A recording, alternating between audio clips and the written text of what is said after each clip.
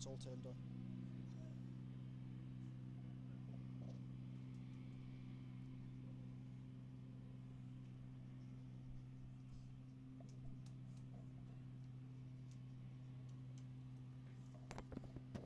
Test. Testing, testing, 1 2 1 2. Testing, testing. Testing, testing, 1 2. Testing, testing, 1 2. Testing, testing, 1 2.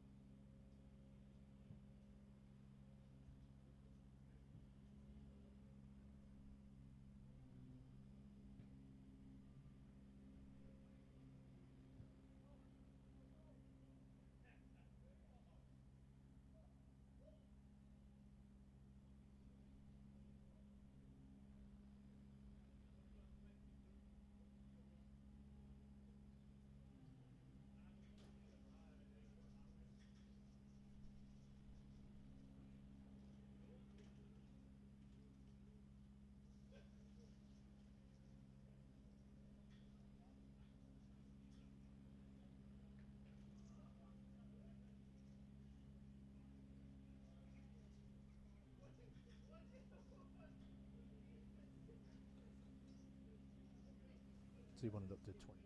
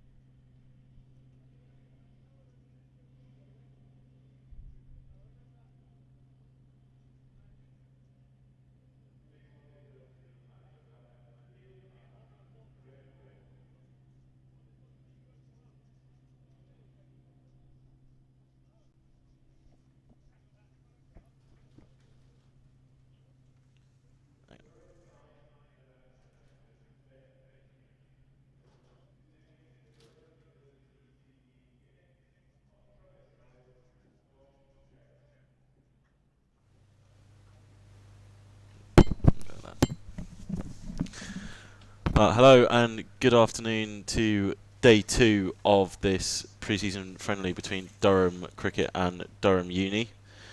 Morning session got wiped out due to a wet outfield, so we're in for 2 longer sessions in the afternoon and evening, about 36 overs according to the scorers. Rob Rush back with you this afternoon, and I'm glad to say I've got some company for the first hour of the afternoon. I've got Ash Thorpe alongside me. Hello, mate. How are you? I'm not doing too bad, mate. Yourself? Excellent. Looking forward to seeing some cricket in the sunshine. Yeah, always helps. So, just to recap from yesterday, Durham, spearheaded by Colin Ackerman's magnificent 179 not out, declared about 3:15 yesterday afternoon on 350 for 4. Durham Uni got their innings underway and saw off 4 overs each from Ben Rain and Matt Potts before bad light ended the day at 4:15. And it looks like it's going to be Paul Coughlin from the Finkel end to start proceedings this afternoon. 4 slips in play. Very aggressive. Even in pre-season, Ryan Campbell's still still going for the win. Yeah, interesting to see Coughlin start off here, and obviously Rain and Potts got a spell in last night, and they'll look to go through quite a lot of bowlers in the lineup today. And here is Coughlin with the first ball of the day, and it's tucked away straight away into the leg side for a single by Kelly. They should come back for 2, and they do. It's Michael Jones coming in from long leg to do fielding. Got Hayden Mustard behind the stumps for this game. Ollie Robinson given a bit of a break, as well as a fair few of the other senior players making sure they're fresh for Hampshire's visit next week. Yeah, they might get a hit out at Yorkshire on the weekend. Obviously weather dependent down there. But yeah, pretty mixed side. Lots of bowlers in this side, and I think the Battles will get a hit out on the weekend. Coughlin in again now, and induces the outside edge from a bit of a back of a length delivery there. Got the outside edge but bounced harmlessly in front of the slip cordon. Trying to work out who's in there. It's Ben McKinney at first, Colin Ackerman at second. I think that's Matt Potts in at third, and then George Giselle at fourth. Just trying to have a look myself there. I think you've got it right. I think it is George Giselle, because then Jones is at long leg, Gibson and Rain at mid on and mid off. Jonathan Bushnell in mid wicket as Coughlin is in and played defensively by Kelly back up the track. And then that would leave Baz Delayder at backward point. Yeah, nice for Kelly to get off the mark early. Battled hard last night. To get off the mark. It's pretty much the worst conditions you could ask for as an opener. Fielding in the cold all day and then facing Rain and Potts under lights. Yeah, especially the last 30-45 minutes where you're just under a barrage of Colin Ackerman and also Coughlin last night as well, as he's in here and immediately beats the outside edge again for the second time in the over. It's a good start from Coughlin. He'll be looking to get some overs, as you say, overs in his legs ahead of the fixture next week. Yeah, there's a good opportunity, isn't there, today? 72 overs remaining in the day for everybody to get a spell under their belt. He might just be looking on the outside at the minute of that squad, with obviously Scott Boland flying over later this week, and just the strength that Durham been able to build up as Coughlin is in now and again beats the outside edge of Kelly. It's a good start from Durham bowler, but Ryan Campbell's also said he wants a strong squad. He wants to have that depth option, and Coughlin did provide valuable both runs and wickets last year when called upon in the county championship. Such a useful cricketer, and Ryan Campbell's got, I think, a subscription of paracetamol and ibuprofen to come, because his selection headaches are going to be massive from next week. As Coughlin is in, and this one is played down by Kelly to end the first over of the day and the 9th of the innings. Durham UCCE 17 without loss, just 2 off Coughlin's first over. Yeah, like you say, be really interesting. You add Boland into Potts and Cars and Ben Rain, and then you've got this barrage of young quicks that are looking to come through and make an impact. It's going to be real tough to select, and also the batters. You know, you've got Michael Jones, who's had a great couple of seasons. Probably didn't score the weight of runs that he wanted last year, but he's definitely in the thoughts. And then you've got somebody like Ben McKinney, who's coming through and starting to really influence it as well. So yeah, it'd be really tough. And interesting to see who we line up with against Hampshire. Looks like Potts is going to pull rank and get another spell under his belt. He just wants to be involved in the game, and he's just a cricket badger all around. Absolutely. He's going to pick up his work from the Lumley end, and he'll bowl right arm round the wicket as he pumps his legs in, and Norris waits, crouching his stance left-handed, and this one's back of a length and just pushed out into the offside for no run. Yeah, he's coming off the back of a very successful winter with the Lions in India. I think ended up with 16 wickets across the 3 games. I remember second test, first innings, him and Carls picked up all 10 of that India A side, and with some questions over, obviously, England still looking now at the first home summer without Stuart Broad in the bowling lineup. He's definitely one to keep an eye on. Absolutely, as he comes round the wicket. This one just dies, as you would expect this time of year, through to Mustard, who gets across well and tidies that up. I was out there this morning and had a chat with Graham Onions, and we looked at the conditions and the pitch. The pitch is in brilliant condition. It is a little bit slow, as you would expect this time of year, and you saw from the Durham Uni bowlers, as soon as anything was slightly short, it was well and truly dispatched by the Durham batsmen, especially Ackerman, who was ruthless yesterday. But yeah, anything short seemed to go. So Durham will be looking to bowl nice and full and attack the stumps as Potts comes in. This one's driven by Norris out to mid-off for no run. You want them, if you're going to err, you want to err on the full side on pitches such as this rather than that back of a length, which tends to sit up to be hit. Yeah, watching Ackerman bat yesterday afternoon was a delight in some respects, as from the Durham cricket aspect, but from the uni side of things, it's probably not what you want.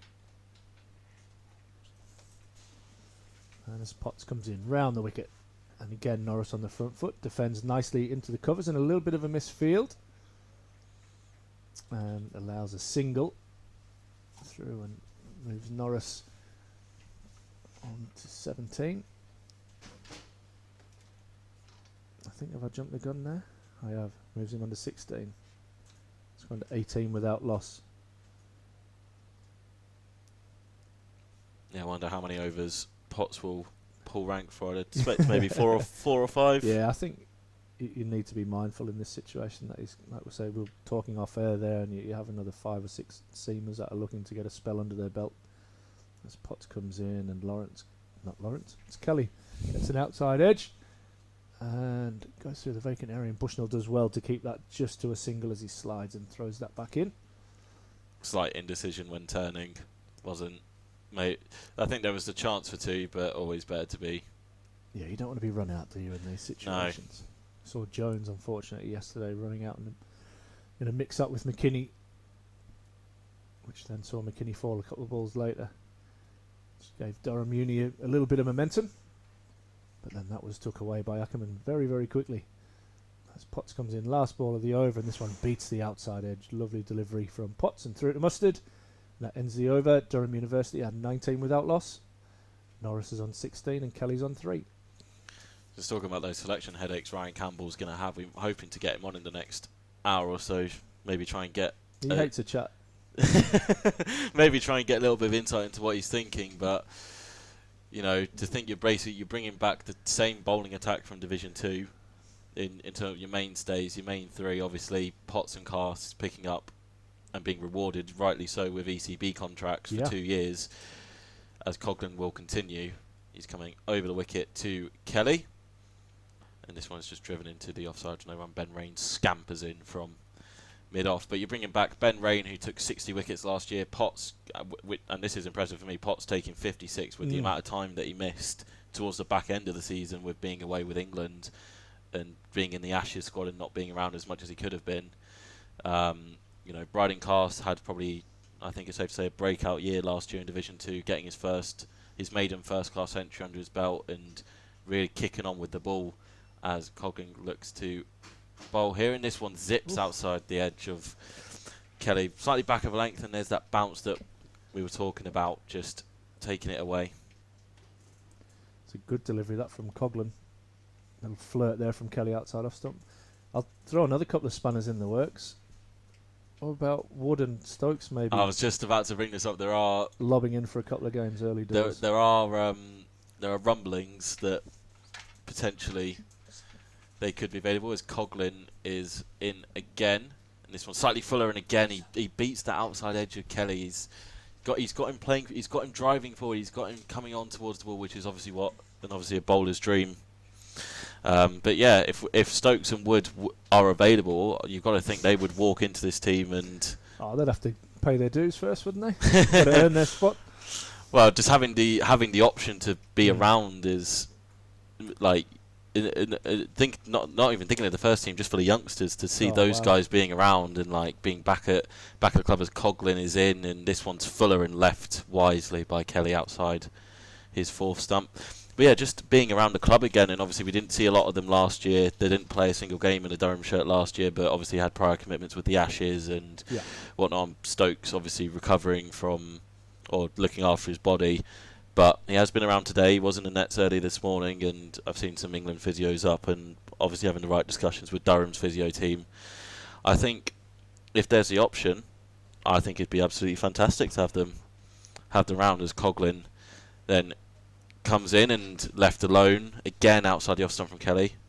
This one a little bit of movement back in after it's past the stumps.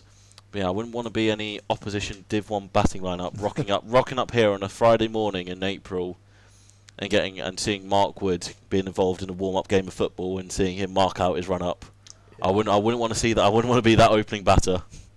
No, it's funny what personalities like that do to a place like. Well, he was here last week for Media Day, and you could just tell there was just such a different buzz around the place. As Coughlin is in, and this one is clipped through mid-wicket. Bushnell was already on the ground by the time the ball had got to him, and then ended up being a tiny misfield that allows the batters to get through for one. But that is the only run off the over. A very tidy one from Coughlin, inducing a fair few outside, asking the batter to come forward and try and get the drive going, and Durham UCCE move on to 20 without loss. But yeah, Wood being here last week at Media Day was just, you could just tell, again, everyone talks about it, but it's different when you see it in person. Yeah. Like his presence around the place is just, everyone's laughing, everyone's just goes up an extra gear. So yeah, he's infectious, isn't he? And like Stokes has just got an aura about him. He comes in the building, and like the kids know now that come to school here, they go, "Oh, Stokes is in. They've seen his car here, and they're kind of looking for him." And yeah, definite heroes. As Potts comes in, right arm over the wicket. This time Kelly, and he defends this off the back foot out into the offside drizzle for no run. 3 slips now in place for Potts. But yeah, and you ramp that up a level, don't you? If you whack those guys in the starting 11, and that just lifts everybody on the field, and the expectations in the crowd, and Durham as a club are obviously desperate to have those guys involved. Exactly, it'd be great just for the community, for them to be around again, and just being able to get people in the ground. 100% as Potts comes in. This again, a little bit back of a length. Potts trying to get fuller here, I think. Yeah, in the room next door, we've got there's the World Cup 2019 signed jersey from Mark Wood from the final, and imagine being able to say that Durham have put out a team of 6 or 7 England internationals that they could do if Stokes and Wood are available. Obviously it'd be tough on guys. You'd sort of be looking at Graham Clark and Ben Rain from the team last year that would probably, they're probably the first ones that would have to make way. But it's incredible, the depth. Yeah, not our headache as Potts comes in again, and this one's left outside the off stump by Kelly. But yeah, like I say, that's just so many options. And it's just surreal to think about as well. Just to have the possibility of it, just be there. It's tantalising, and everyone's coming. Everyone's if you've listened to Ryan Campbell talk at Media Day, or what he's been saying in the press about how he wants Durham to play this year. Spoiler alert, it's going to be exactly the same as last year, so strap in. As Potts comes in, and this one again back of a length and defended nicely by Kelly, back down the pitch for no run. I think that's what I'm looking forward to going into Div 1 this year, is how other teams are going to react to Durham playing the exact same way, because there wasn't a lot of sides in Div 1 last year that played ultra aggressive, and ultimately, we talk in football, there's always talks of if you go to away ground, it's a bit of a fortress. Durham made this place a fortress last year in Red Bull, didn't lose a single game here in the county championship, as McKinney is barking some orders around. Yeah, and they got a couple of tight wins, didn't they? I think the Yorkshire game and the Worcester game two prime examples of taking the game to the wire and then getting over the line, and that belief just snowballed right throughout the season. But yeah, definitely started at home. As Potts comes in, we have a very, very short mid-wicket in places. This one's got an inside edge and down to fine leg, and Kelly will pick up a couple. Score will move on to 22. Yeah, Without loss, and Kelly moves on to 6. as you say, Ash, not our headache. Yeah, Not our headache to have, but it's just great to be. It's great to have that opportunity to see those guys. Obviously, Stokes has not played since Worcestershire away in 2022, and yeah, that went well. yeah, and I think Mark Wood is a year further. I think Mark Wood is 2021 for the last time he pulled on Durham Whites.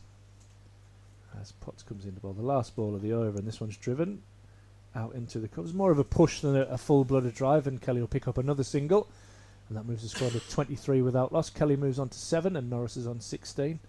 Yeah, I watched him bowl here a couple of years ago, and I don't know if it was his last game, but it was against Warwickshire, and there was genuine fear in some of the batters, and you could see it. And It's just what pace does. It's just what genuine pace does to batters. absolutely, and it just reminded me of when Shoaib was here back in the day. The genuine test players that we were playing against, and he frightened the life out of them, and they didn't want to be there. You saw it during the Ashes as well when Wood got put in for the Headingley Test, and immediately you could just tell, not even just on the pitch in the crowd, everyone got ramped up. There's an excitement. There's just something different about him, and it'd be great to see him pull on some Durham Whites again this year. Obviously, with him being under management from the ECB. Yeah. It would be, I think, a fairly light workload with the World Cup coming up, as Coughlin is steaming in now, and this one again induces the drive forward from Kelly, but misses his outside edge. It would have to be watched. I think Stokes is obviously in that same boat with his well-known problems, but yeah, just having them around would be great. But they're not here this week. They're not playing, and. They're smart. They keep them warm. We'll wait a further confirmation on if they'll be around, but fingers crossed they are, as Coughlin is in again from the Finkel end, and this one is left by Kelly. What sort of lessons do you think Durham Uni will take from this 3-day game? I mean, I'm not sure there's an awful lot they could take from the latter bit of their bowling yesterday, because they just got sent to all. Yeah, and it was kind of the situation where Ackerman was kind of. He'd got to his 100, and then it was just like he was trying to get as many as he could or to get out, and he just kept hitting it for 6. It was incredible. I'll pick that up after the ball. As Coughlin is in to bowl his third delivery. This one's slightly fuller, gets a bit of a drive, and this one will scamper past Ben Rain. Batters will come back for 2. Not quite the fully fledged drive, not quite a check drive over. This is a nice push out, trying to keep the ball from disturbing the timber, and Kelly picks up another pair. He moves himself to 9. Yeah, so I had a really good chat with Mel Betts yesterday, who's coach of Durham Uni, former Durham cricketer and really successful down at Middlesex and Warwickshire after he left us. But he set the team a few targets. What he said was that there are a few bowlers light, and I know that there's a couple of really good bowlers who are injured for them at the moment, so they knew that bowling was going to be really tough for them. See if Coughlin makes this look tough. He's in again in this one. A little bit of extra zip post bounce, but harmlessly enough on the 4th-5th stump line that Kelly can watch it through to the keeper. Yeah, and he wanted to set them a challenge of batting, for 2 sessions.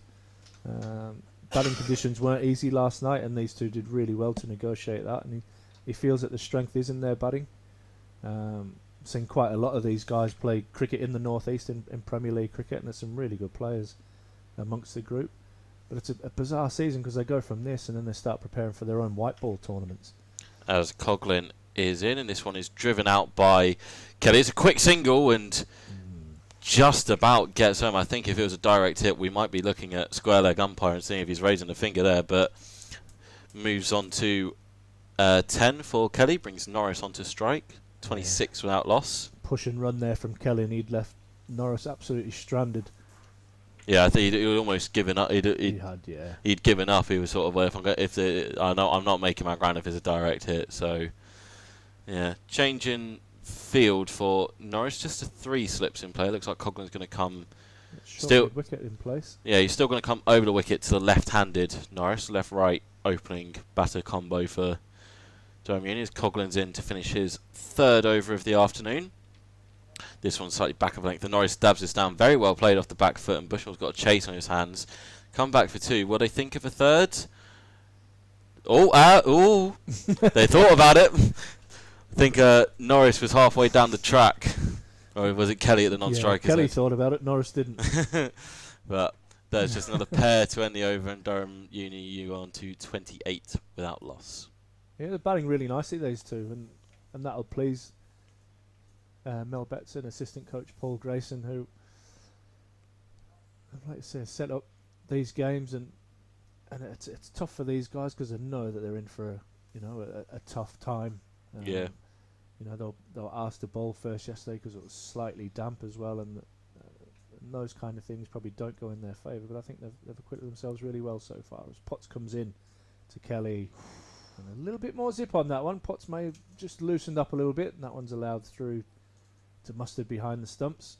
Great to see a Mustard behind the stumps again here at Durham. When was the last time? Must have been, 15, 16 years ago at least? I'm not sure it was that long ago. Not sure. I remember them, 2014, I think they got to a finals day in the T20, I'm going to say. And I'm sure he was the keeper then. As Potts comes in, and this one's defended nicely again into the offside by Kelly, who's now starting to move his feet quite nicely and looks busy at the crease. I think as well, just that getting through that spell last night, the game, we talk about it all in sports, like the game rewards you, the game comes back to you at some points, and they got through what probably will be the most challenging aspect of the game last night. Yeah, for sure. Like dark overheads, but darker than they'd been all day. Lights came on. You've got Potsy ranking it up, trying to prove himself again. As he comes in, and this on target from Potts, and again nicely defended by Kelly. And then Ben Rain, who's tormented batters on the county circuit for it seems like forever. I spoke to Potts at media day last Thursday, and he's obviously happy with how it's gone, and he just wants to play cricket and keep doing that. I'll carry on after he's bowled this one.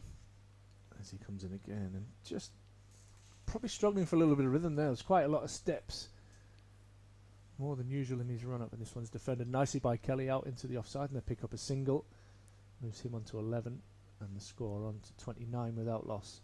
Yeah, he'd done a couple of pieces while out in India with the Lions, and obviously everyone's talking about he had a very successful Lions tour, didn't stay on afterwards for the seniors, and he just wanted to kind of put the record straight a little bit of that he's not bitter, he's not like angry, he just wants to play cricket. He's trying to prove a point, because you're always having to prove a point when you're trying to get into the England setup, but he's not using that as, he's not angry, he's not naturally you're upset that you don't get it, but he's just happy to be playing cricket, and he loves putting on a Durham shirt. He comes round the wicket now to Norris, and this one's rushes Norris a little bit as he defends it back to Potts down the pitch. Yeah, he's one that uses every little thing for motivation, Matthew. He's a real interesting character. I would hate to be his roommate because he just doesn't stop. He's busy doing something. He's always on the move. He's always on the go.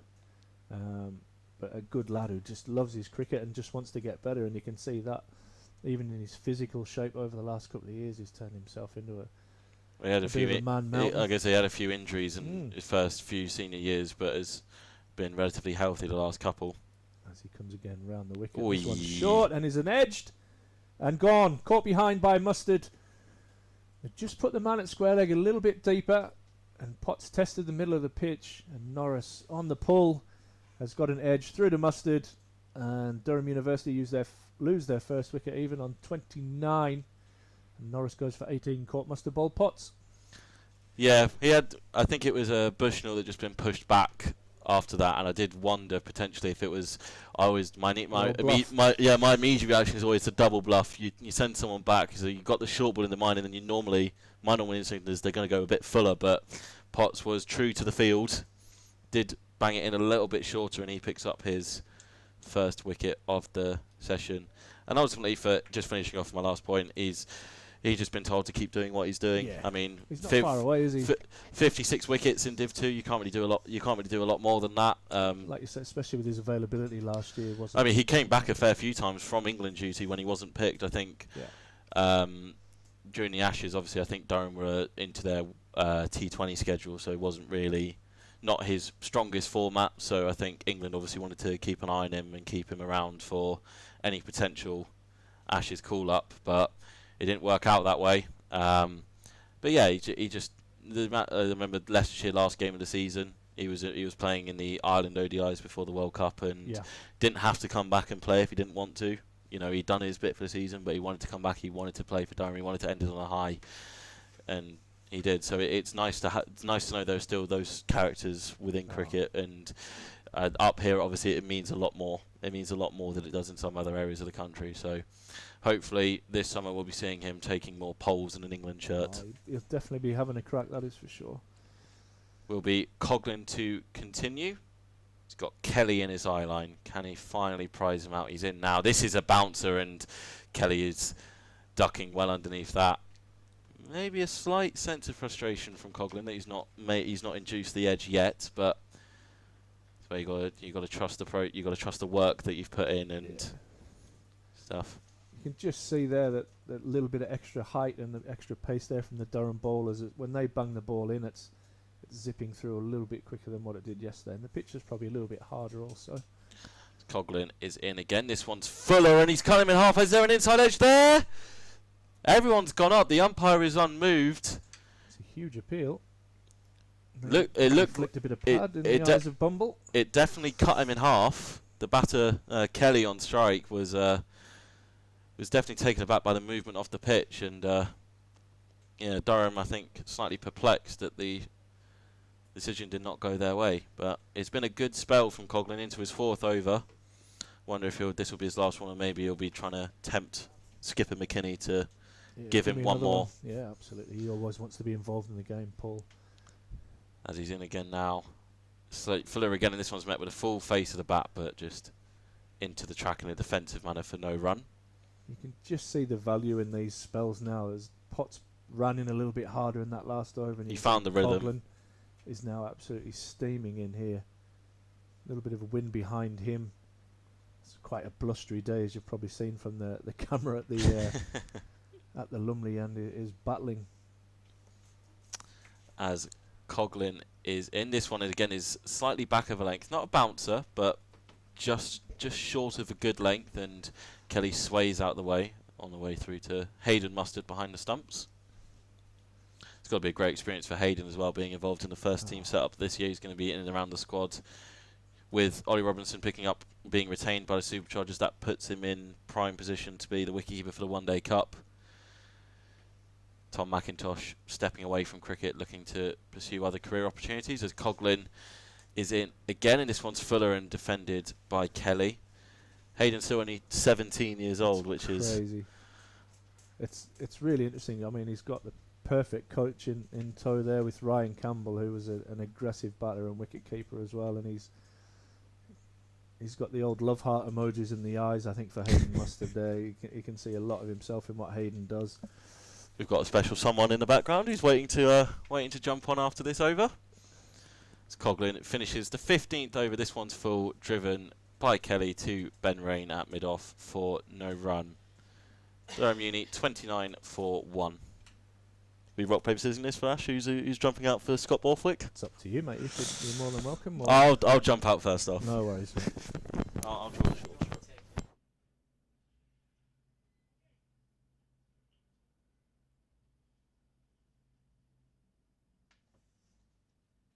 Really good over there from Coughlin.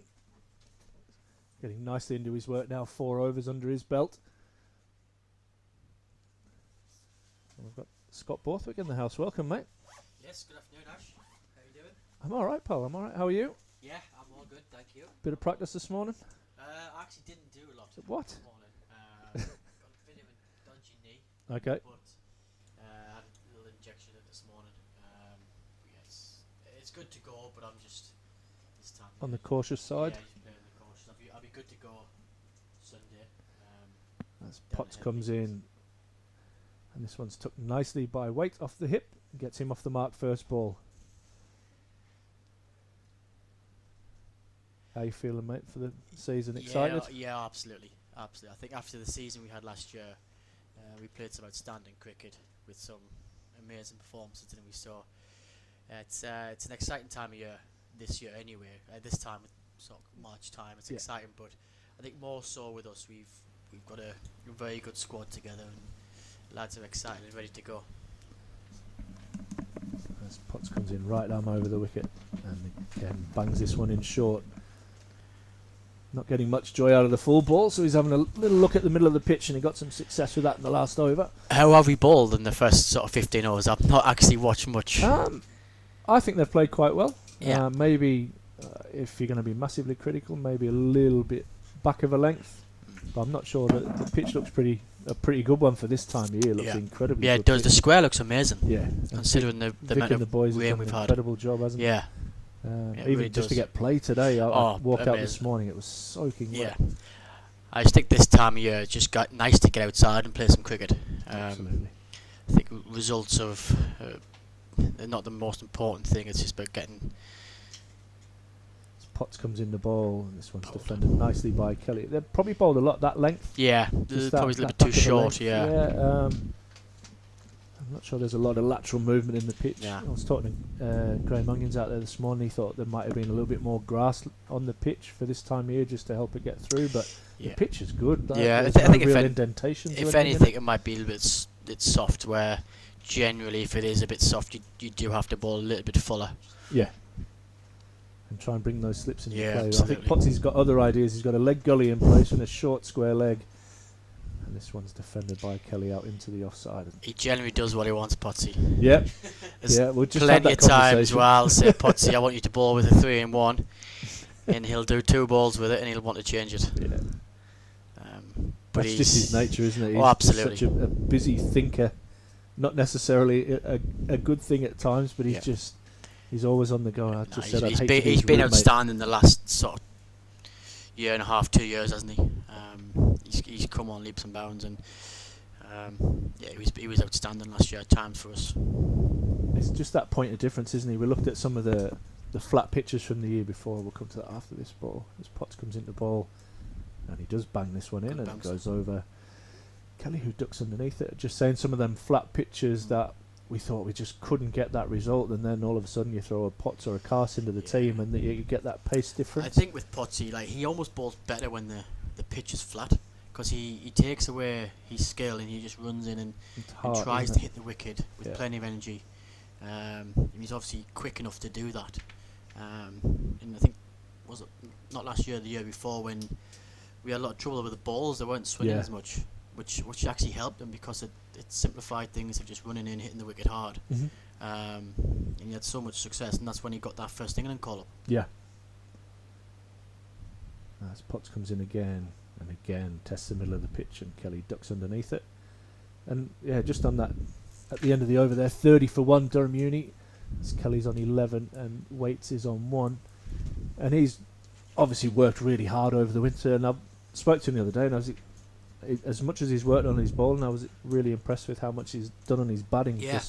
I think he's such a valuable batter. Yeah, I think when I first joined the club again in 2020, he was so impressive with not just his bowling, but with his batting and his fielding as well. He's a proper athlete. And I remember having a conversation with him and thinking, yes, you might be batting 8, 9 and 10, but you're good enough to score hundreds. Absolutely. And a couple of times he's had the opportunity to do so, but I think when he's batting number 9, he actually bats like a number 9, where he could easily be batting 6 or 7. As Coghlan comes in for another over, and Waits gets this one through third man. It'll test the short boundary down there, and it will get there for 4. So Waits, second ball he's faced, goes for 4, and again good areas. And you're talking about from Coggers, not worrying about the result. Actually, he's now charged in and hitting a really good area, and you're not too bothered if that goes for 4 at this time it's of a little year. win for the bowler that when it gets a little nick to third man, isn't it? For sure. As Ben Rain starts to stretch, and the sun's just gone in a little bit, and I bet the temperature's dropped a couple of degrees as well. So it's chilly, doesn't it? Yeah.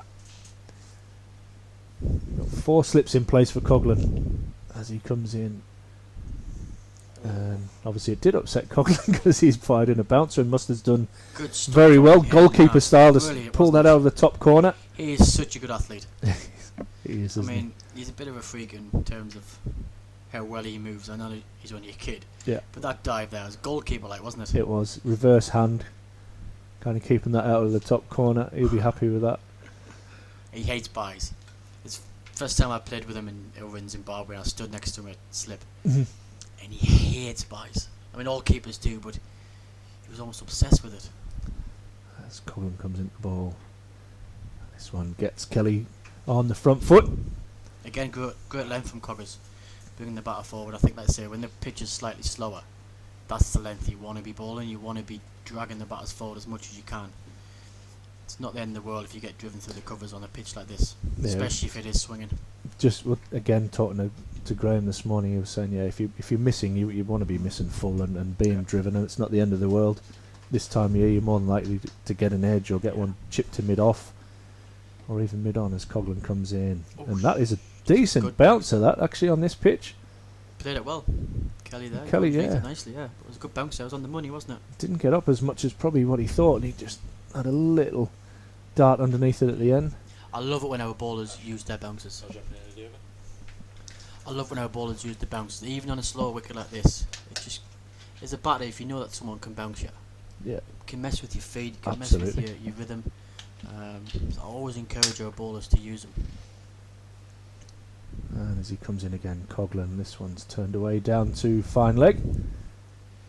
And the unmistakable running style of Michael Jones comes and collects that one and fires it into the keeper. Jonesy down at fine leg. Yeah. He'll be like, Too how good am of I, a fielder to how be am at I fine down leg. here? He'll be thinking. No, he won't. He'll be thinking, I'm pleased I'm down here. Yeah, you're not going to get many on the end of the finger down there. Second slip, I reckon, would be the worst spot right now. That one that just dies about ankle height. Ackerman and Ben McKinney at first and second. They just look a bit cold, don't they, with the long sleeves on. There's plenty of layers, plenty of hand warmers, no doubt, in the pockets as well. As Coughlin comes in, last ball of his 5th over. This is defended nicely back down the pitch by Waits, and that leaves Durham Uni on 36 for 1. Waits on 5 and Kelly on 12. And I'm just going to hand you back over to Rob Rush.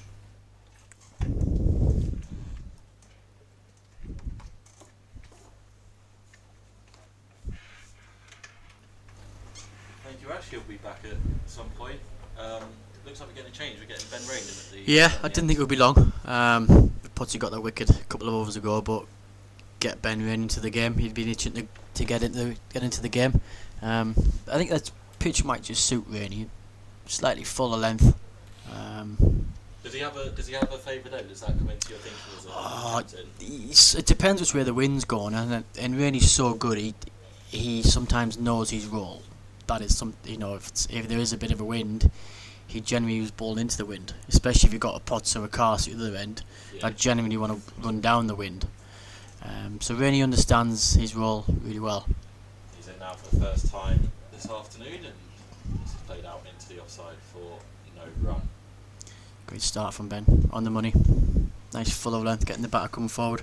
It's got to be on the money. nice, I guess, last year just having an entire bowling attack really to just be able to rely upon. There wasn't many times we failed to take 20 wickets. Yeah.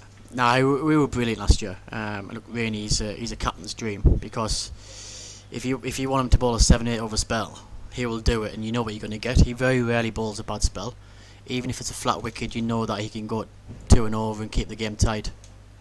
He's in again now. This one slightly fuller and just defended into the onside by Kelly. Yeah, we were outstanding last year, and we had lucky enough to have Potty available for quite a bit. Would have liked Cast more. Obviously, he got injured a little bit and was involved with the England one-day setup. But when you've got the likes of Potts and Cast and Rainey, you're going to challenge to get 20 wickets. And the beauty as well, we had generally a test spinner last year, so either Matt Parkinson, who played a bit of test cricket, or Matt Kuhneman, Australian, which really helped the balance of the attack. As Rain is in again, and this one is defended into the onside for no run. Another successful trip to pre-season under the belt as well. Yeah, it was. We had a couple of good weeks in Zimbabwe, got some good cricket in. The beauty of that as well, we won every game, which is a really good sort of pre-season when you do win the games, it makes things a bit simple, and you know that winning is a habit, and it gives that lads a bit of confidence come back into the season. 3 dots to start from Rain. He's in now and getting a play and miss outside the off stump from Kelly. He's dug in 12 for 67 and Waits is 5 off 4. Great bowling from Ben there. That's his strength, I think, to right-handed. It's almost like he angles the ball into them, and then he's got the ability to stand the ball up and nip it away towards the slip area. Just the 3 slips in play. George Drizel has come in at 3rd slip as Rain is in, and slightly fuller and well judged by Kelly outside his off stump. Classical Ben Rain, this, isn't it? Yeah. Just landed on the length, great area, great start from him, challenging the batter's defence, which that's his skill. It was when we lost Chris Rushworth a couple of years ago, he's going to be a massive miss, but I thought that the way Ben stepped up last year and led the attack, like I say, he's a captain's dream, and this is exactly the wicket he wants to bowl on. He's in now for the final ball of the over. This one is attempted drive, but inside edge up to Potts at mid-on. Maiden over for Rain to start with, carries on where he left off last night. Second maiden for him. Got the 2 coaches there having a lap with Graham Onions and Will Gidman with the beanies on and the coffee in hand. How big has it been for the squad to have Graham back in? Yeah. Even though I don't imagine you do a lot of with him being as the lead bowling coach, but just being back around. Yeah, no, he's a club legend, and he's a great bloke, and he's fitted back into the group amazing. I think he's obviously happy to be back in the northeast and being involved with the club again. But he's fitted into the group really well, and I know the bowlers absolutely love him. They've worked really closely with him over the winter. So Coghlan enters his 6th over. That's a nice shot, that. Clipped off the pads. It should be 2. Bushnell running back from mid-wicket to do the fielding. Me and Ash were talking about just like the amount of strength and depth the squad have now got. Someone like Paul Coghlan arguably is on the fringes, right? No, not on the fringes, but just on the outside looking in. And it's like to be able to call upon him at some point in the season, which you'll need. Yeah, definitely. I think that's the strength of where we are now with our bowlers. We've got 9 or 10 bowlers that could all be knocking on the door, and we're going to need them all, because you might get injuries, you might get England call-ups. Coghlan is in again. This one is left outside. Nice bowling. The off stump. So yeah, it's amazing to have, and if everyone stays fit, we're going to have a really strong second team as well. Which, going back to when I first started coming through a Durham second team, the first team was really strong, which then obviously means the second team is really strong. Is that competition that breeds down? Yeah, it's competition for places. It puts pressure on guys to perform, which is what you want. We want to be competing for Division 1, we want to be winning titles, and we're going to need everybody. As Coghlan is in again. This one slightly fuller, but drifting down the leg side, and this one is just clipped well by Waits. When you say everyone, I feel obliged to ask this: has there been anything regarding Stokes and Wood potentially being around? Oh, potentially. Look, that's not our decision. That's purely the ECB decision. They'll tell us when they're available, and I'll tell them if they're picked. But no, look, if we do get the opportunity to get those boys back, it's amazing. Not just for their ability on the field, but what they can bring. Like someone like Stokes, he's Test captain. He's got so much experience and so much skill. As Coghlan is in, this is back of a length and rises up and defended well. Do you reckon he'd accept being under your leadership? Oh, he did it a couple of years ago. Yeah, look, he loves playing for Durham, and does Woody. And they love coming back and having the game. And the beauty of both of them, when they do come back, they really get stuck in. Yeah. Like a couple of years ago, we played it down at Lords, and Stokes he played, and he bowled a 12 over spell, and he just refused to come off. And he's like, "Nah, I'm going to keep bowling until I get him out." I'm like, well, that's your commitment to Durham. It's which is incredible. As Coghlan's in, this one is a bouncer, and Kelly is able to duck underneath it. Yeah, it's brilliant. Like I say, it's not just the skill they can bring; it's what they offer in the dressing room. I mean, both really, really likeable blokes. Like obviously they're Durham Academy players. They've come through the system. They know the club really well, so they're both desperate to play. And the lads just feed off their energy, feed off their knowledge, and yeah, it's brilliant. So hopefully we can get a couple of games from them throughout the season. But like I said, that's definitely the ECB's call, not ours. As Coughlin's in to finish his 6th over. This one is turned away on the leg side, and Bushnell runs around from square leg. It'll just be a single. Durham Uni move on to 40 for 1. They're digging in well here. These two batters here. They've got stuck in. They've technically been pretty sound. What is it like as the Red Bull captain in this sort of type of atmosphere? Obviously you're not playing today, but what is it when you're in pre-season and you're up against the uni side? Kind of, is there a lot of communication between what they can learn off you, or is it still competitive atmosphere? Yeah, I think it has to be competitive. I think one of the main things that Cambo said last year when we sort of this time of year we coming into pre-season games, it was, look, how can we win? How can we try and win, even though it is a pre-season game? And I think when you have that mindset, you go onto the field with a bit of purpose. I mean, yes, everyone wants to get something out of everyone. Bowlers want to get their loads done. That's when he comes in here. Oh, nice shot through the wicket. Flick that. It's Ollie Gibson running around. A bit of a slip at the non-strikers end from Kelly. He was looking to come back for a second, but just be one. Yeah, so it was like, look, how can we really be competitive and try and win?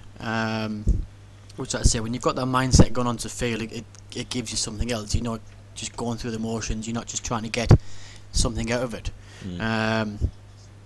So yeah, I mean, last year I think we tried to win this game, but I think it got rained off on day 2. But we were trying to win the game. As rain is in again, this one is just defended. And look, even last night, the fact that we declared and have a little bit of a ball at them last night shows our intent that we want to try and win the game. And I think that just breeds good habits of having that mindset. But at the same time, it is still March, and we've still got a week to go before that first game against Hampshire. So it is about getting guys up to scratch, getting Rainey through his overs. I imagine the excitement now starts to really ramp up a couple of levels, especially obviously with why Durham were relegated in the first place. And I imagine Hampshire being first game. I imagine the boys were that was our last game quite pumped in 2016. That was our last game in Division 1. Yeah. But now, look, like I said, it's an exciting time of the year. Anyway, come March, come April, the guys are really desperate to get going. But like I say, that just a little bit more this year because we're back in Division 1. As rain is in, and this one is left side of the off stump. He just moved into it. I think he just moved George Giselle into a short mid wicket there as maybe a little bit of a tempter as Baz Deleda at a traditional mid wicket goes through some bowling stretches. Really does like that mid wicket on the catch. Is it just how he bowls? He just gets those skinny edges? It allows him to then target the stumps, and it gives him that bit of protection. But like I say, he's got the ability to actually nip the ball both ways, and when it does nip back, he knows he's got protection there. As he's in now, and this one gets a bit bounced off the pitch, but Waits is able to get on top of it.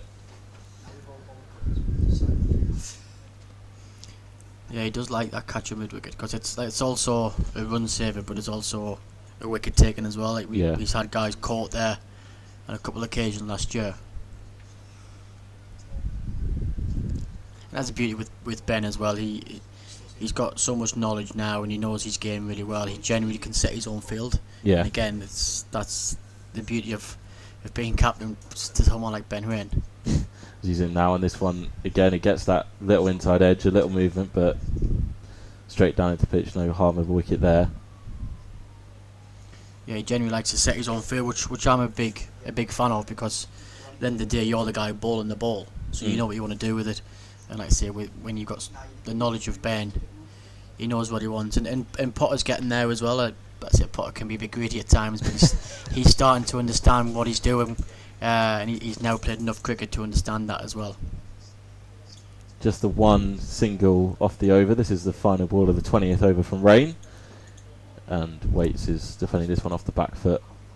Dies at his feet for no run. 41 for 1 off 20. The overs for Durham Uni. The feeling Baz Deleda is about to get his first bit of bowling back in the northeast. And again, he was someone who didn't play a lot of Division 2 last year, but being able to, Yeah. I don't, plug and play is a bit disrespectful, Yeah. but being able to call upon him when needed.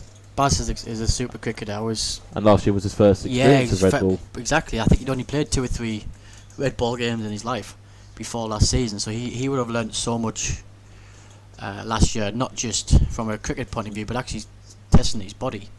It's a bit different from playing a 4-day game to a 20-over game, or at least a 50-over game as well. So would have put a lot of stress on his body, and he would have learned a lot about himself and the cricket last season. And he's in now from the, I think when immediately starts on a good length and defended by Kelly into the offside. Yeah, he's a super cricketer. I was like, his skill level is incredible. The fact that he can be one of your 4 seamers, but also one of your top 6 batters, and also a proper athlete in the field. Super athlete. Also a good footballer. We call him the Tennis Bergkamp in the warm-up. He can play. He's a good, one of the better players in the squad actually. As he was attempting to run in, but I think just lost his step in the warm-up. Who were the better ones in the warm-up then? Baz? Would you put yourself in that category? Nah.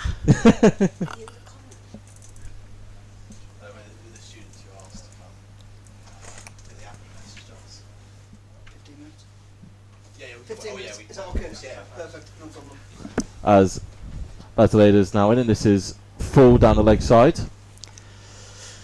Good Going back to your question about the footballers, Ben McKinney is by far the best. Speaks for, well, Sunderland Academy, wasn't Yeah, it? by far the best.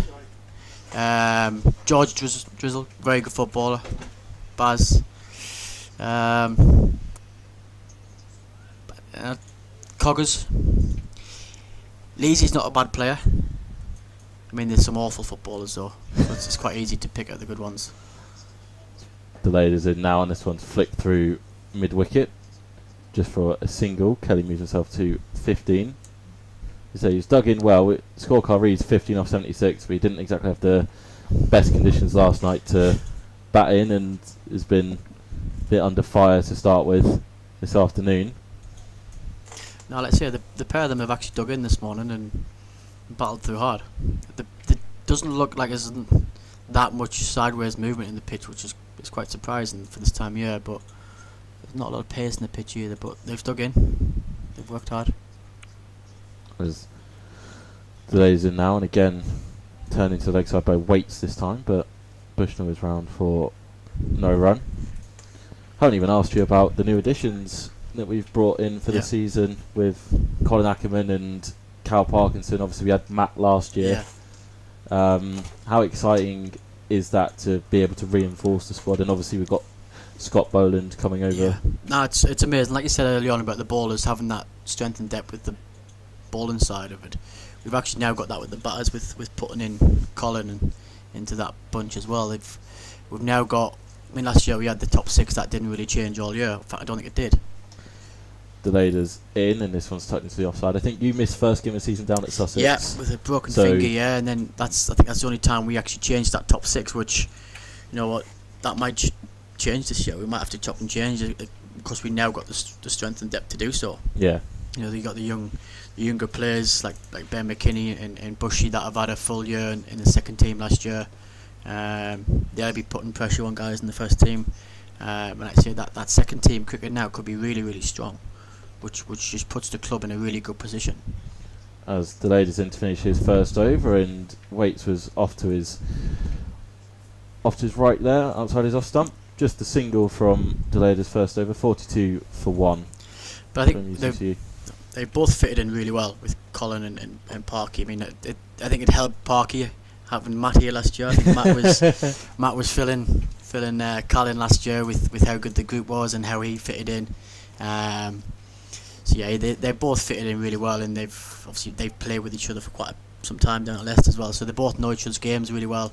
But yeah, I think obviously Carl brings that left arm spin, and he brings a bit of experience, and he will definitely help us. He'll win games for us. And the same with Colin. He's a class act. Batting with him over in Zimbabwe, he got a big 100 over there, and it was he's a super player. As Rain is in to continue his spell, slightly back on it. This is hooked down towards long leg, and that will be 6. It has gone all the way. It's a very good shot from Kelly. It looks like he's got his eye in and is looking to maybe try and cash in and get some more runs under his belt after a tough start. It's a great shot.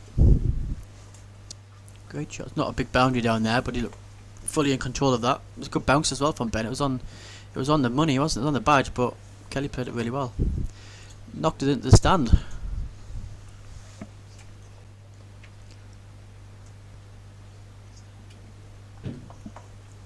Still the 3 slips in play. Short mid-wicket as well after he moved in there the last over. Rain is in now, slightly fuller this time, and Kelly sensibly defends into... I thought Ben was going to bounce him again there.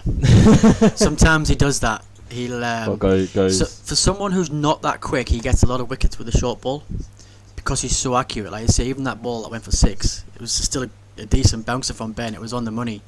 I say Kelly played it really well, but the amount of wickets he gets from the short ball because he's so accurate, it's quite incredible considering his pace. I mean, he's quick enough, but he's not quick.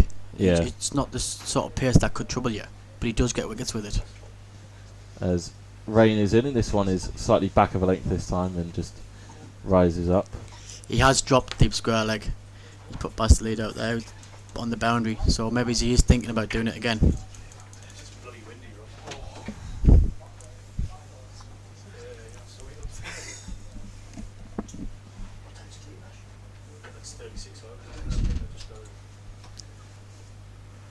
Yeah, 2 men back, long leg. I think it's Ollie Gibson down.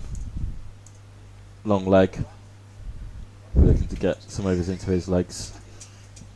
He's actually had a really good pre-season, Ollie Gibson. Rain is in. This is a bouncer, and Kelly doesn't take this one. He ducks underneath it. Well played. For someone like Ollie and Stan McAlinden, guys who haven't had an awful lot of first team experience, how important is going on pre-season, getting some overs in there, and then definitely getting the chance today to bowl as well? Absolutely. I think especially for guys that haven't been away, like Stan and Ollie, they've had 4 or 5 months in the indoor school, in the gym. So the opportunity to get outside and play some cricket, get some overs in the legs, get some competitive overs, it's massive. And they both work really hard in the gym as well. Rain is in. This one is fuller and a little bit of movement in towards the batter, but Kelly's all over it defensively. Yeah, they both worked really hard with our S&C coach Sam Clark. Got their bodies a bit stronger, a bit fitter, and they were both excellent in pre-season in Zimbabwe. Stan had a bit of a tight hammy, so he missed the second game, but bowled excellent in the first game, as did Ollie. I think Ollie got his CB 2 or 3 times in a row, which could cost him. As Rain is in now, and a little bit of an inside edge from Kelly, but full time is seen to the offside. End of the over, 48-4-1. With this mix of this squad that's playing today, and also just a general squad, there seems to be a very nice contrast between older, more experienced players like yourself, and then young guys like Ben McKinney, Ollie Gibson, Hayden Mustard is behind the stumps. How crucial do you think that is to part of team selection? Last year, I think it was mainly more the experienced guys that got over the line, but just knowing that guys are coming through, and obviously yourself coming through the academy, the importance of the academy. It's brilliant. It's amazing to see when you get a young kid coming through, and then they do really well in the second team, and then they've got the opportunity in the first team. But when the homegrown lads that have come to the system, it's great to see. As delayed is in, outside edge, and just dropped short of McKinney at first slip. On the money there from Baz. Good bowling from Baz. He's got the ability to really swing the ball. Baz, he's got a great action, great wrist. When he gets it right, he can threaten the outside edge. But no, it's great to see. Like I say, when you see like some Ben McKinney representing England in the 19s and captain in the 19s, it's brilliant. Obviously Hayden going away, and Mitch Clean as well. It is really good to see, and when they get the opportunity to come and play for the first team, yes, it's just a pre-season friendly game, or to get overseas and play a pre-season game. As delayed is in, and this is a bouncer that Kelly ducks on. There seems to be a bit more of a concerted effort to try and exploit the short ball in these last couple of overs. Do you reckon that's come through from McKinney, or is that just I think it's reacting to it's the a pitch? bowling unit. Like I said, I always like my seam bowlers to be able to bowl the bounces. It's not just the bouncer that can get a wicket; it's the follow up, and it's a great way of putting batters off their rhythm. Like I say, even if you're not express pace, it's just banging one in. It's just there's another one that didn't go through as quite as quick. That came through a bit slowly, but it's like I say, we try and encourage our bowlers to bowl one and over. And we can protect it. We can put a deep square leg out. We can protect it and be a bit of a run saver. But especially on a wicket that is quite slow, generally a lot of batters are looking on good areas, looking to defend the ball on the front foot, not always expecting the short ball. So yeah, we encourage it quite a lot. As delayed as in again, and this one is down the leg side and very smartly taken by Mustard, diving away to his side. I think we'll keep you for one more over and then we'll let you. Yeah, I'm happy. I'm enjoying my time here. It's good. I want to take you back to those very first conversations you had with Cambo when he was appointed, and kind of when you first got in a room with him. And obviously, it became very clear last year that we were going to attack people. We were going to play this aggressive style of cricket. I think we spoke immediately, and you said it was kind of music to your ears. What were the exact kind of to the words as delayed as in this one's defended? As much as you can give away, what can you remember much of that exact conversation when you said we were going to play attacking? The first conversation I had with Cambo, I said, look, if you want to win the dressing room, allow us to play football. Well, that's the main one sorted. And he was like, okay. So we played football, and the lads absolutely loved him. But no, look, I think from his first team meeting and the first time we chatted, it was like, look, I'm not here to draw games. I want to win games. And I think he looked at our stats the last couple of years, and there was a lot of draws, especially at home. So it was like, how can we find a way to win games of cricket? As delayed as in this one is more of a good length and just defended by Kelly. And I think that's why I just touched on it there. But the pre-season games last year was so important, because it was like, we're going to try and win games. We're going to try and win these pre-season games, which then straight away that makes the lads think, okay, how we're going to win. So then it was looking back to the reasons why we draw a lot of games here. It's because we can't get 20 wickets. Okay, well, how can we give ourselves time to get 20 wickets? Can we score a little bit quicker? Can we go 3 and over, not 2 and over, or 4 and over, not 3 and over, which then gives us time to get 20 wickets? So it all came from how can we win games of cricket, and how can we be positive, and how can we be brave. And when we are fielding and bowling, it's like, look, if we go 4 or 5 and over, but we get 3 or 4 wickets, then we're in charge of the game. Brain is in. This one's tucked away into the leg side by Waits. And I think we all just bought into it really well. And look, our batters, we generally score freely and attackingly anyway when we're playing at our best. So it was like, it wasn't a set game plan to go, we've got to go out there and attack. It was actually just go and be ourselves, go and be brave, and go and play our natural game. And by doing that, we actually end up scoring at 3-4 and over anyway. So then that allowed us time to get 20 wickets. We've got 150 overs to get 20 wickets, not 100 overs. I think we just got a lovely little rhythm of doing that last season. The rain is in. This one's driven back up the track, but no venom from Kelly. And I think we just got a lot of belief from it as well. It was actually we can actually win games of cricket here, because I think we had so many draws of my first 2 years back here, and it was like we can't get 20 wickets, and it became a bit of a mindset that we can't get it. And then all of a sudden, that first home game last season, we bowled Worcester out in 50 overs in the last day. Then it was the mindset of actually, like, we've dangled the carrot a bit with the declaration. We've been brave enough to do that, and we've won the game, where we've never done that in the past. As rain is in, this is a bouncer, and I think Kelly a bit late onto that, gets the edge, and I think bounces just short of Ackerman at second slip. Did that get him on the helmet? I think it might have done. Yeah. I guess did that give you a bit more freedom then? Because it seemed like you last year played with that more freedom. Yeah, but I think as well, like looking back at over my career, when I know that and when I'm playing well, I strike at 50 to 60 anyway. My career strike rate will be high 50s, nearly 60 anyway. So I'm a natural sort of someone that wants to score, wants to strike the ball. Rain is in. This one's full and played into offside by Waits. They'll trot through for another single. You look at Leasy, another one, bit more dominant last year, but he's playing well. He'll strike at 60, 70 easily. Some of his best innings last year. Yeah, exactly. On the front foot. Obviously, Bedders as well, the same.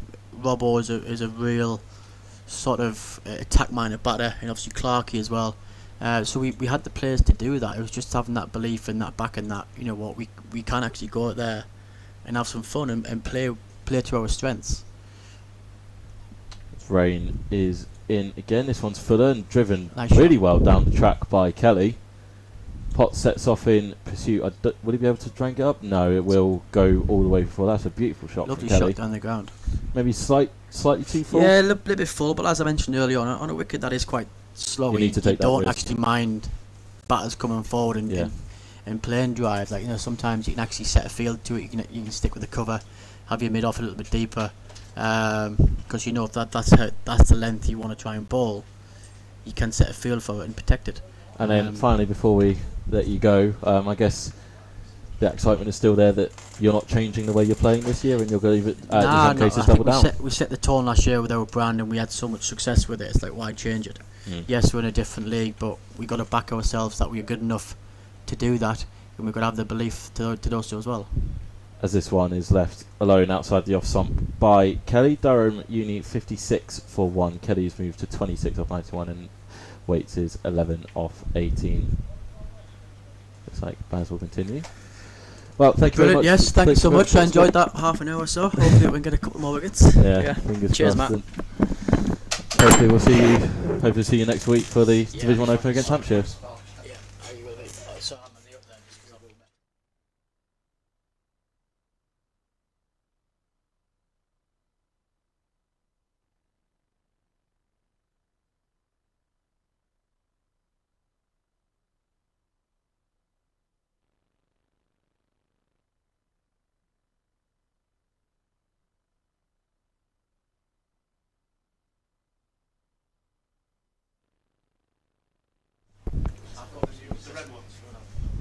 Delayed in to continue from the Finkel end, and this one's left on. We've got some Durham University students that are joining us today, joined by John Spark.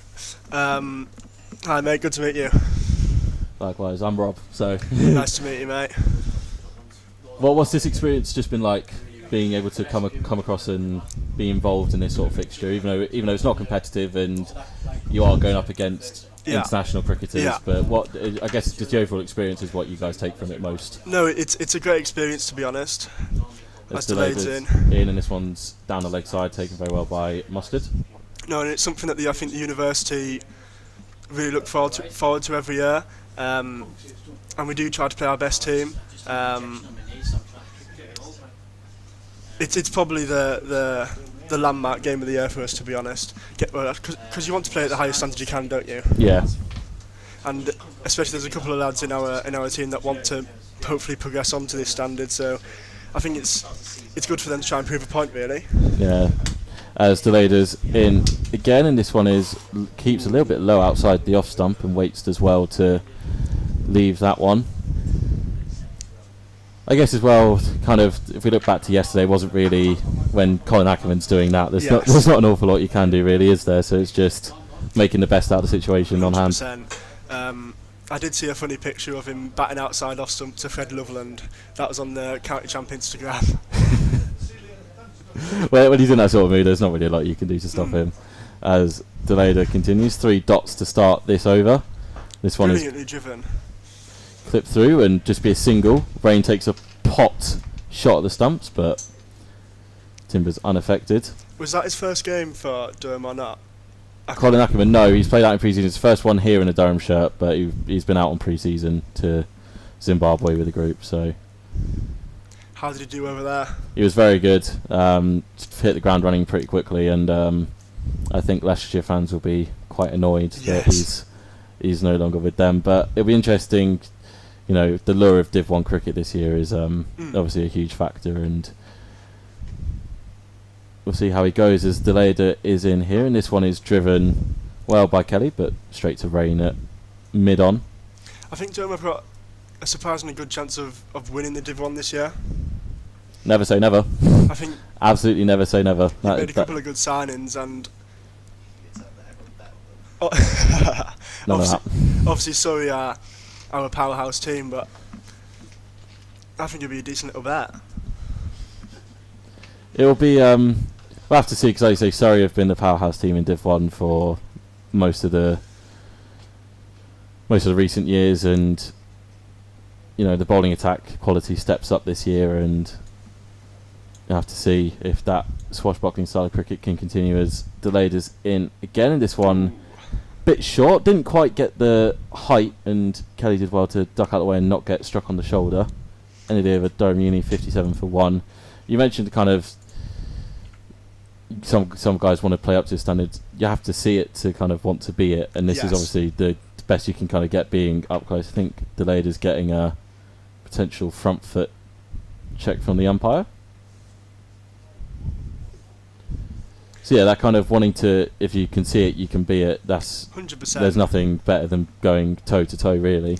100%, and you see most years, usually one of the unis ends up grabbing a winning against a county, and I think that's really good to see as well. Looks like George Giselle's going to come into the attack for the first time. 25 overs in, that shine's gone off the ball, and be good for him to get some overs under his spell. Different challenge for the UCCE batters now. I think this is the first over of spin, is there? It is game? Indeed, yeah. This innings, I should say.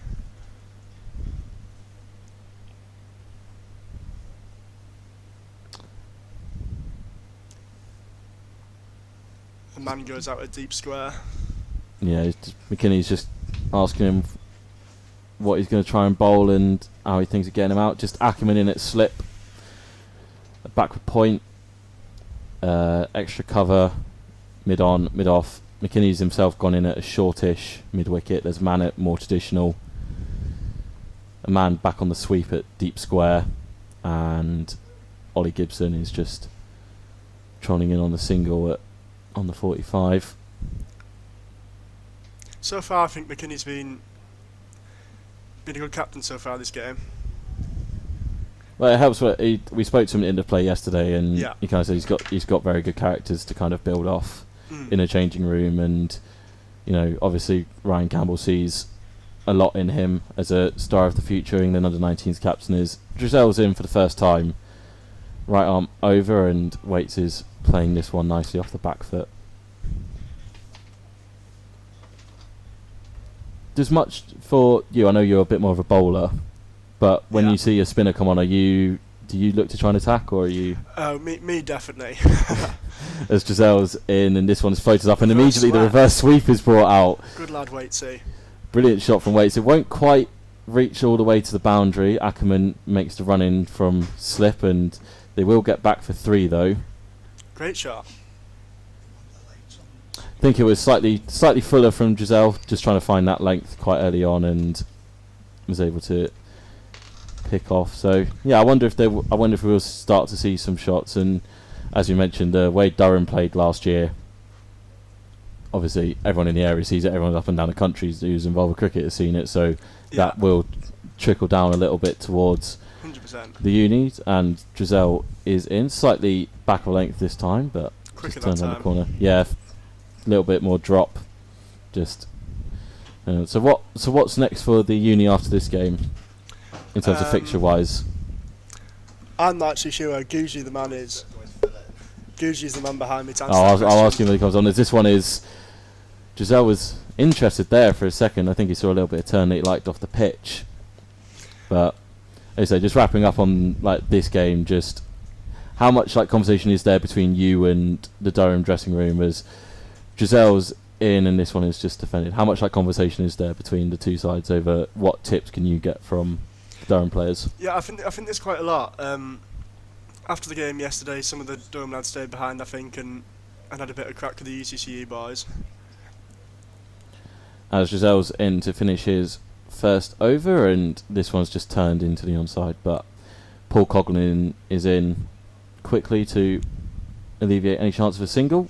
And I think, obviously, the better players in our team that want to progress onto this level, a lot of it is mental based, and I think just picking up some tips from the current professional lads, I think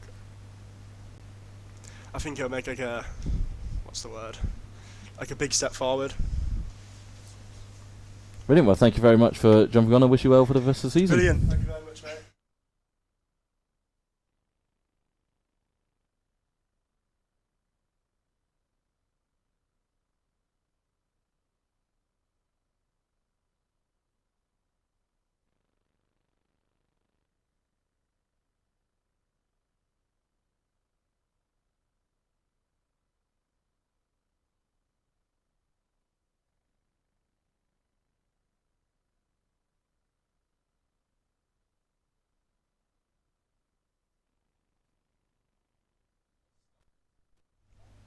So we're now joined by Paddy from Durham UCCE. How's it going? Yeah, good mate. Good to be here. It's quite the setup you've got going on in the media centre up there. This is just a test one. This is just a test. We should hopefully have a bit more of a more professional setup for when Hampshire come in next week. So, what's your role in the Durham Uni team? Where do you play? So I'm a batter mostly. I mostly just kick 'em. But so I'm club captain this year. So I do a bit of the admin, sort of like back office stuff that a lot of the guys to help them out. You know, making sure everything gets set up for the boys to go out and do their thing. So this one is banged a little bit short, and Wade sees it quickly and is able to jump onto the back foot and Gets a couple. Bushnell comes around to do the fielding. Hello Ross, can you hear me? Just to follow up from your questions that you asked Sparky earlier, quite a few of the guys, I know Josh down at the non-strikers end, I think potentially Travis and a few others have all played a bit of Durham's 2 stuff. I know I think Nick did as well. A lot of them have played against each other on the second team circuit. Right. So there's a lot of they're all lovely lads. Like everyone knows each other quite well, especially the younger guys who've sort of come through. Like a few of them, not all the guys are necessarily here, but played a bit of age groups through the Durham setup with them. So there's like quite a good dialogue. Like everyone sort of chats to each other. Like everyone gets on pretty well. We've got another 2s fixture, playing the second team, a 2-day game in, I want to say 2 weeks' time, as the next lot of our sort of Red Bull block at the start of the season. So it's quite good, sort of build on that relationship. Like we've hopefully a few lads, you see them around the league. Like all the boys play club cricket up here and get to know everyone. We come up on a Friday, come watch some of the T20s, get stuck in. It's good fun, good viewing. Deleda induces an attempt at a defensive shot from Waits, but bounce at the ball just skimming past the outside edge. I guess that's got to be that. Obviously, the relationship there you kind of touched on there is really crucial that you guys are able to have this sort of connection, and like you say, guys being able to be involved with the 2 setup with Durham and stuff. What's kind of been your biggest takeaway from your experiences of this kind of fixture? I think it's a brilliant chance to sort of test yourself and sort of showcase your skills. Like it's for a lot of the lads, like not necessarily coming through like a county pathway, but having this opportunity, sort of like a second chance to come out and show like what they're capable of. And you had, for example, I think Chris Benjamin a few years ago came over from SA, did really well for the uni, did well in these kind of games, and from that has gone on to sign for Warwickshire, had a good county career. Mike Booth, another one who's recently graduated, through the uni and sort of come through that system. So it's a really good way of lads for sort of to develop their cricket while also having the academics alongside it as their kind of like backup while they sort of pursue their dream. So yeah, I think it's really good for coming out here, you showcase yourself. You've got Matt Potts, you're probably going to play for England in 2 months' time, and having sort of the opportunity to test yourself and demonstrate your skills and just the experience, it's absolutely awesome. I'm sure everyone's, when you get up at 7 in the morning to go run, work hard throughout the winter, and it's a real sort of motivating factor for the lads to come out here. Yeah, be a bit of a slog, but then you get the reward too. It's all worth it. Just a 2 from that delayed over. 62 for 1 off 27 will be Drizel to continue. Yeah, like you say, being able to see guys like Chris Benjamin and who's come over and done the uni route, and then you've got Matt Potts who's done the academy route to the professionals and has then gone on to perform for England and been involved in constant squads. So yeah, with the is it mainly white ball cricket that the uni end up playing? Is that the kind of the main focus of the season for you guys? Yeah, so it's different to the old MCCU program where I think there was 3-day games alongside the 50 over games, but it's now there's sort of the Red Bull block at the start of the season where everyone plays pre-season tour, then a couple games against the counties, probably two to three depending, and then 2-day games against Saka, second teams, like ACE sort of programs like that. Mm. And then for us, the Bucks, which is the league season, the stuff that. Oh, shot boy. Lovely reverse sweep there from Kelly. That will go all the way to the fence for 4. Slightly full from Giselle's, just struggling to find his length to start with in his second over, and Kelly was able to pick that up and send it to the boundary. That's the second time he's brought out the reverse sweep. Is that one of his favourite shots? Yeah, he loves getting all the paddles and revs out. That bode well for Bucks for him going forward. So yeah, like I was saying, it's a lot of white ball cricket. It was all white ball for our league stuff against like that's Cardiff, Leeds, Loughborough, and then is it 50 over T20s or 50 over? There's T20 comp that are run sort of alongside it, but it's not the main sort of league and finals all around the 50 overs. Same all the way through the uni. That's too short from Giselle. Bit of a long hop, and Kelly's able to sit back, rock onto the back foot, and punch that brilliantly through the covers for 4. Yeah, so it's all white ball stuff, which works quite nicely. To be fair, you've got sort of red ball block at the start of the season, especially when you have a lot of lads, not necessarily like the case this year, but in the past we've had say like a Tom Price or someone playing, who sort of come like develop his skills with the uni and then go on to play in the start of the county jam for Gloucester or teams like that, and it works quite well for some of the lads who may be looking to sort of push on and get like a professional gig. They then got that white ball block alongside what happens with the sort of professional stuff. Yeah. In that second half of the season, I think it sets everything up really nicely. Like it's a really competitive league. There's like 8 in the top league. There's 8 very good teams. Attempted stumping there from Mustard. A bit more flight on that one from Giselle, and was able to split the gap between the bat and pad of Kelly. Mustard very quick with the glove work, but square leg umpire unmoved with the decision. He'll be eyeing up down the ground here, I think, with mid on up. Or at least our coach would be in his ear if he was out there telling him to go straight.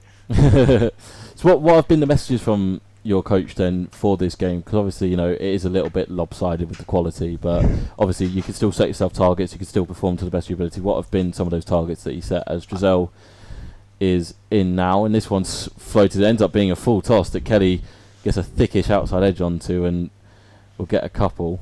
I think he'd argue to open the face there, but... So yeah, what some of those targets, as the lights are now on, what are some of the targets that you set you for this game? Yeah, it was real simple because it's not like our Bucks where they're sort of we're focused on the outcome. It's very much focused on the process and sort of how you're going to develop your skills to put yourself in the best position to further your own cricketing ambitions. Like within these games, that obviously we'd love to win or results, but at the end of the day, it's more about sort of going out there, enjoying it, expressing yourself, and sort of showcasing what you can do. Yeah. And there's we've got a lot of talent on the side, a lot of lads who are ready to sort of take their cricket to the next level, and it's a great opportunity. And they, from what both our coaches, sort of help us. Like the messaging's very clear. Like go out there, do your skills, back yourself, and at the end of the day, the outcome doesn't really matter. It's more about sort of the process and thinking, how is this going to set yourself up the best? If you've gotten through the right steps and the right process, then eventually the outcome will be where you need it to be. And there's like you said, there's a certain limitation when you've got like a team of basically a team of full internationals. Like if you nick off to Matt Potts, there's no shame in that. I gotta say, Kay Williamson's done it for Cody's got out by him, so you can put yourself in that category. As Delader's in, and this one is driven back to him, but he sticks out his trusty left boot and is able to stop the run. So whereabouts do you fit in the batting order then? You said you're a bit more of a batter. Whereabouts do you slot in? Mostly carrying the drinks, but no. Honestly, depends. It depends on who's around. We've always got sort of balancing act with exams as well. Yeah. Thankfully, we've given a bit of feedback, and the schedules now are sort of aligned, so we can all make it with our work.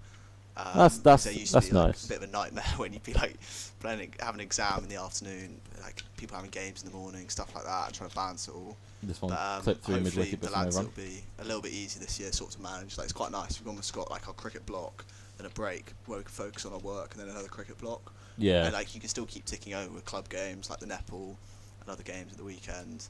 But in terms of just managing, I guess, the workloads and sort of the intensity of it. Yeah. 3 slips in play for Delader.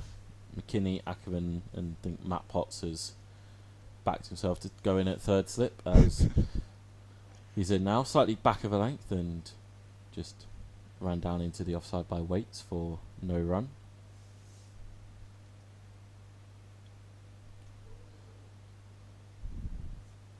So three. Waits is your man. You'd love to get on commentary later. He's always got things in the dressing room. He's quite a big character in the team.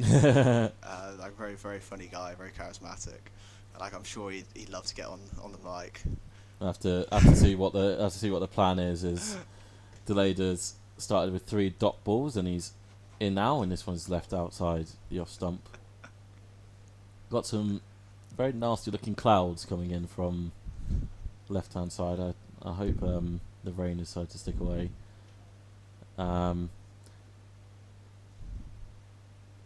Yeah, 3 slips, backward point, mid on, mid off, short to mid wicket, backward square leg, and then Michael Jones is in no man's land at long leg after spending the majority of last year in a slip cordon for the Red Bull side.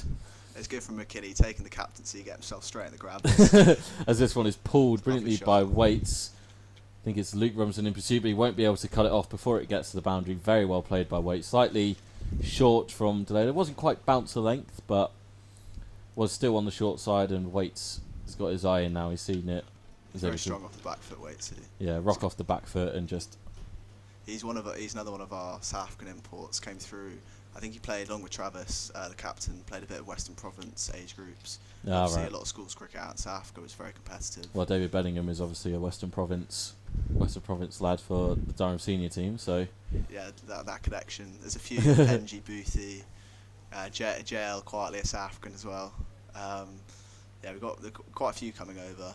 I guess because it's such Durham Uni is such a well-respected sort of institution. Yeah, you come over, you can further your cricket alongside your academics, and you probably, if you're going to come all that way, you want to make sure you get the best. So I think Baz Delayed is getting another slight talking to about potentially running on the strip in his follow-through. Just something to clean up. Well, thank you very much for your time, Paddy. No worries, been thank nice you. having you on comms, and wish you best for the rest of the season. All the best, thanks.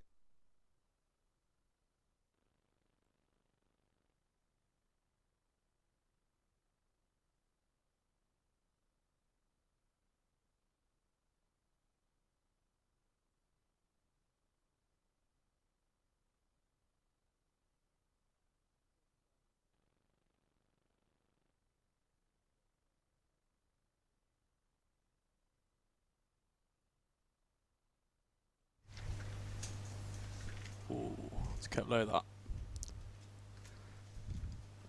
think Kelly a bit lucky there to not be just got out. a bit bad on Whereabouts do you fit into the university side then? I'm a leg spinner. Ooh, so here we go.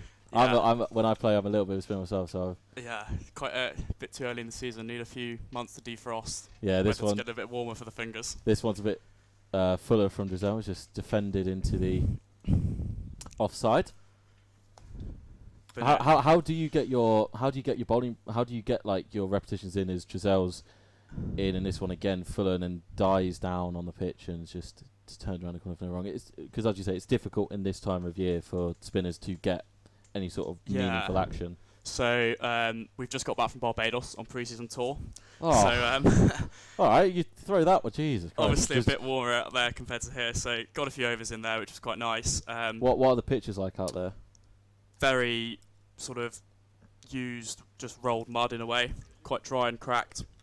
Tended to turn but be quite slow. But no, it was a good experience for all the boys. I think most of the boys playing today went out. But no, we've obviously got the indoor centre at Maiden Castle, so I'll try and get overs in there.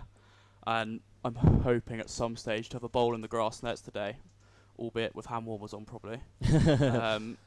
Just a single off that over for Giselle, 77 for 1.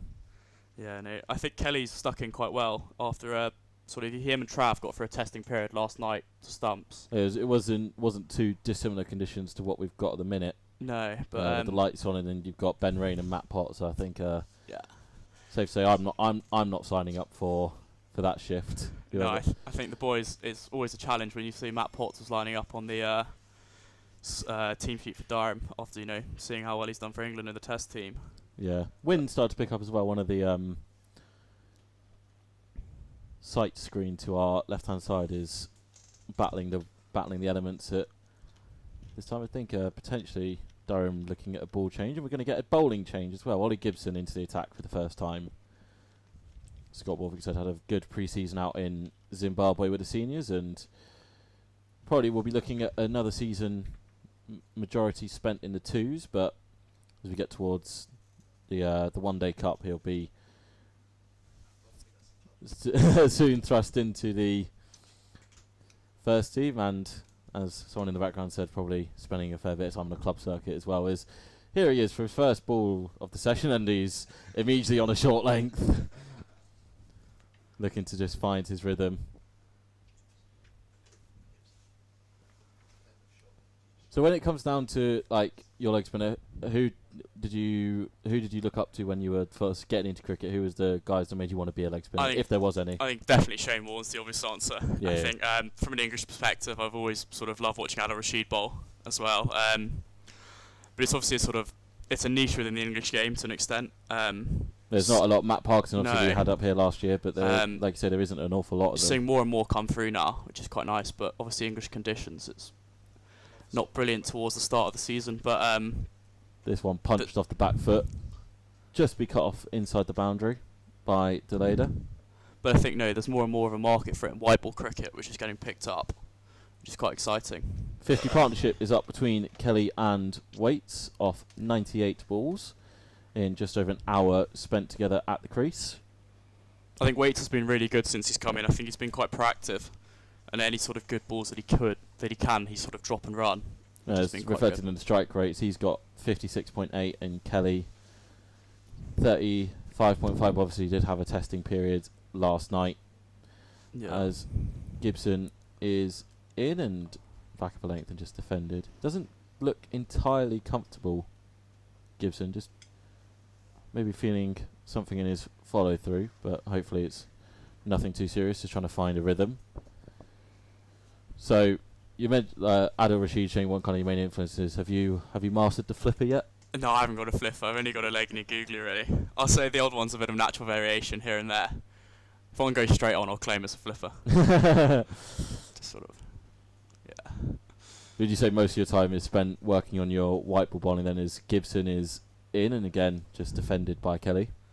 Yeah, probably. Most of the stuff's white ball, but still like playing red ball here. And obviously club cricket, a lot of it is half declaration, half white ball. So it's good to sort of bowl extended spells here and there in that format. Do you find it difficult to switch between white and red ball?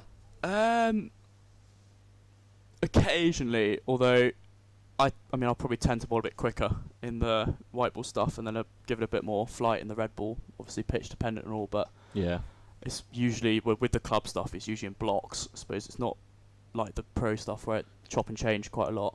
Gibson's in. This one is pushed back up the track by Kelly for no run. So would you say those are like the main differences then when you're switching between red and white ball, the pace and the flight? And yeah, I'd probably say that's for me anyway, but I'm sure a lot of better bowlers do it differently. 79 for 1 after 30 overs and 5 deliveries. It's a long session, long 2 sessions, these with the entire morning being wiped out due to rain overnight and a wet outfield, as Gibson looks to finish off his first over. He's in past the umpire. This one is played nicely off the back foot from Kelly. Sat up quite nicely for him, and he's able to push that into the backward point region and picks up a boundary. He moves himself into the 40s. 83 for 1 at the end of the 31st over. Looks like we're going to have a bowling change at the Lumley end as well. Has the how many of you guys have like spent a fair few years together with the uni setup? Is there constant change into the team, or is it you guys are able to build a bit more of a relationship with each other? It's a really nice group of lads this year. I think we didn't lose too many last year. I think probably in the squad we lost 4 or 5 of the sort of third, fourth years, but it's a lot of second and third years now currently. So we've been together this is sort of going into our second season together, which is quite nice. The majority of us have done 2 tours together, so we toured to Cape Town and Stellenbosch the pre-season before, and Barbados. So I think those tours are really good ways of spending 2 weeks with these guys, getting to know each other better. Paul Coughlin back into the attack, and this one is just pushed by Waits for no run. How long did you spend out in Cape Town last year? 2 weeks, which was lovely. Nice weather as well, I'm guessing? A little bit rainy actually for the first few days, but got some good cricket in there. So are you playing like uni sides over there? Some under-19 domestic sides? Is there a little bit of everything mixed in, or we played Uni of Stellenbosch and then Northampton, Yorkshire, who were out there as well in pre-season.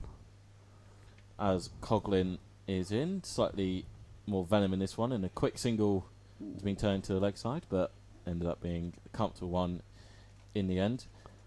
So, kind of drawing on those, you get Northampton, Yorkshire last year, you've got Durham this year. Being able to like draw on those experiences has got to be huge for you guys as you look to make the next step in your professional careers. Yeah, it's unbelievable getting to sort of test ourselves against standards of these sort of players. You know, we're obviously not quite at the mark, but just putting these like our guys closer to pro cricket, it's a shop window for them as well. So Coughlin is in, nice bit of bounce off the pitch there, and Kelly does well to get on top of it.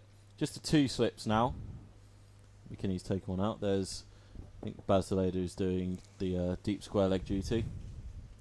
Mid wicket, mid on, mid off, extra cover, backward point, and there'll be a man at long leg as well who's being hidden very well by the sight screens away to our left hand side.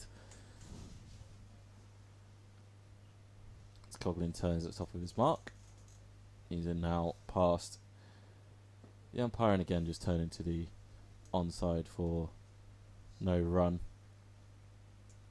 You mentioned it's difficult to like bowl leg spin in these sort of conditions. Is it just because you can't really grip the ball properly? Is that the main reason? I think you've got to make sure your hands are quite warm, rub them together a bit. And obviously the pitches as well, normally in this time of the month tend to be a bit green. More than doable, but yeah, no, green pitches, probably SEMA friendly, but no, still doable. But as Coughlin's got 2 balls left of his over. This is the first one. It's a bouncer, which Kelly doesn't quite get all of, but he's still able to turn slightly round the corner enough for a single. Moves himself to 44.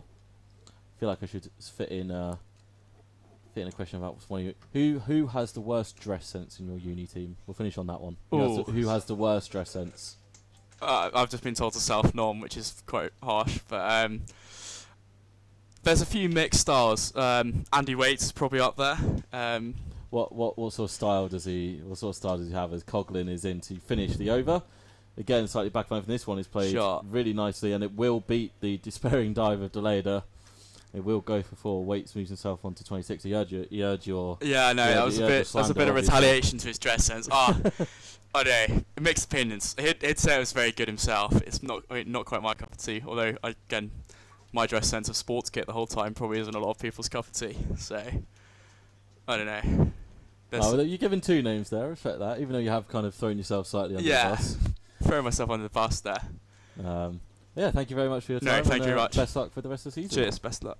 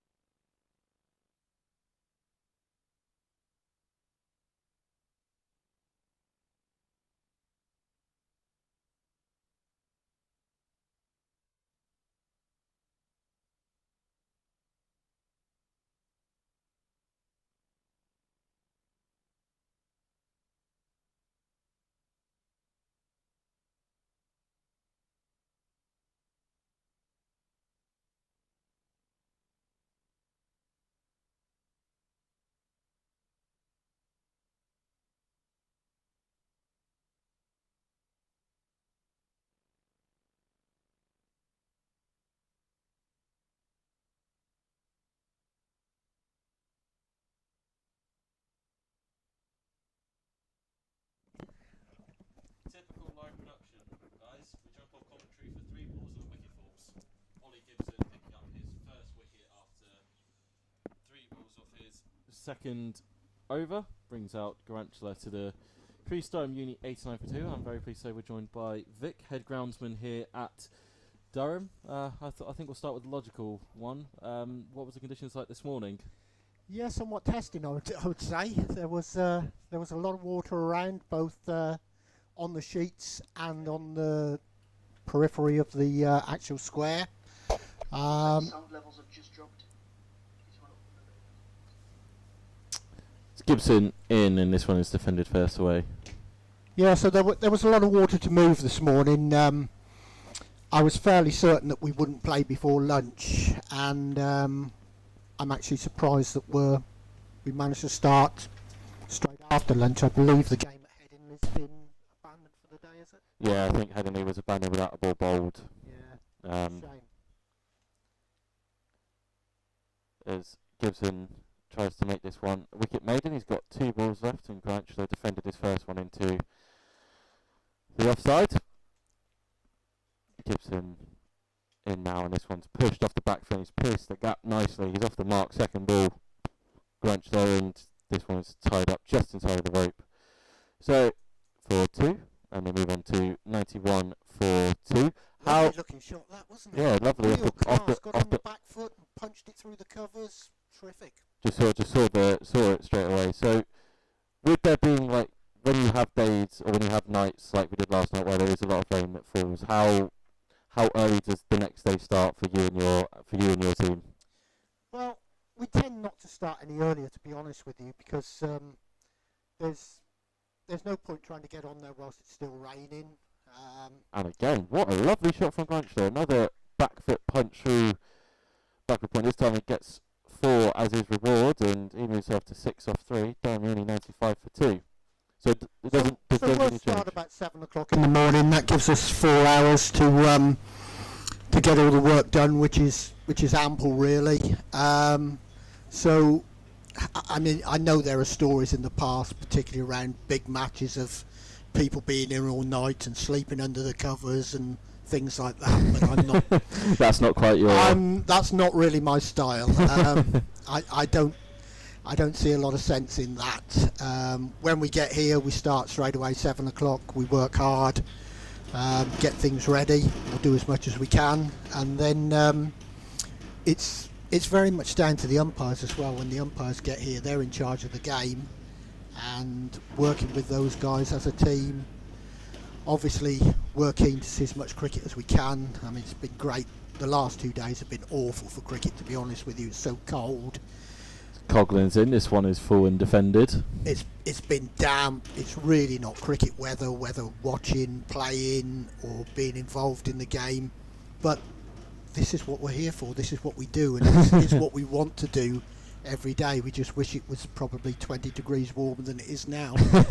break out the sun chairs and everything. Yeah, it's nice to sit on the side in a deck chair and not having to worry about will we have to take the covers on in the next 5 minutes, or if we do take the covers on, is the wind going to take our heads off? And yeah, cricket should be played in the sun and the warmth. Lovely back foot punch by Waits, tracked down by Bushnell. They'll pick up 3 for their troubles, I believe. We're seeing a lot of shots off the back foot at the moment, aren't we? Yeah, Durham seem to have maybe a bit of a plan, try and get some guys out hooking, or trying to see what the pitch is offering. Batters yesterday said it was a bit slow, so maybe trying to get some sort of rush through by dropping it in a bit shorter. And like Captain Scott Borthwick said on commentary a bit earlier, he doesn't mind the fact that bowlers jump a bit short at times, and he actively encourages it at least once and over as Coughlin's in again. This one forces Grantula to drop his bat after he's played it, falls out of his hands, and again slightly short of a length. So what goes into, I've always kind of wanted to know, so I've never known the full story. So from close of play day 1 to start of play day 2, what is the full process? Okay, well, close of play, we will probably sweep the pitch up. Coughlin in and left alone outside off stump. So we'll get the pitch swept up of all the rubbish. Then it's a question of getting all covers on, sandbags on to weight the covers down, and pegged all the way around so that they can't blow off. And so it probably takes us about an hour after the game finishes, and we don't do anything else at that stage unless there are footholds to repair where the bowlers have dug a trench. And then it's come back the next morning, hopefully with no water on the sheets. Get the sheets off as quickly as possible. This one punched off the back foot, and they'll get through for another 3, second in the over. And then it's a question of we're not allowed to cut the pitch until the umpires are in and observing what we're doing, but we'll remark the creases. Pitch can be rolled within half an hour or half an hour before the game starting, depending on the batting side captain as to what sort of roller he wants, light or heavy, and just make general preparations, nets. Attempted catch, shout for caught behind there. Coughlin dropped that one a bit short, but umpires again are moved, end of the over 101 for 2. You're getting the nets ready for the players. They're normally in by about 9 o'clock, and want some pre-season nets, making sure the outfield's clear for them to play their games of football and their various warm-up techniques that they have, and give the strength and conditioning coaches half an hour of running everybody ragged. Yeah. So with the light and heavy rollers, what are the major kind of like, what are the key differences? It looks like Matthew Potts is gonna put himself in for another spell. What are the major differences when the captain asks for a light roller compared to a heavy one? Well, this game we're playing at the moment is slightly different because it's a non-first class game, so they can use whatever they want. But in a championship game, each captain has the use of the heavy roller twice, and twice only. So, and that's to cover the full 4 days? That's to cover the full 4 days, yeah. What often can happen, and used to happen years ago, was that everybody used the heavy roller every time. And with so many uses of the heavy roller, we're finding so many of the pitches were going really flat. Very difficult for bowlers to get wickets, particularly in the second innings. So that's the heavy roller, just making the pitches more flat, trying to remove any irregular bounce. Less bounce, takes the bounce down, whereas the light roller will just polish the surface, won't take out any indentations or anything like that. It's another part of a captain's skill is to decide when he wants to use the heavy roller. Potts is in. This is full and defended into the leg side.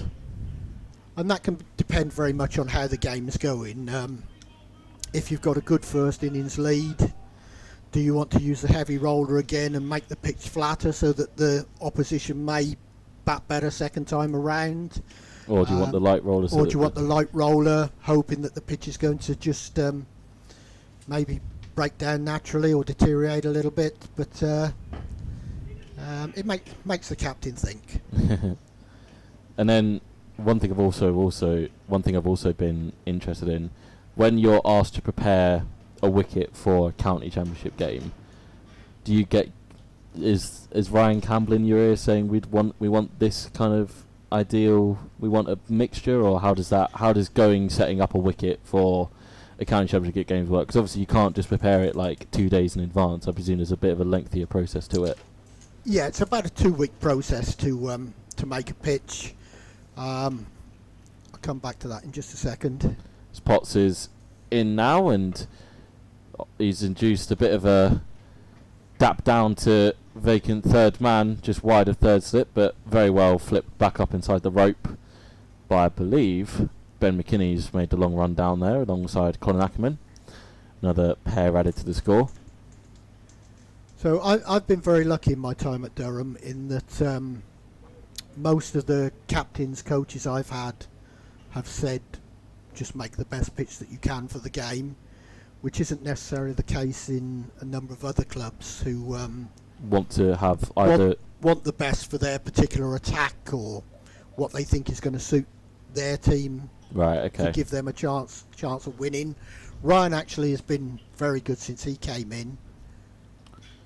Potts in again at a fair lick and just defended into the onside as we head past 3 o'clock here on this Wednesday afternoon. So Ryan has a particular method that he sees that suits his style of cricket, which is that the pitches should be dry and hard at the start of the game. If he wins the toss, he wants to bat first and back his batsman to put big runs on the board. Yeah. Then he hopes that over the course of 4 days the pitch will naturally deteriorate, so that on day 4 the spinners are going to be involved. Potts is in, and this is just defended by Waits, who's on 31. And that's the end of the over. 104 for 2 off 35 overs for Durham UCCE.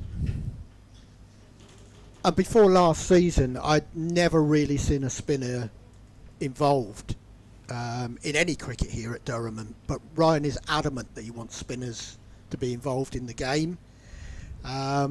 And hence that goes back to getting the pitches dry at the start of the game in the hope that they will dust up later on in the game. And obviously there's only so much you can do with footmarks. They're just going to naturally... Yeah. You can't clear them all up, and no matter how hard you try, so you just got to leave it to the best of your ability. As Coughlin is in again from the Lumley end, and it's defended into the offside for no run. So hopefully you're going to get the pitch to dust up a little bit.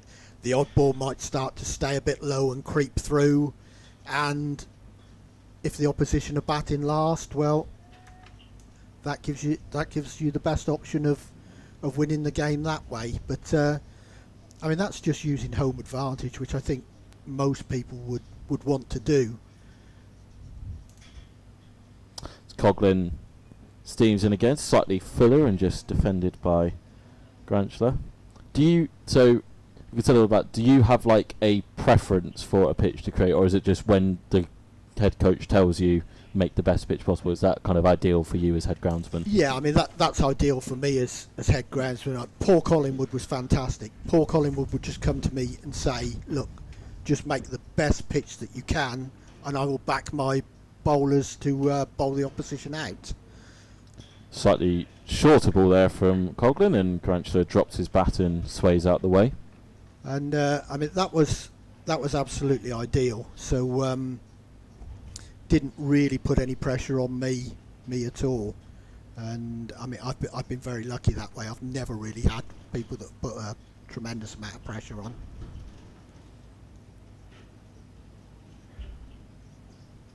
Coughlin turns at the top of his mark and he's in once more. Slightly fuller and a nice looking punch off the back foot, but unfortunately for Granchler, he gets no reward. George Giselle making a diving stop in the covers. How big is the ground staff here at Durham? We've got five full-time members of staff at the moment, which is probably just about right. We've got the nursery ground over the back, which Mark Patterson, my deputy, looks after, and that's for the girls and women's and the academy sides. Lovely looking drive. Oh, and he's going to get rewards for it. A diving attempt by Michael Jones at mid-off, but it's just snuck under him. Granchler is playing his shot since coming to the middle. Lovely looking drive there. Just maybe a touch full from Coughlin, and Granchler doesn't need a second invitation. Durham Uni 108 for 2 as we move towards the end of the 36th over.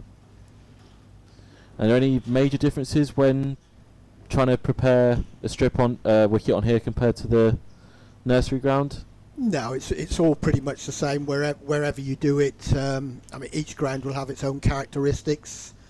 Personally, I think that's a very good thing. I don't think pitches should be standardised, or we try to get every pitch to play the same way. I think there have always been pitches that have seamed around. There have always been pitches which have spun. Some are very flat, and I think part of the skill of playing the game is that you master the pitch that you're actually playing on. I think if all pitches were exactly the same, it would be a very boring game. So I think, like a lot of jobs, you just have to work with the materials that you're given and the tools that you have. You mentioned that there hadn't really been a lot of... How long have you been up here at Durham doing groundwork? This is my 10th season now.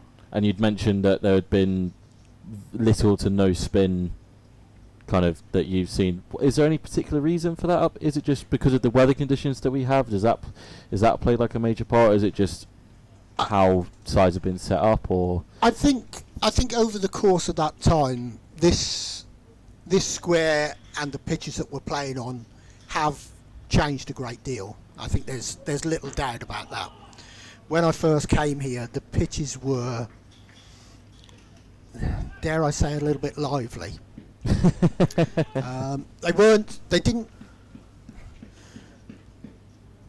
It wasn't impossible to bat on them, but our average scores were around about 200, 220.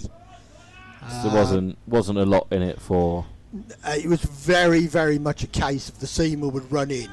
And bear in mind, back in those times we had...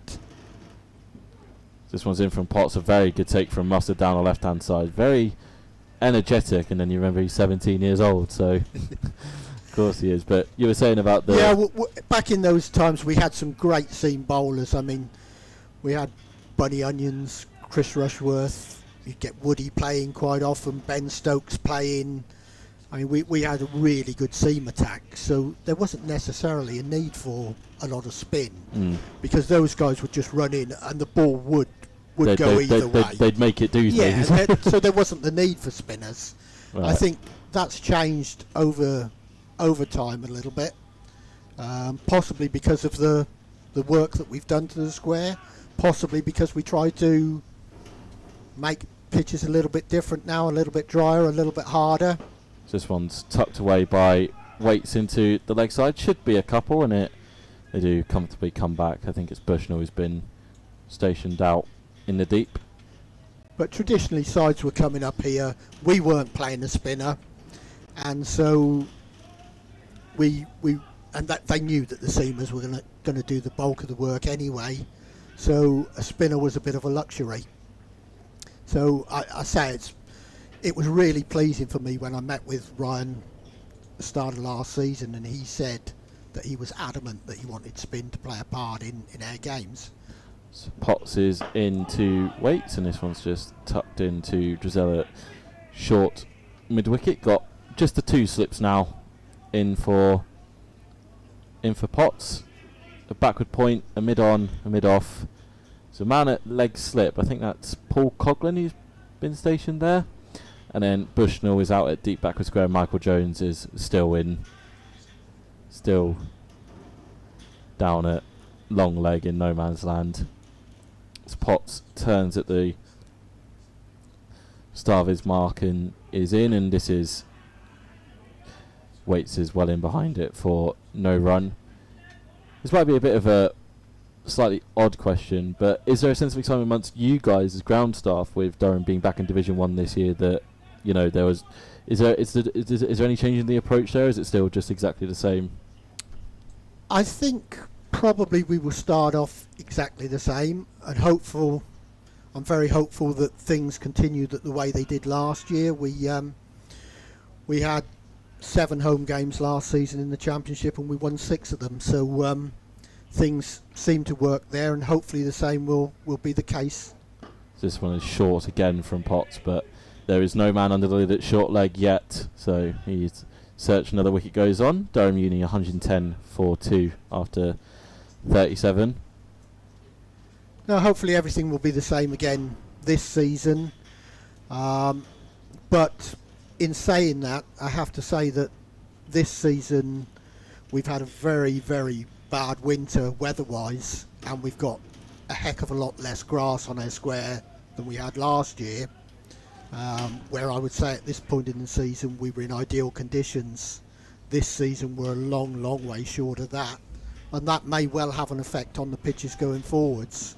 So you can never be 100%.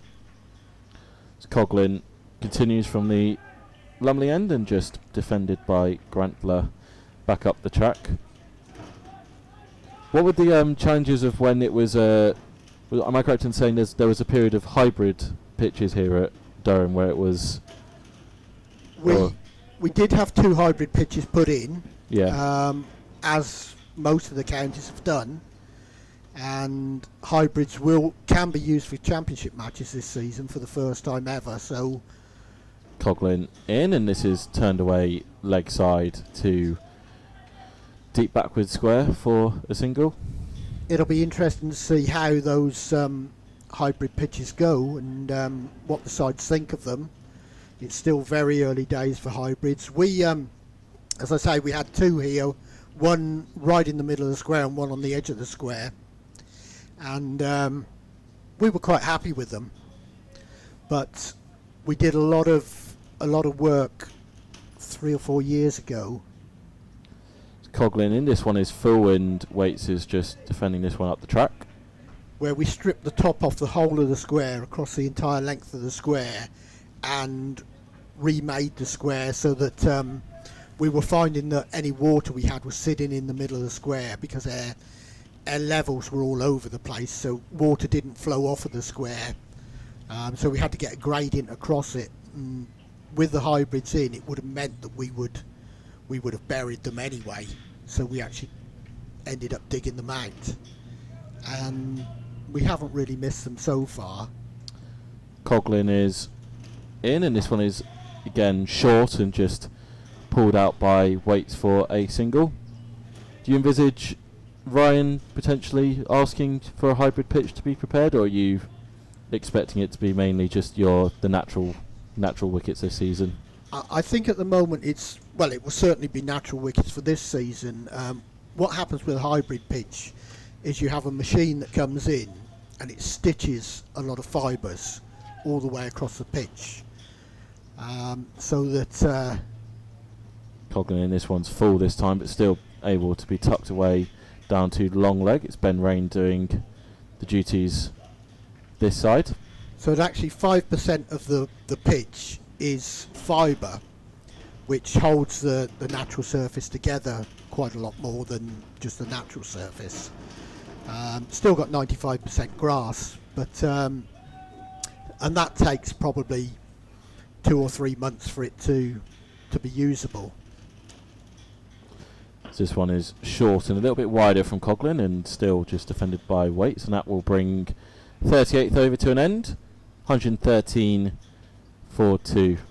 Is there any difference in how hybrid pitches play because of there being 5%? That 5%, does that mean it's a bit bouncier? Does that play a bit more to spin, or kind of what are the main differences between hybrid and natural? In my experience of the hybrids, I would say definitely a little bit more bounce, probably loopy bounce as opposed to the ball really flying through. So certainly a higher bounce. They tend not to break up very much. So, as I say, it'd be interesting to see in the 4-day games how many games actually finish in a draw, as opposed to finishing in a result. Because the hybrids, a lot of people say hybrid pitches don't spin. Actually, they do spin, but I'm not sure they're going to spin to the amount that the natural pitch does. Slight change in the field. Paul Coughlin comes out of leg slip, and he's reinforcing the extra cover region for Potts, who's going to be into his 11th over here after 4 last night, and he looks like he's trying to manoeuvre Michael Jones to come in a few steps from long leg. Potentially some tomfoolery on Potts' part. We'll see what happens here as he's in, and this one is full and indeed tucked away to Jones at long leg for a single. So it's like all of these, any new technique that comes in, there's going to be a period of time of seeing how they play. The other thing at the moment nobody knows is how long do they last. So there's quite a lot of uncertainty, but we'll see how they go. Again, I'm someone who prefers to have every ground having its own characteristics. Hybrids just might make them This one's shorter from Potts and just jabbed down into the onside by Waits. The potential is that all the pitches could become a little bit more uniform,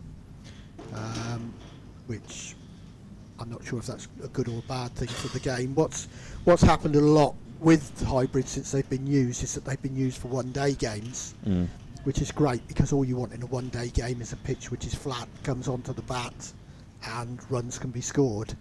That's not necessarily the best championship pitch, though. Little inside edge onto the pads from Waits, but dropped straight down onto the ground for no run.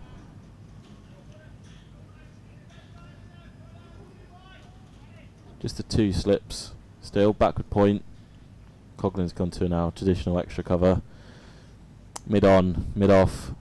George Roselle's in it. Short mid wicket, and Johnny Bushnell out at deep forward square leg as Potts is in. This is back of a length and just pushed to, looks like Baz Delayder's in at point. The students are making a really good fist of this, aren't they? Yeah, they are. They got through a tricky little time last night or yesterday evening when I think probably most people around the ground expected Durham to take 2 or 3 quick wickets. Yeah. But they got through that, and I think they've batted really sensibly today. I think they've tried hard, and they've done well. All credit to them. So Potts is in. This one keeps slightly low, but Waits is able to tuck it into leg side for a single. Yeah, me and Ash were saying earlier on comms that arguably that stint last night, where it was very dark cloud cover, lights were on full blast it seemed, and having to face Potts and Rain, who were coming off the back of 60 and 56 wicket seasons in Division 2, and Potts having a very successful winter with the Lions out in India.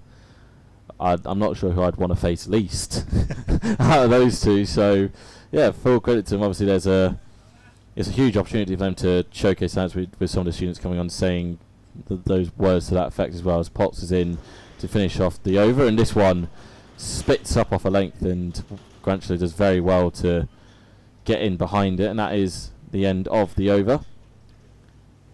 115 for 2. Potts currently figures of 11 overs, 2 maidens, 1 for 19, and Paul Coughlin at the other end. 10 overs, 1 maiden, none for 36. Looks like we might have another change. I don't think Coughlin is returning at the Lumley end. Looks like it might be back to a bit of spin with George Roselle, and Dan Hogg, I think, is running out keeper's helmet for Hayden Mustard. And it will be George Roselle. And I will now make way for Ash Thorpe to jump back in the chair.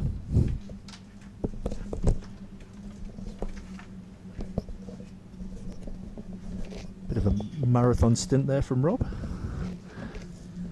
Thanks, mate. I've had a lovely break there as Drizzle comes in right arm over the wicket, and a sweep attempted, and he's been given.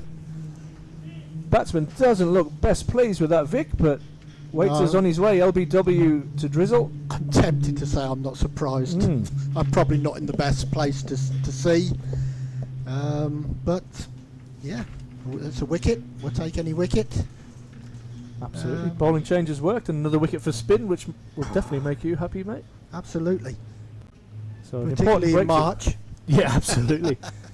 There was an excellent partnership there from Waits and Grantler, who were batting really nicely, and it's an important breakthrough, I think, just before tea. We'll get another couple of overs in before tea. And Durham University are 115 for 3, and Waits goes LBW to Drizzle for 35. Played really nicely. He may just be disappointed with getting out, but like you say, I think the two boys have played really, really well. In fact, I think the whole side have.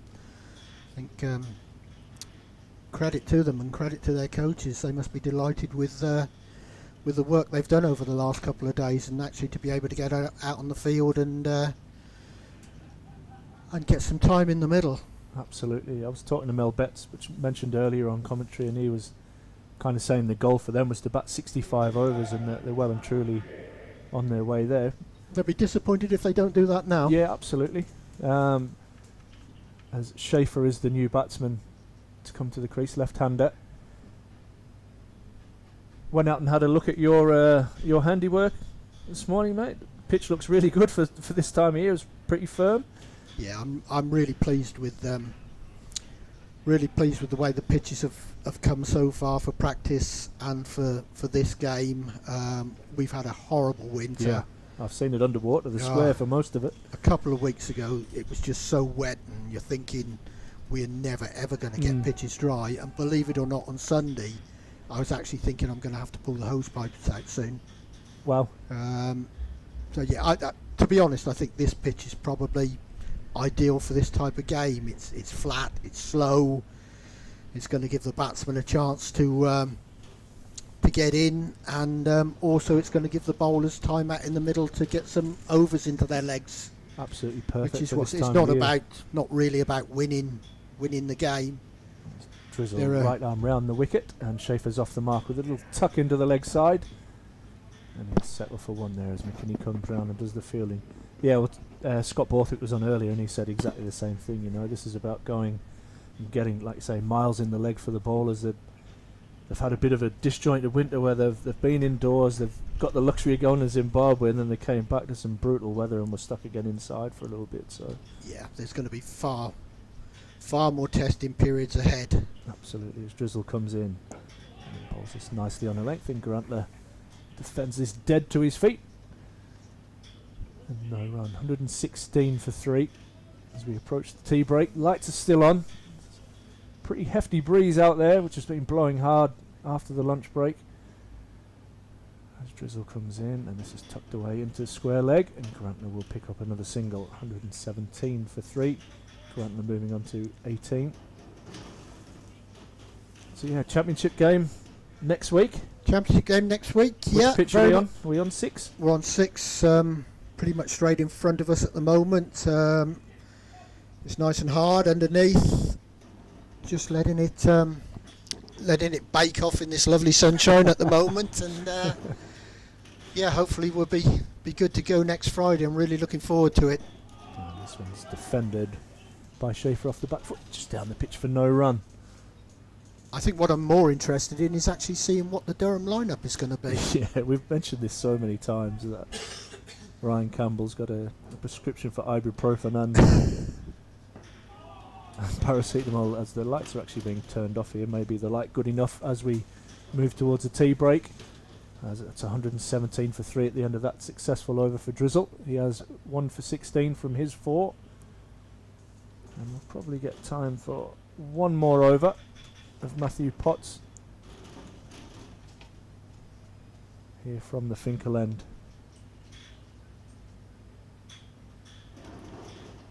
Are you attending this evening? I am.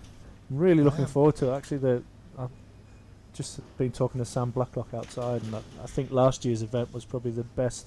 Obviously, apart from our members forum the other week, where well, you of spoke, course, yeah, it was of the course. best Durham event that I've ever attended. As Potts comes in, right arm over the wicket, and he tries to bang this one in there, and it's just allowed through by Grantler through to the keeper. No, a lot of people have said how good last year's was, and so I missed that one. So I thought, well, I really need to make this one, as long as we can get the covers on in time, and time to have a quick wash up. Yep, scrub up, and Very much looking forward to it. No, it should be a good night. Should be a good night. I know it's one that there's a table of us ex-players that will be there, and a lot of members, and celebrate some of Durham's history.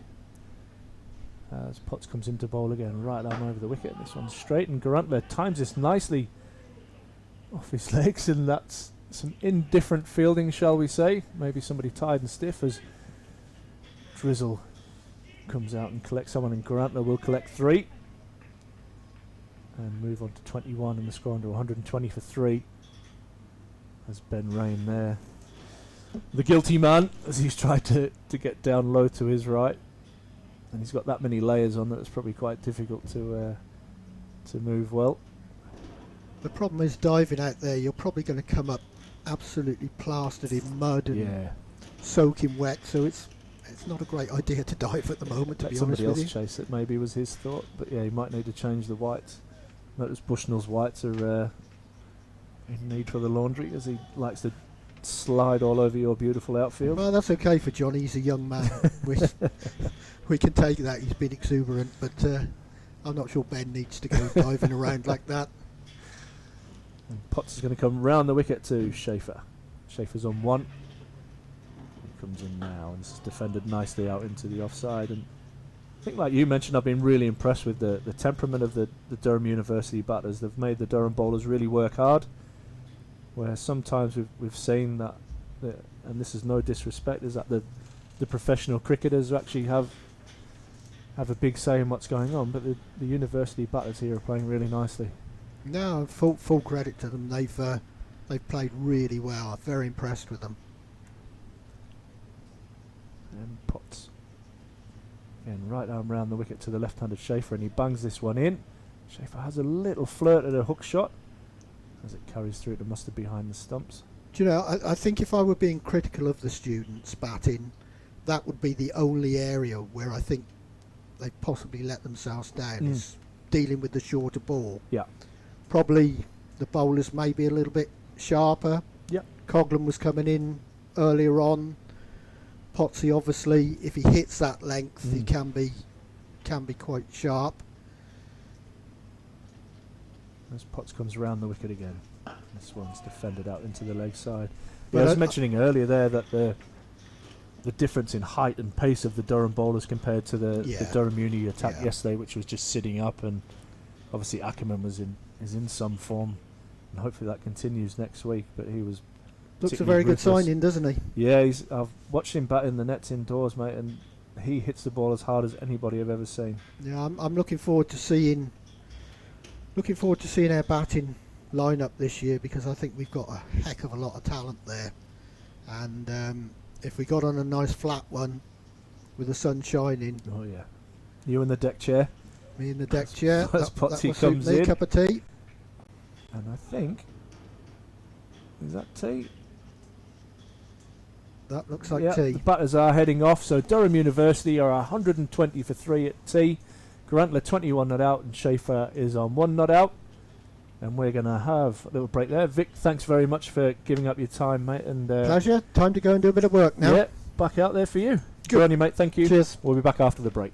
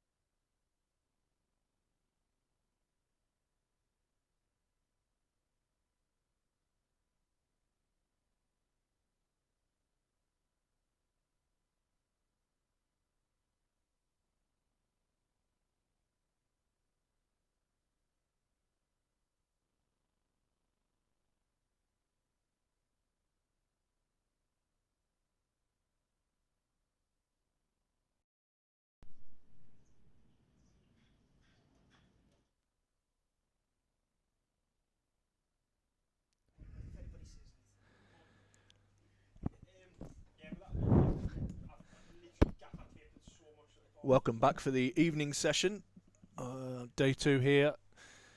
Durham versus Durham University.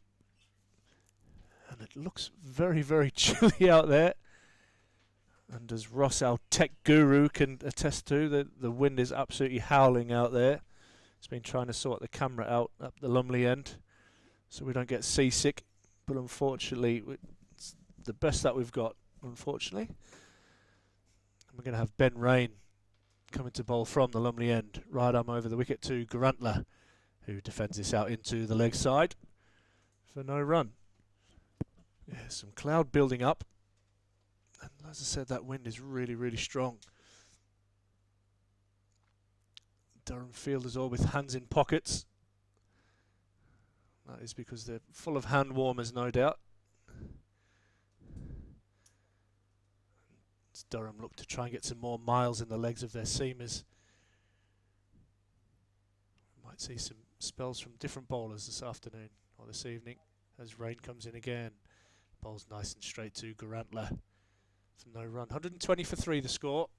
Grantler very solid. Has played beautifully for his 21. Schaefer was in just before tea as Waits was LBW to Drizzle sweeping. And the Durham Uni batters have done a fantastic job so far this afternoon.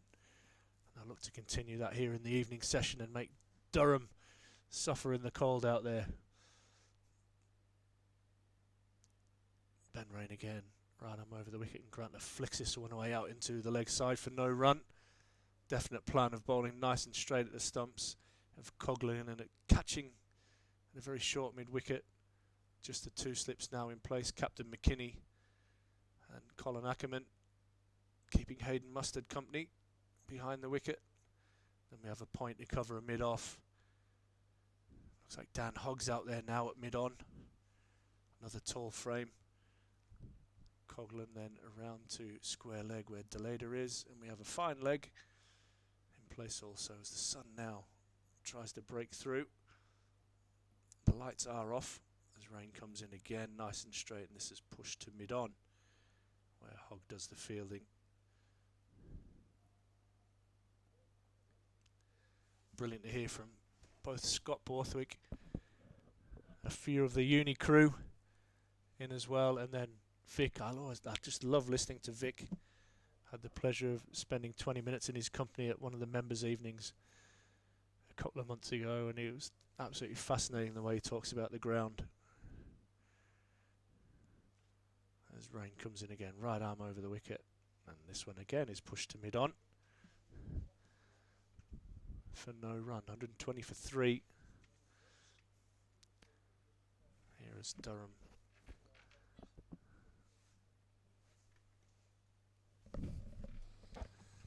Welcome back, Rob. That to you went quick. Oh. Yeah, I snuck in at the right time there. The quick 10 minutes with Vic and then disappeared for 20 minutes. A few discussions going on as Ben Rain is now putting an extra man in catching position as Coughlin comes into third slip. And Deleda moves right into where Coughlin was at a catching mid-wicket. Quite an action man run from Coughlin there. Yeah, of course. As rain comes in, and this one is more an off-stump and defended out into the offside, and that ends the first over after the tea break. Durham University 120 for 3. Be Baz Deleda to bowl from the Finkel end. Long session scheduled, this one. Just the 39. I think 39 overs due. Just been in having a chat with the scoring crew next door. Keeping the world to rights, 1 dot at a time. You're absolutely right. Baz Deleda is going to bowl from the Finkel end, and he's going to have a crack at Schaefer, who is pretty new to the crease, facing just 7 balls before tea. Coming in at the fall of Waits' wicket after that excellent partnership between Grantler and Waits. He's going to come around the wicket to Schaefer. He's got 2 slips to work with.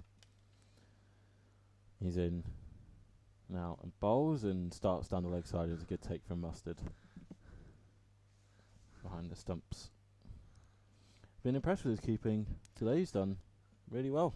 Yeah, he's tidy, and as Scott was saying earlier, he's really hungry to impress and hates buys, which as for a keeper, that's Well, it's important for him to make the most of his opportunity because he might not play first team cricket again for a while. I mean, you're looking at the One Day Cup coming into late July and August before he gets another first team opportunity. As delayed as in, and this is just defended by Schaefer. Yeah, if everyone's fit, then unfortunately for Hayden, he won't be in the first team for a while, but he will be the twos wicketkeeper this year, which again is just more great experience for him at just 17 years old.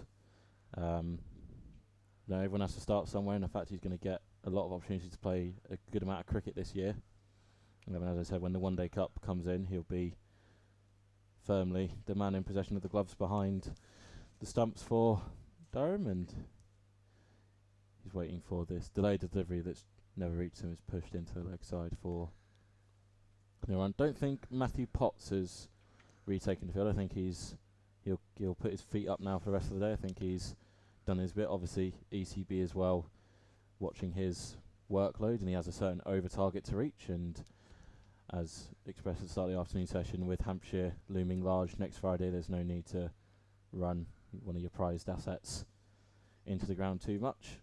I doubt we'll see him for the rest of this game, as Blader's in around the wicket and slightly fuller and defended by Schaefer. Hopefully Graham Clark is going to make his way round for nice a conversation with us, Ash. So the people's champ. He's coming off the back of a Renaissance campaign in Red Bull last year, and to be honest, I thought he was very unlucky he didn't win Players Player of the Year. Yeah, I'd have voted for him. Not that means much. But no, it's interesting what you say about Mustard. Hayden Mustard is literally one injury away or a potential England call-up for Ollie Robinson from being Durham's main keeper, so it is really important that he gets these matches in. His delayed is in, and a bit of a full shot there from Schaefer. Tried to flip it to the leg side, but ended up getting a leaning edge to off. Yep, some talk about the insecurity of England's wicketkeeper position, and the Telegraph ran a piece about who was next in line, and Ollie Robinson was the first name on their list. So I think he's obviously relishing the challenge of being back in Division 1. Last time he was in it with Kent was a bit moved around the order, didn't quite have the stability that he craved, and he showed what he can do with stability last year, batting 5 and delayed as in now to finish his first over. It's a very tidy over. It finishes off as a maiden, just defended out into the offside, and Ben McKinney is running furiously after the floppy hat. He nearly fell over there as well. I would have loved to have seen that. But yeah, interesting one on Ollie. He's made the move up after spending the T20 season a couple of years ago up here on loan, and then he's really influenced the way that Durham play cricket, balancing the side, having him batting at 5.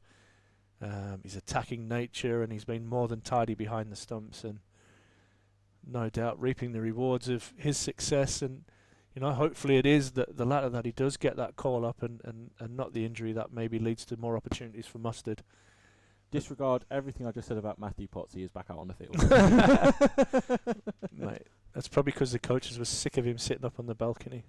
Chewing their ear off. Yeah. It's like, Pottsy, get back on the field, man. Yeah, correct. There's Ben Rain. Again, resumes his battle with Garantler. Right arm over the wicket. And this is again defended to the onside. 120 for 3.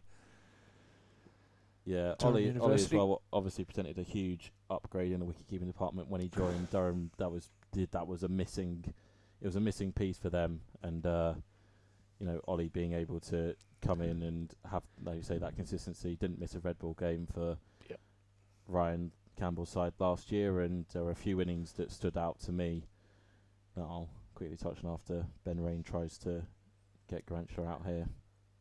As Rain comes in, and is punched nicely off the back foot by Garantler, but straight to cover. Drizzle does the fielding and no run.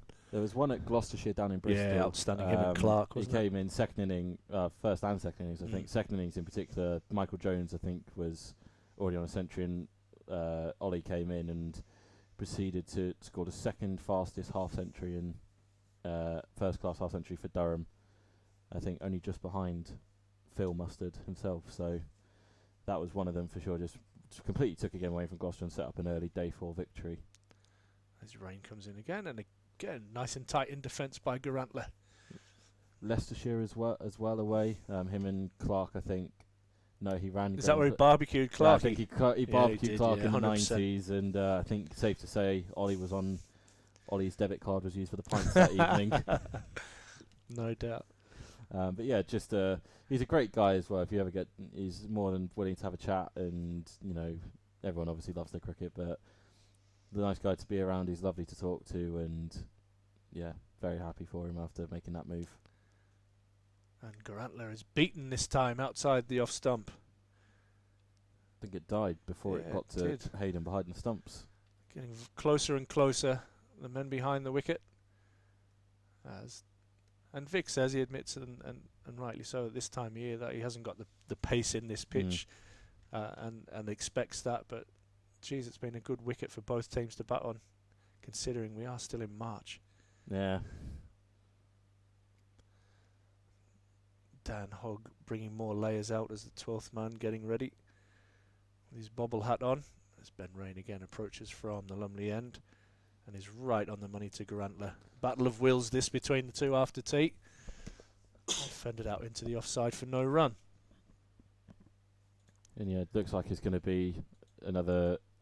Well, Scott Borthwick mentioned it on comms when he came on about the fact there is now the potential for some tinkering in that top six after last year's was pretty much remained unchanged. Ben McKinney scored 40 in the first innings, did very well on pre-season, can bat in the top three.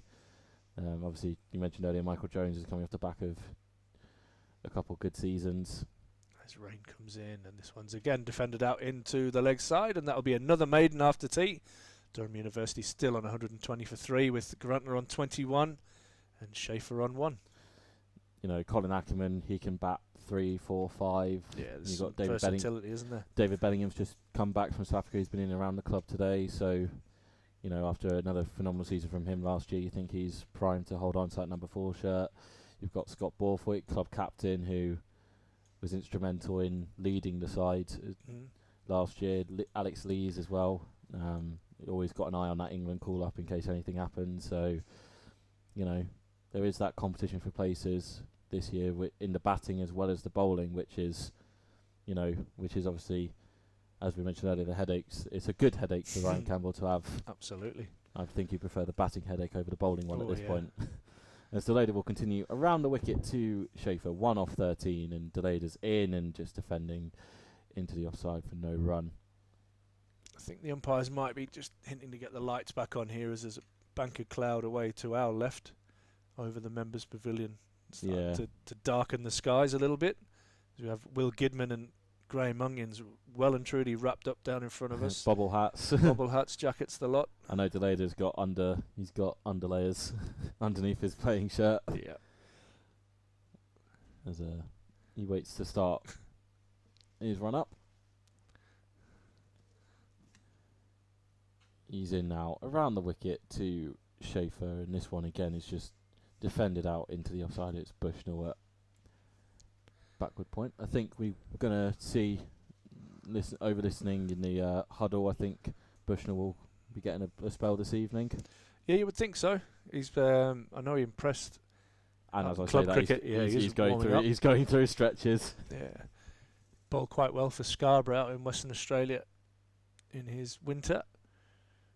Probably didn't score the runs that he wanted, but definitely worked well with the ball. As this one is hooked leg side by Schaefer. Didn't quite get up, but was able to still pull it. And slight miscommunication and a slight misfield as they're looking to come back for a second, but in the end it's kept to one. Luke Robinson doing the fielding out at deep backward square.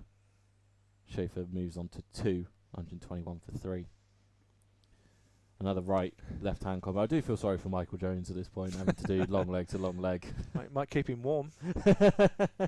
Getting a good 100-metre run in. Yeah.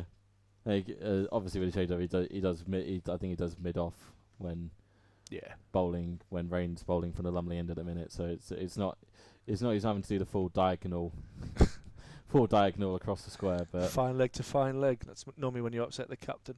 As Delayder now comes back over the wicket, and this is short of a length, and Grantler is able to get in behind it and just drop it into the onside. Yeah, Luke Robinson taking the field. He's yet to have a bowl, so I'd imagine we'd see see a spell out of him as well before the close. Plenty of time, as we say in the game. Still 35 overs at the end of this one being completed before scheduled close of play. Whether the light will hold for us to get those overs in remains to be seen. But we got the full afternoon session in, and Delayed is in now for his penultimate ball of the over, and this is again just tucked into the onside. It's given a no ball by the umpire.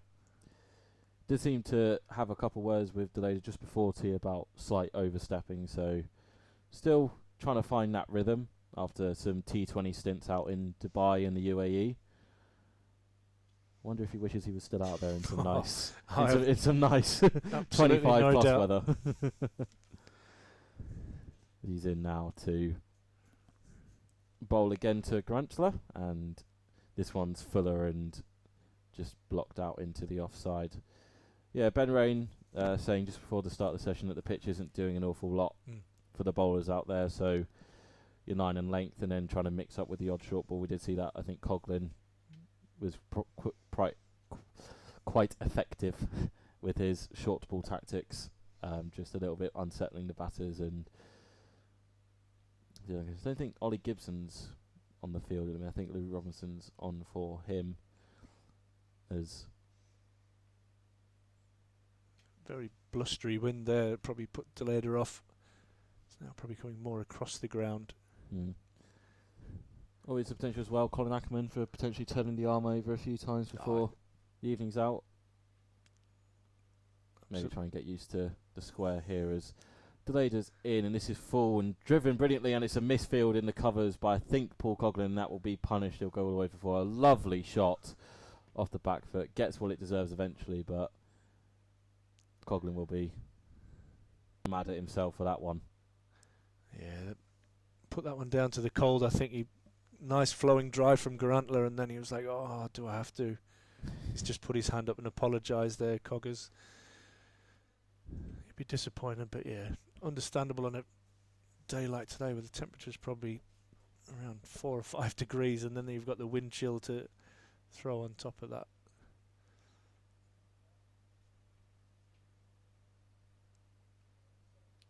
Now Luke Robinson gets the job at this end, closest to us, the Finkel end, to do the honours of the fine leg to fine leg.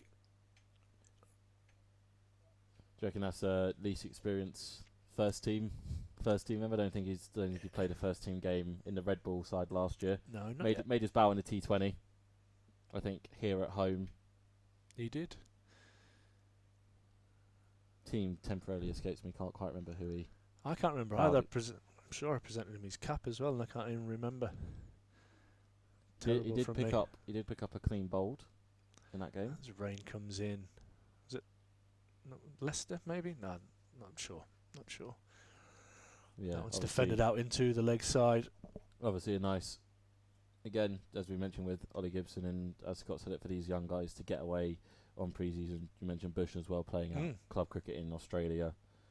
Like guys who have played a lot of seconds cricket, but need that little bit more playing time in order to break into the first team. Absolutely, they need to be ready. The standard that's being set in that first team now, they need to be ready to take that opportunity as rain comes in, and this one's defended by Schaefer out into the offside for no run.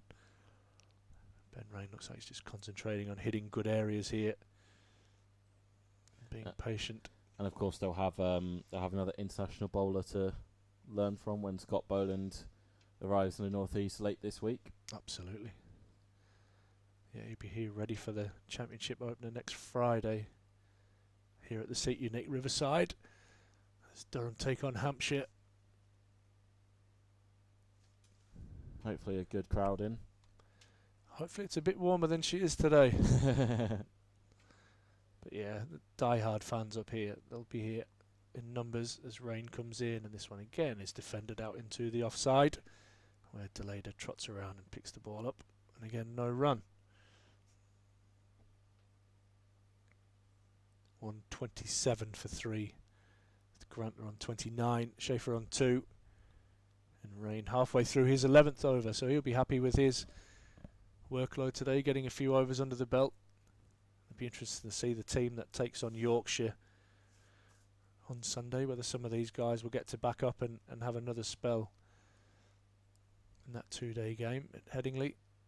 As rain comes in again and right on the money, and Coggers with an elaborate dive away to his left. Made no mistake with this one. Wasn't letting that one through. And no run.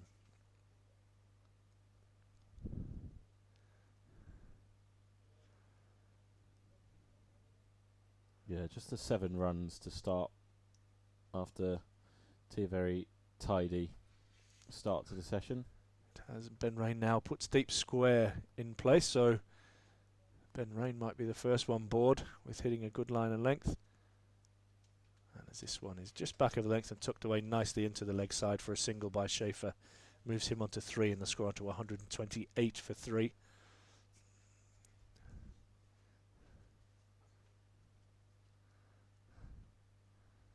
Brings Grantler on strike, who's been excellent so far, looked in really good shape. Scored 100 against Durham last year for Northumberland in a game up at Jesmond. Well, was that in the warm-up game before the one-day cup started? It was indeed. Excellent player. I know Warwickshire and Essex have had their eye on him. As Rain comes in again, this is defended nicely out into the offside, and that ends Ben Rain's 11th over. He has figures of none for 29. Sorry, none for 23, is it? I'm trying to think. 25. 25, my God. Specsavers, no longer doing the county championship. I'll have to sign up with Vitality instead. Get an eye test. I always struggle with that yellow on that board. Baslow going to continue 7 overs, 1 maiden, none for 16 for him so far this afternoon. Wonder how many more overs these two will bowl before someone like Luke Robinson and Bushnell get into the flow of things. He's going to come around the wicket to Schaefer as he has done. 3 off 21 deliveries for Schaefer, but he has been watchful. Not been many full shots. Candelaida force one here as he's into bowl, and he's struck on the back pad. There's a field for MW. He's given him! Baz Deleda has his first wicket of the game. Struck on the back pad. A bit of a delayed appeal, and Schaefer's not exactly happy that he's been given. He's pointing his bat to the umpire, and I think trying to claim that he's got a bit of an edge, and unfortunately he does have to walk. 3 for him off just 22 balls, and Durham Uni used their first wicket of the evening session. Yeah, good from Deleda. Straight attacking the stumps, but Schaefer, not the first batsman to look disappointed as he walks away, giving out LBW there off the bowling of Deleda, as you said there, for 3. And Durham University are now 128 for 4. Grantler, the not out batsman, on 25. That brings Lawrence to the crease. Again, another one who's spent time playing club cricket in the North East with Crook over the last couple of years. It's been very impressive. And I believe, I'm just going to check this, I think he's a Jersey international. I'm just going to check that.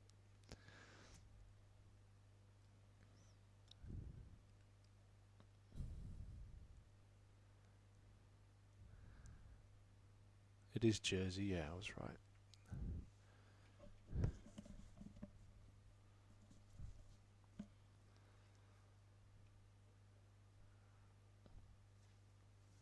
Right-handed batsman. Will be on strike now to Deleda, who I'm sure will now come back over the wicket.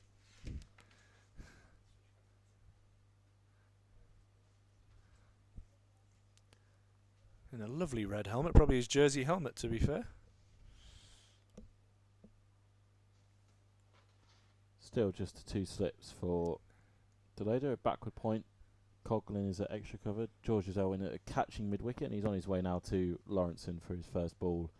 This is back of a length, and Lawrenson is able to get in behind it and full face of the bat onto the ground.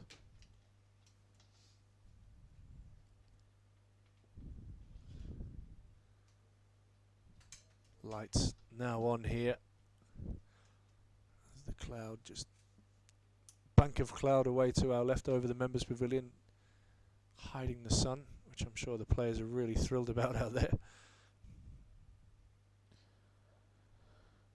Delayed is in. This is slightly fuller, and Lawrenson is underway, able to tuck this away on the leg side, and Michael Jones is able to stretch his legs, running from long leg to field that.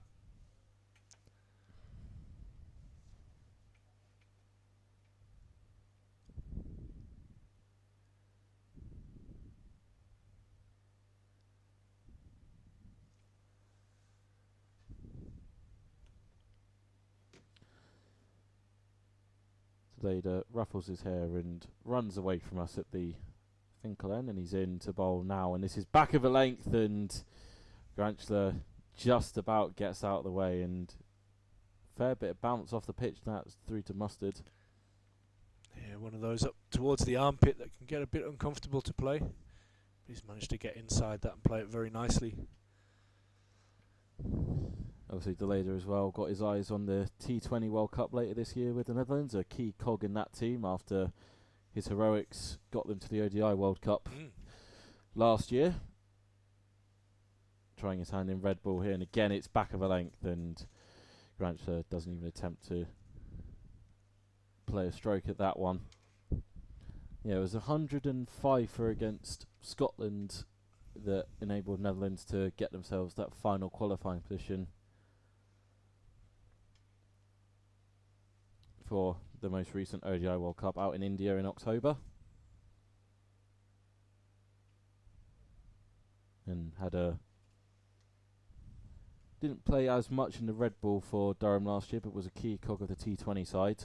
Opened the bowling on a fair few occasions and had some scores as he's in now. And again, that's 3 short balls in a row. I feel there's been a change in mindset. Wicket with the first ball and just a single to finish the over. Durham UCCE 129 for 4. Some news coming out of Lancashire. Nathan Lyon has his spell cut short by Cricket Australia to manage his workload ahead of their 2024-2025 Australian summer. So he was due to be available for the full 2024 season, and that has now been cut to 7 of the first 9. Interesting. Obviously went in the calf during the Ashes last year, so they want to be making sure he's fit and firing for the Australian summer. Starting to get to that age now where old man injuries can happen, the calf being one of them. That also played a part in meaning Todd Murphy didn't come up to Chester Street after the Ashes finished. Cricket Australia managing his workload as well. Did indeed, as rain comes in and Lawrenson defends this out into the offside for no run. Yeah, it did have that knock-on effect. Durham utilising a number of spinners last season. Trying to think if I can remember them all now. Yeah, Started off with Matt Kuhneman. It did. Ajaz Patel was next. I think Matt Parkinson obviously was the one that stuck around the longest. Liam Travaskis played red ball game. I think that's all of them is. It's Lawrenson defends this one out into the offside again for no run.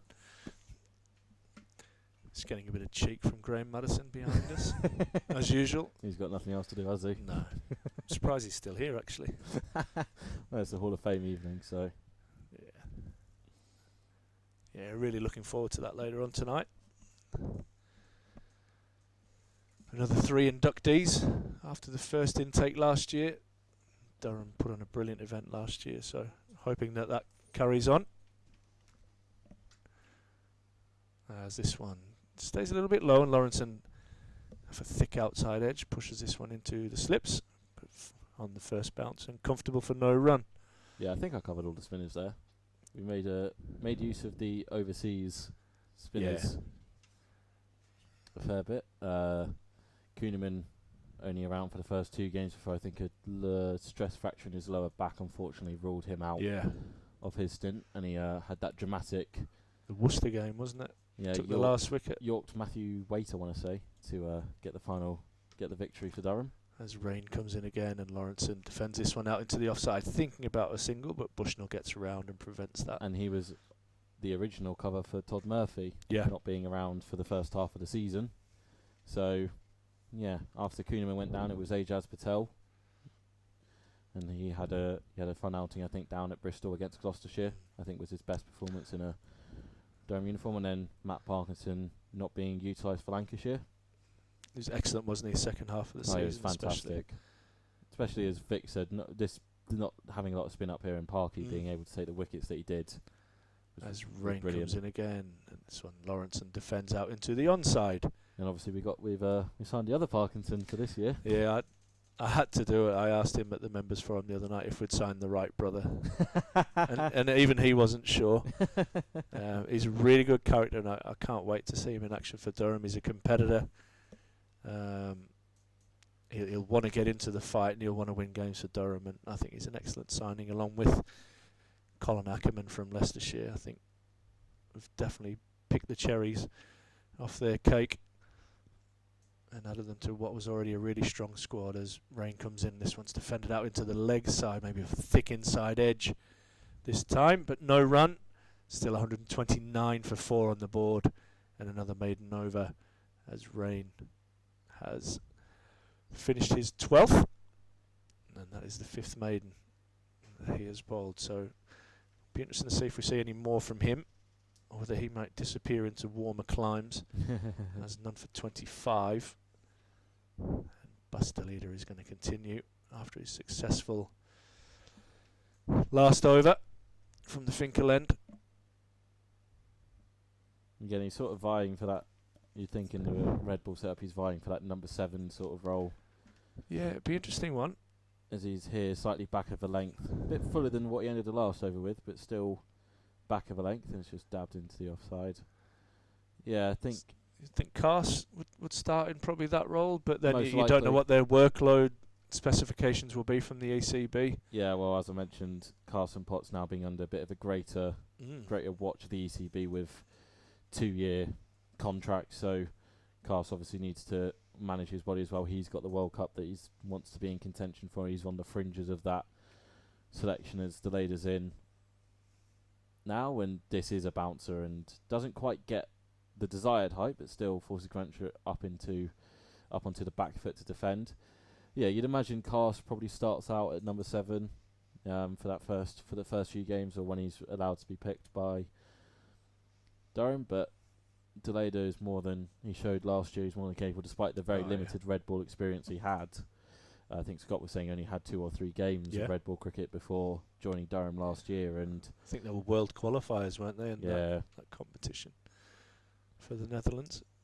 I think it'd also suit him as well to come in a little bit lower down the order as he's in now, and this is Fuller, and it gets a drive out of Grantchler, but just to backward point, I think as well, because he's an all-rounder, you're able to better manage his workload at number 7. You're not asking him to come in at 4 or 5, where if he's had to bowl a lot the day before or the session before, then it's a little bit tired. He's got that time to get his mind in the right position and be able to perform to the best of his ability. And he can bowl sharp as well. I think he can get it over the 140 kilometre mark. I think it was a spell, it might have been Sussex, where he blew their order away last year. Took 3 quick wickets and changed the course of the game. Oh yeah, get your hand out the way, Ackers. It's a thick edge, very sharp, and thick edge takes it down to the boundary. Been about head height to a 3rd slip. Maybe if this game had a bit more on it, Ackerman might have had more of a crack at that one, but it's tough here. You are standing quite close at slip, and that was forced off the back foot at some pace. Baz has immediately responded by asking for a 3rd slip, and Matty Potts has been tasked with jumping in. Seems a very fluid slip cordon that Durham have had today. Obviously, nothing really riding on it, pre-season friendly, but also a bit. There was a bit of movement about there last year. I do wonder how that kind of affects movement as delayed as in. And this one is back of a length, but doesn't quite bounce up. You have Beddingham and Borthwick to throw into as slippers. Ackerman is also a very good slip. So, I mean, Scott has said he wants to be attacking, so what's the best way to be attacking? Get all your best slip fielders. Scott did have a finger injury last year and spent a bit of time at mid-off and mid-on, so I think he spent the entire season at mid-on following his finger injury. I think last year was mainly Lees, Bellingham and Jones that were the tried and trusted slip cordon. And this is another bouncer from Baz. I do wonder if this is no longer trying to change the length. This is instructions from McKinney to try roughen him up a little bit, and that brings over to an end. 133 for 4. I think fielding at mid-on might have helped Scott's captaincy. You're able to, obviously you've got to keep your eye on the ball when you're fielding, but there's not that pressure of having to field quickly from outside. You're able to watch the game a little bit better, and you're in constant communication with your bowlers. Yeah, I think that is the advantage, that you can speak to your bowlers. Whether I think your first slip is probably Scott was more normally in a second slip position, wasn't it, with Beddingham probably at first, but it's a great place to watch cricket from as well, in the slip cordon. Ben McKinney taking on that role for this 3-day warp, and his first time captaining the Durham senior team. Yeah. As rain comes in, and Lawrenson flicks this one away off his legs, and it's gone very fine. And Robinson has some work to do, which we cannot see a thing of. Gone. And it has gone for 4. Tucked away nice and fine. Luke Robinson is really square at deep backward. And Lawrenson picks up his first boundary and moves on to 5. And Durham University move on to 137 for 4. Yeah, maybe just a little bit too straight there from Rain, but he's having to try and make something happen. He said the pitch isn't really doing an awful lot, so it's not the end of the world. He's got the batter playing, and if the batter's playing, there's an opportunity to get him out. If he's leaving every delivery, you're not getting him out. So as rain comes in, this one just a little bit back of a length and defended back down the pitch by Lawrenson. Also, this is a really good opportunity for Durham UCCE to show what they are about. Some of the uni guys coming on earlier and talking about how this is, this is how some guys get spotted. You mentioned Granchler's got eyes on him from other counties, and well, if you look the last couple of years, I had Chris Benjamin, who's now at Warwickshire. He had a 2-game loan. I think he had a 2-game. He came loan up here, here. got a couple of wins. It was excellent to see him as part of that. As rain comes in again, and this excellent delivery and defended nicely out into the offside. You had a lad called Michael Booth, who also picked up a county contract on the back of some strong performances at Warwickshire. You had the Price brothers, who were at Gloucester, who have come through this programme.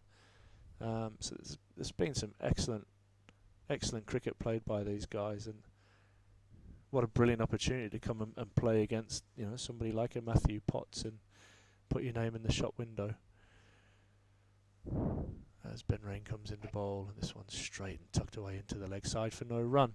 Nothing to lose, everything to gain. Yeah, absolutely. And Grantler's looked more than comfortable out there. I know the wicket isn't quick, but he's had plenty of time, and he just looks comfortable in this environment. He seems to exude a bit of a confidence. There's a little bit of swag about him, isn't there? He's just the way he moves around, like it's not overawed by the situation at all. Some of his back foot punching has been particularly nice to watch. And he doesn't seem phased or in any hurry whatsoever. He's just kind of in his own little bubble, which is good to see. So we've now got a catching mid-wicket in place. Yeah, Paul Coughlin's been moved out the slips.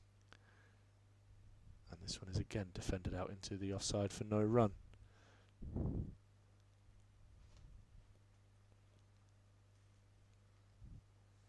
It's a very long session this evening. I think at the start of session 39 was scheduled to be bowled by close.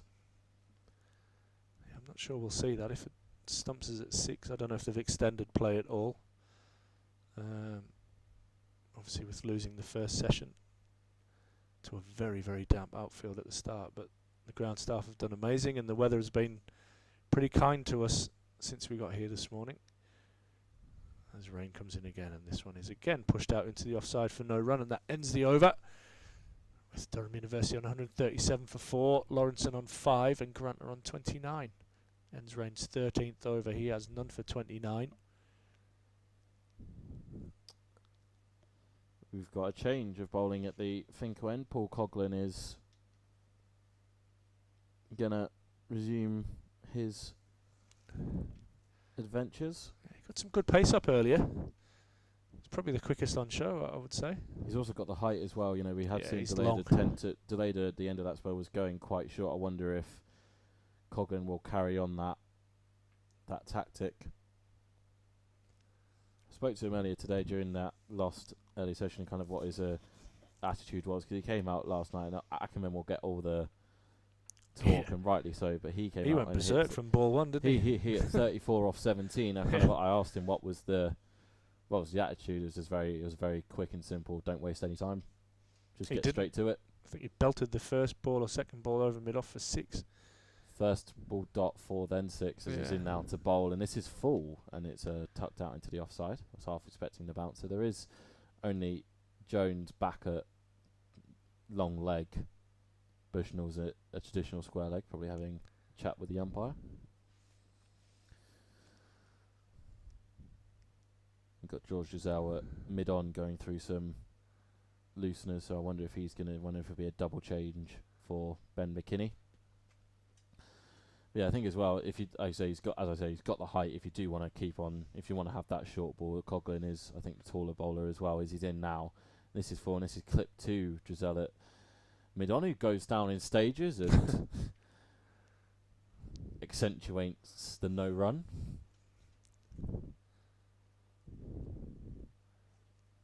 Just having a look there, I thought Vic was coming out onto the ground. I didn't know whether it was the first appearance of the deck chef, but he's just carrying some kit away there with the wheelbarrow. It's lovely to hear him, and he's just such a great guy to speak to, very passionate about his work on the ground. Coughlin in, and this is slightly full and just defended. Yeah, I've never really understood what goes into all the preparation behind pitches and stuff, so to be able to have that conversation with him was really, really eye-opening, and I'm now a bit more knowledgeable about the entire process, and they produced some fantastic wickets up here last year, and as he mentioned, the fact they were able to get results. I think 7 games here, Durham won 6 of them. I think the other one was a draw. Yeah. Coughlin in, and this is a good leave from Grantler. Outside is off stump. Coughlin maybe looking for trying to get some sort of movement back in, if there is any coming at 50 overs in. Don't think we had a ball change this innings.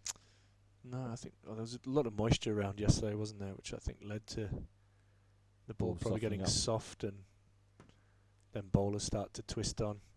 Losing a bit of shape. Rightly so, yeah.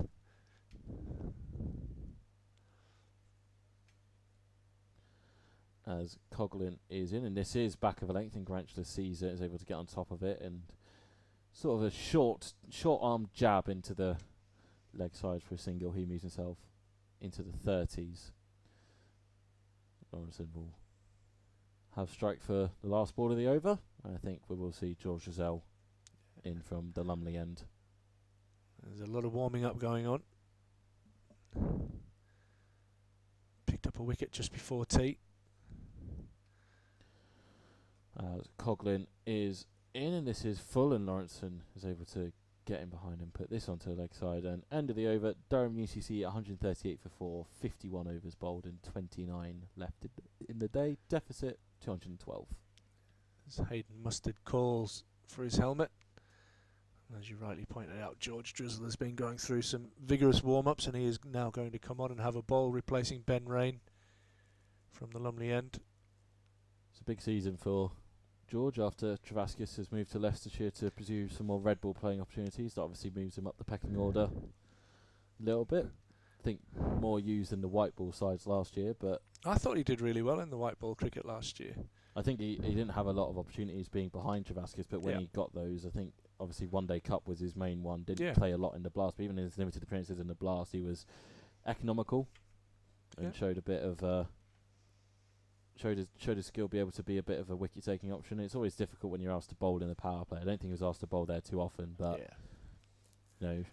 he put his best foot forward in his opportunities, and that's what he can do. I think he got given a 1-year contract extension at the back end of last year, and as we mentioned with Hayden with the keeping, he's only one injury away from potentially being asked to fill a gap as a frontline spinner. Absolutely, as he comes in now, right arm over the wicket, and this one's short, and it's cut away nicely by Garantler. It's a Bushnell in pursuit as this one heads towards the rope, out towards the scoreboard, and it's just pulled in. This is a little bit of confusion between the two fielders, and Garantler will pick up 3. He's done well there, picked up on the back of a length there from Drizzle and cut that away nicely. Moves Grantler under does 33. seem to not in a different like world, but he does seem to be Durham Uni's best batter from what we've seen so He's far. a nice player for sure. He looks unflustered, has plenty of time. There's Drizzle now, bowls right arm over the wicket to Lawrenson, who again is on the back foot and punches this away. As McKinney runs and slides and drops and dips and manages to stop that one going out any further into the offside. Lawrenson picks up a single, moves him on to 6, and Durham University under 142 for 4. Just needs to get a little bit fuller here, Drizzle.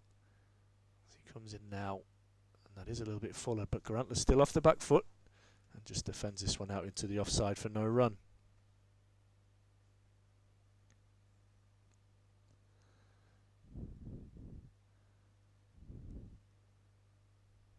Comes in again, getting through his over quickly. This time draws Grantler forward as it's pushed out into Matty Potts, who is catching mid-wicket. There's 2 men in position on the leg side, ready for an opportunity as Drizzle comes in again. And this one is tucked away out into the leg side, and Grantler will pick up another single off his hip. Moves the score on to 143 for 4 and moves himself on to 34.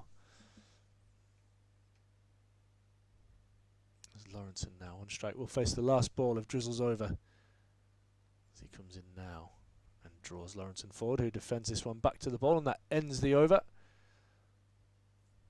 The 5th from Drizzle. He has 1 for 21. As I said, the score is 143 for 4. Grantler on 34 and Lawrenson on 6.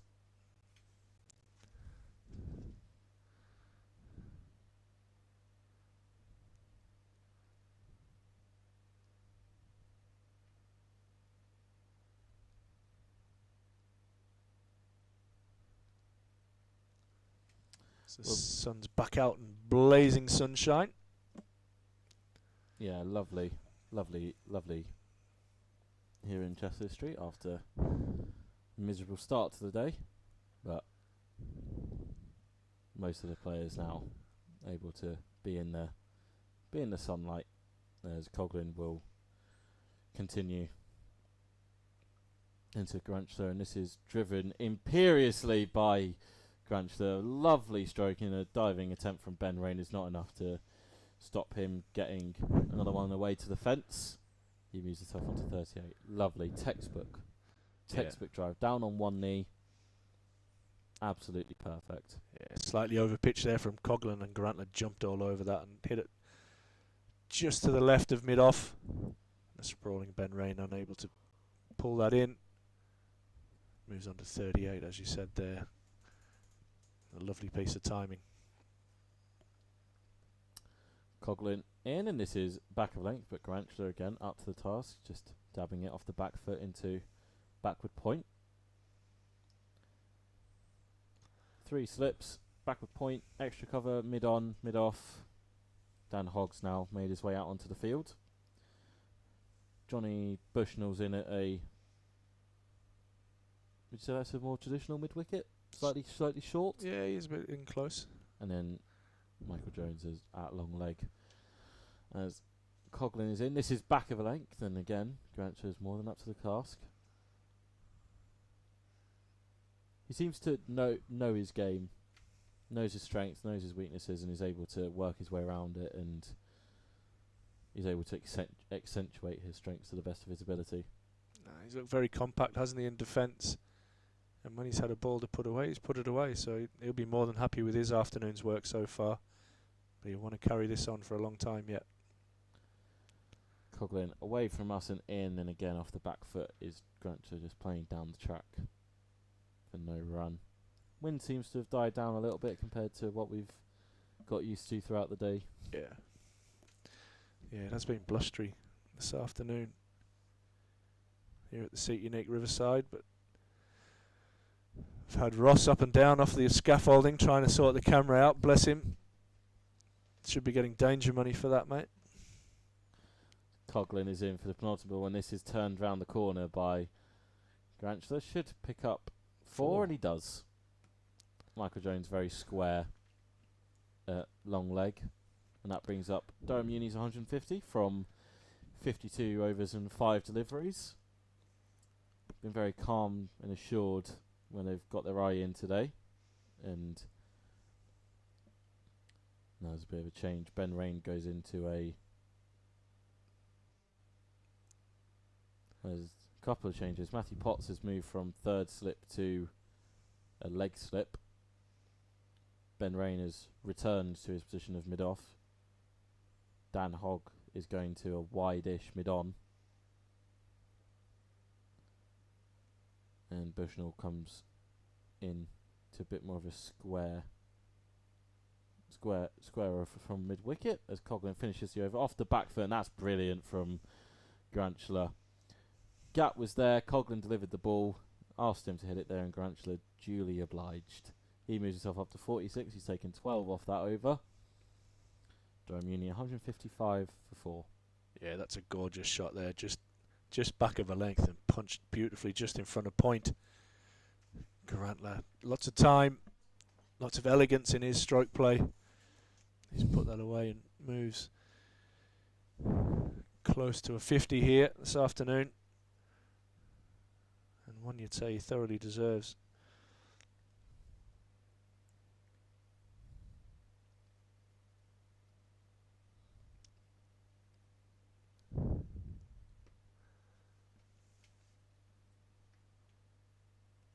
.46 off 65 deliveries and 7 lovely boundaries.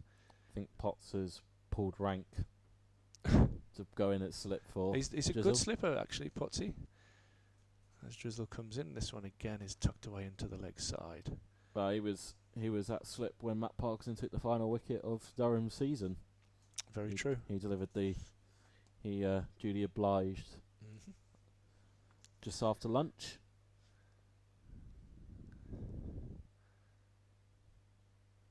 Drizzle right arm over the wicket to Lawrenson. This one does drag him forward and beats the edge. Good take from Mustard. Tidy bit of work from Baby Colonel. I'm sure I'll be seeing his father this evening. He was up in the press box yesterday. As Drizzle comes in again, and this again defeats Lawrenson in the flight a little bit. Gets a thick an inside edge. Dan Hogg sprawls. From Hogg, that. Yeah, he's a big man. He got McKinney at 6'6", and I think Hoggy jumps all over that. As Drizzle comes in again, and just seems to have found a good area here. Seems to have found his length. Absolutely. Just fired that one in a little bit faster. Trying to see if he can get the edge. He comes in again and drags Lawrenson forward a little bit more. Loop on that one. Yeah, just seems to have found his rhythm there, no doubt. Warming up a little bit. Tough job for the spinners bowling in this. Yeah, it's not really made. Chilly temperatures. It's not really made for spinners. And he comes in again, and Lawrenson defends out into the leg side. Nice over from Drizzle. Ends the over. Durham University on 155 for 4 still, a maiden over. Drizzle has 1 for 21 off his 6. That's his first maiden over for the afternoon. That'll make him happy as a spinner. If you're not taking wickets, not going for runs is your next objective. Allowing these Durham fast bowlers to rotate from one end. That's what was so impressive about Parkinson last year, the ability to take wickets and also control the run rate. Like you say, being able to allow Rain, Potts, Cast, whoever was the bowling attack, just being able to rotate from the other end as Coughlin is in, and this is Fuller, and Grantchler is able to get in behind it. As well, just the ability to be open to trying things. You know, there was some funky fields last year, and that speaks to Scott spoke about it earlier when he was on commentary. Like, how do we take 20 wickets? Yeah, and that's going to mean that you do see some funky fields at times. But you know, I think it was Gloucestershire here. As Coughlin is in for his second ball of the over. This is down the leg side. Potts is appealing for a caught behind, but nothing doing from the umpire. A bit short, and he's might be a plan. But I remember start of over, Parkinson was bowling quite straight, and he's just been clipped down the ground, and just for singles or twos, he wasn't very happy with it. But he'd noticed something in the batter's setup that made him and Borthwick believe that they could get a wicket. As Coughlin is in and short, which Grant's in behind. So Borthwick then moved David Bedingham into a short mid-on. Next ball, chipped up. Bedingham caught it. Love it when a plan comes together. Yeah, make you feel good as a captain. That is for sure. It's going to be change of fielders here as Bushnell drops back to fine leg, and is Jones going to run all the way off here? I think he might be. I think Ackerman was off in the previous over, which is why Potts did the slip fielding, and Jones is indeed heading up towards the dressing room. Not sure what's going on there. Did Durham have one too many on the field at that stage? Because I haven't seen anybody come on to the field. You might be right. He's running for helmet. Oh, there you go. Someone's going in under the lid. And he's drawing the short straw here. I think it might be Jonesy himself. Yeah, it must be. Yeah, it is. He's got the box. You've had time to graze down there, mate. Get yourself in. It was Graham Clark for the first team last year that did the short leg duties. Jones, having spent the majority of his time last year in the slip corner, now gets the lovely task of fielding under the lid. No shinnies on. Maybe he's not going to be in as... Well, no, it does look like he's going into... Be about stripping a bit away, I think. Again, I'm interested to see if they use this as a... Well, that field would definitely indicate there's no mid-off, there's no mid-on. It does scream short. Although the old double bluff may well come into play. Let's have a look as Coughlin steams away from us to bowl the fourth ball of this over. It is short, and Granchlow is able to flick this calmly round the corner. Almost as to say, what's all the fuss about, lads? Yeah, he played it nicely, didn't he? Got up on top of that and rode it around the corner. Comfortably clear of Matthew Potts, who's in a leg slip / leg gully position. Got Luke Robinson, who's lurking in the deep square. They're going to keep the same field to Lawrenson as they're going to test the middle of the pitch. He is indeed, and Lawrenson meets him and plays a brilliant pull shot round the corner and gets a four for his troubles. Yeah, not high enough, that one. That was just above hip height, and Lawrenson helped that round the corner. I'm sure Matthew Potts was the happiest man that didn't actually come straight towards him. He's asking Coughlin if he wants to move him a bit squarer. Yeah. Always on the go, Pottsy. Always engaged. Yep. I think he's taken a couple steps further back. I don't blame him. I want to see if Coughlin can get his line right here. He's in, and there's the double bluff. He goes full, but Lawrenson is up to the task, and that ends the 55th over, 160 for 4, and Coughlin's bowled 13 overs today. Been a good shift from him, and now being asked to do a bit of grunt work. Yeah, it's hard. Tough work bowling short and bowling into the pitch. Takes more out of you. Definitely does. Cogger's big, fit, strong lad. I'll be enjoying the workload. Big Garantler now will be on strike to drizzle.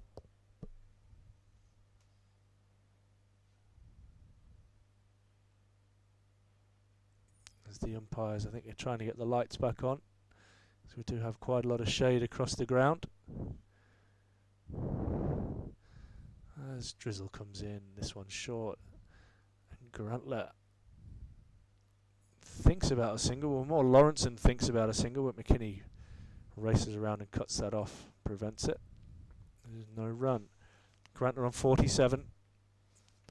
Just 3 away from a well-deserved half-century. Drizzle comes in, and that's nice length and hits the outside edge of Grantler's bat and trickles out into the offside for another dot ball. 160 for 4. Durham University batting really nicely this afternoon. As Drizzle comes in the bowl again, and this one is on the leg stump. And Grantler defends this out into the leg side. And another dot.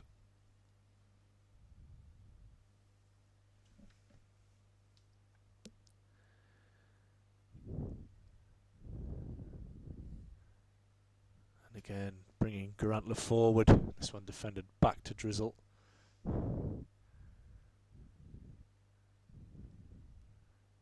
Just a little bit of holding from this end now. Drizzle seems to have locked in on his line and length. As he comes in and again draws Grantler forward, who defends this one out into the offside.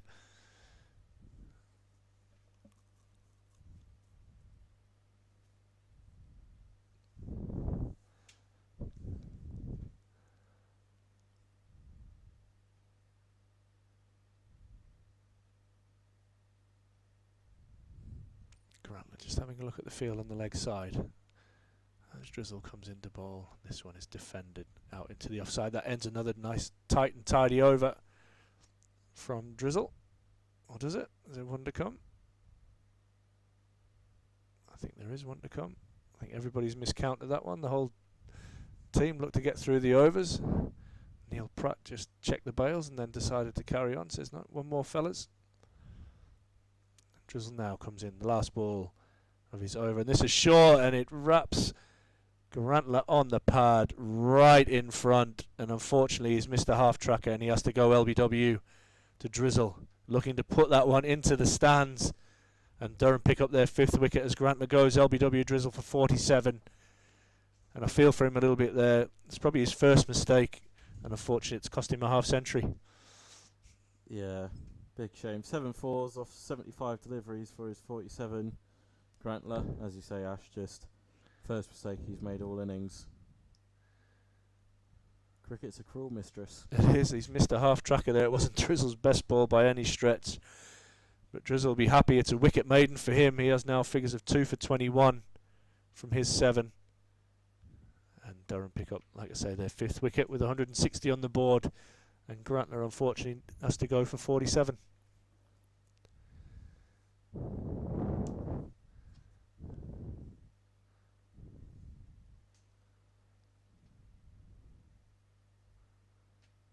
think all the Durham lads will be happy with the miscounter there, and they'll feel that they've got an extra ball in.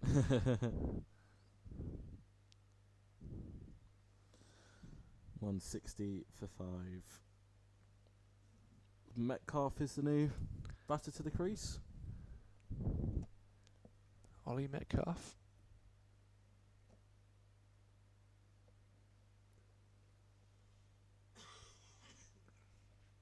Will be Coughlin to start his 14th over of the afternoon.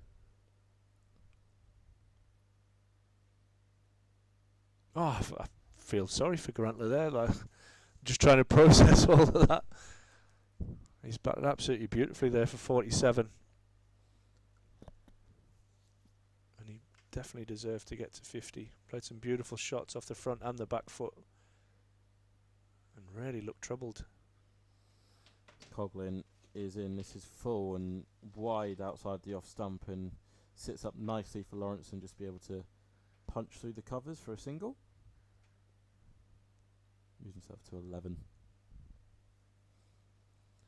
Sun seems to be hiding away and maybe going away for the rest of the day. It looks so much colder when the ground's in shade, doesn't it? Got a darkish cloud to our left hand side moving in. Hopefully it doesn't bring any rain. The lights start to flicker back into action. Here at See It Unique Riverside as Coughlin is in. This is aimed towards the stumps and Metcalf gets in behind.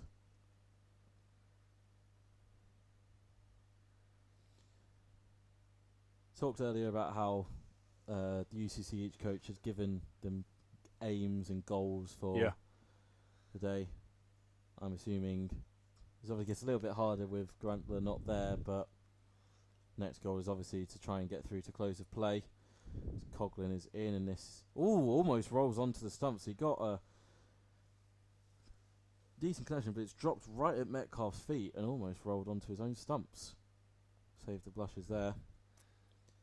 Yeah, I was speaking to Mel yesterday, and he was, I think, 65 overs was the target that he set for his, that he had set for his batting group, and they're not far off reaching that. Into the 57th here, as Coughlin is short of a length, and Metcalf unconvincingly turns this just past Jones under the lid and gets off the mark. And I think rather worryingly for these two, Matthew Potts is ominously going through his bowling warm-ups at third slip.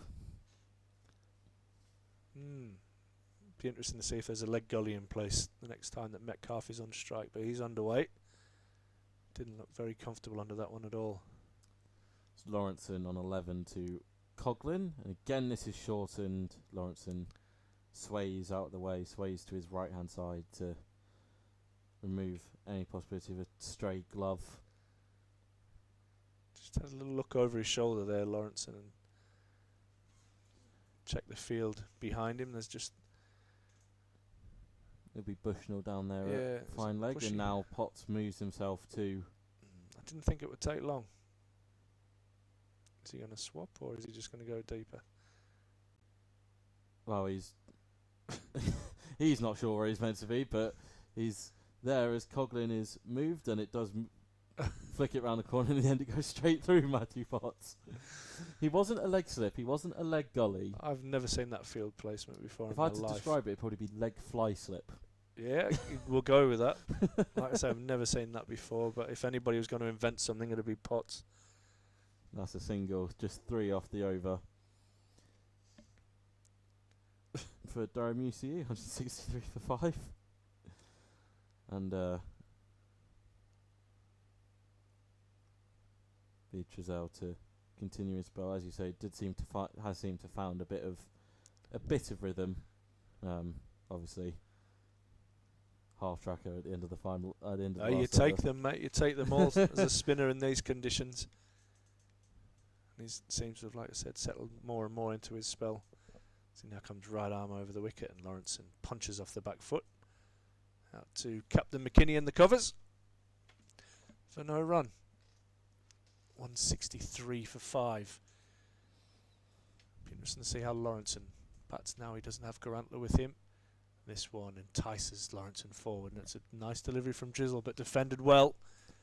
Something I have noticed when they're playing Drizzle, they're doing well not to get, coaches talk about all the time, not to get caught in that in between bit. Either you get right to the pitch of the ball, or you go right back onto your stumps. Yeah. He did just get trapped on the crease a little bit there. He defends this one out into the leg side. But generally, like throughout the innings, they've mainly been able to either smother most of the spin, or they've been able to sit off the back foot. Agree, and this one's fired in by Drizzle. Again for no run. I think they've batted really well. Fair play to Durham University. It's by no means been a cakewalk for Durham. Talked about how last night Durham had the best of the bowling conditions, with Durham University going into bat under lights. Drizzle comes in again, and this one's tugged around the corner. That's going. And that will go away for 4. And Lawrenson cashing in on that short delivery from Drizzle. And moves on to 16, and the score under 167 for 5. Yeah, it just seems to be that one ball per over it's not a gimme, but it's just a pressure loosener. Yeah. Just not quite in the same length, and any batter, as soon as they see a bit of a long hop, is going to cash in. As he comes in again, and that's nicely bowled. A little bit of flight outside off stump. It's pushed into the covers for no run. And that's the first runs off Drizzle for quite a while. He now has figures of 2 for 29. Sorry, 2 for 25 off his 8. I did mention in the last over, I'd be worried if I was these two, with Matt Potts going through his warm-ups at third slip, and Ollie Metcalf is about to get his technique tested by England International.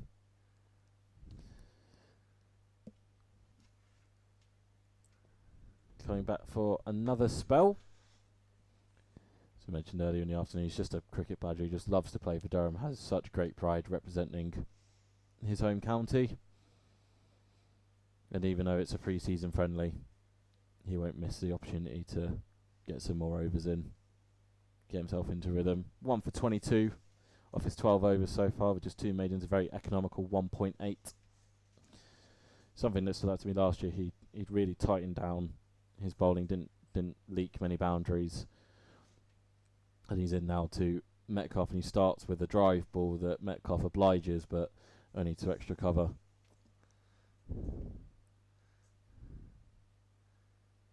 As we mentioned, England going into their first Test summer without Stuart Broad to partner Jimmy Anderson. Potts looking to stamp his name, and with Josh Tongue and Jamie Overton fighting through some injuries to start the season, and Ollie Robinson not exactly making the most of his opportunity out in India, as Potts is in and Metcalf is in behind. Should clarify, the bowler Ollie Robinson, not the wicket keeper. But yeah, with Tongue and Jamie Overton fighting some injuries and Ollie Robinson not looking in the best of form, if Potts can get off to a good start, you would assume that he's in the driving seat. He's got the right man to impress, being here and around Ben Stokes. I'm sure we'll be watching closely as Potts goes about his work. He's in now for the third ball of the over, and this is back of a length, and Metcalf tries to pull him into the gap at deep backward square. Wasn't really there to be pulled, and catches one on the shoulder, and Potts just holding his right arm a little bit. Not going to lie, I watched the shot rather than where the ball went there. I was expecting it to go down to fine leg. I think it caught him on the shoulder. Yeah. Shoulder and dropped at his feet. I think you might get a few more short balls, Mr. Metcalf. As Potts is in, and this is a short ball, and he does try to hook this one, and just goes through to Hayden Mustard behind the stumps. See if Potts sends he has just moved Michael Jones out from a standard square leg to a deep square. We've got Johnny Bushnell at fine leg. Will it be third time lucky? As Potts is in, and this is gets a leaning edge from Metcalf. Has to say he doesn't look entirely comfortable, but rather him than me in that position. Yeah, he's still there. He's having a go. Tried to take on the short ball the first two, and then he tried to ride that one. And the best thing for Metcalf right now is for that to drop in a gap and get down the non-striker's end. Definitely the best place to play fast bowling is watching it from the other end and watch your mate struggle. Potts moving the field about again. I think Jones is again about to have the joys of going under the lid.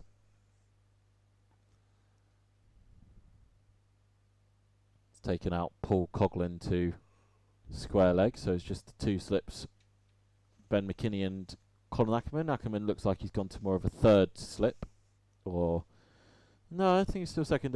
There are slightly bigger gaps between Mustard and McKinney and Ackerman. As does Potts go with a double bluff here? Nope, he doesn't. It's short, and Metcalf tries to make contact, but in the end is fortunate that it didn't. It went coming through to Mustard.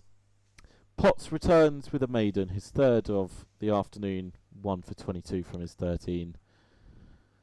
I enjoyed that over. There's a lot going on there. Potts testing Metcalf, and Metcalf having a crack. Didn't quite get hold of the pulls and hook shots that he was attempting, but is looking to score.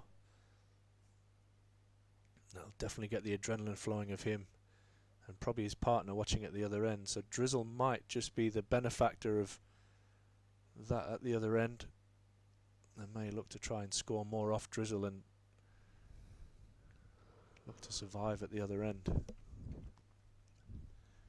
Drizzle's going to continue. Right arm over the wicket to Lawrenson from the Lumley end. It just is a little bit gloomy out there. And he comes in, he bowls that nicely and defended away into the offside for no run. 167 for 5. Lawrence and Metcalf looking to build a partnership, continue the good work from the Durham University batsmen so far today. This one beats the outside edge. There's an appeal. Neil Pratt unmoved. Hayden Mustard doesn't look particularly impressed behind the stumps as he throws his head back. I thought he'd affected a stumping. I thought that's what he's going for, but I've just looked and the bails are still there. As Drizzle comes in again, and a sweep shot this time from Lawrenson, and that is the end of him.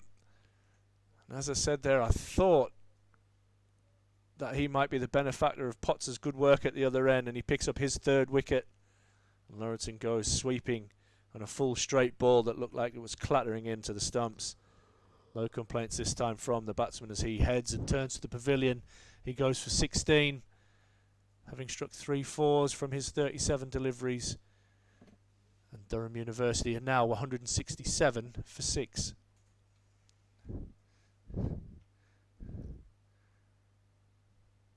What you don't want to do now is for all that good work to be undone here. I was that tail to fight. I was just about to say, unfortunately, I was thinking the other way. I was thinking potentially, obviously Durham Cricket will have their tails up in wanting to wrap this up as quickly as possible and try and have a gentle bat this evening. Not a particularly fun time to bat now. It's a bit gloomy. The lights are on. Potts has got his tail up. Probably a little bit incentivised by Metcalf trying to get after him as well. That'll get Potts' juices flowing. And 6 down now for 167. They've done really well so far today, and they want to try and finish the day on a high.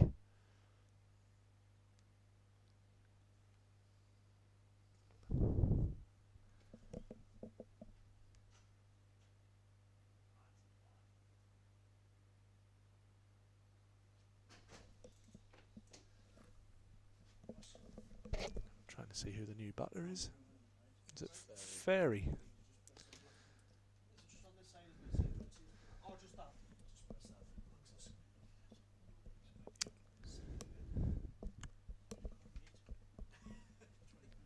As Drizzle comes in again, and this one's defended out into the offside. Drizzle picking up 3 wickets.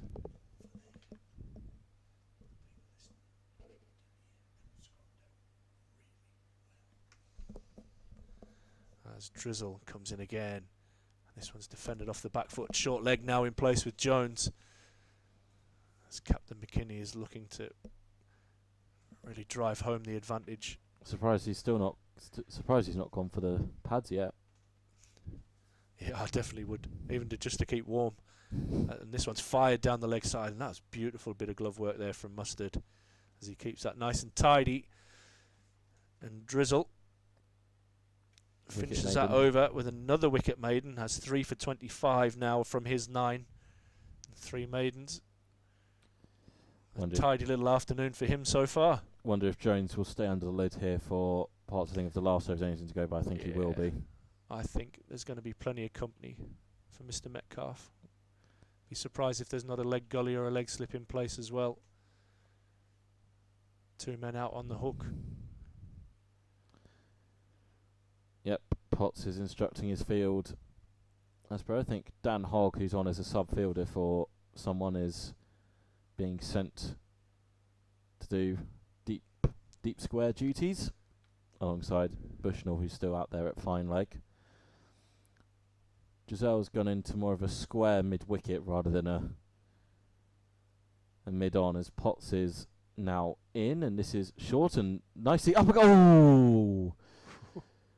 Played uppishly on a sort of like an uppercut and only just got it over Baz Deleda at backward point. He goes for 4, Metcalf's first boundary, but still not utterly convincing from him, and Potts won't be.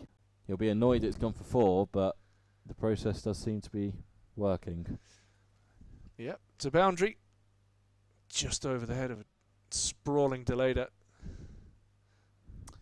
as Potts is in again, and this time he goes full. There is the double bluff, and Metcalf just about jams his bat down on it in time. Potts has now got a smirk on his face. Yeah. There's definitely a bit of extra oomph in that delivery. Perplexed, I think was the word.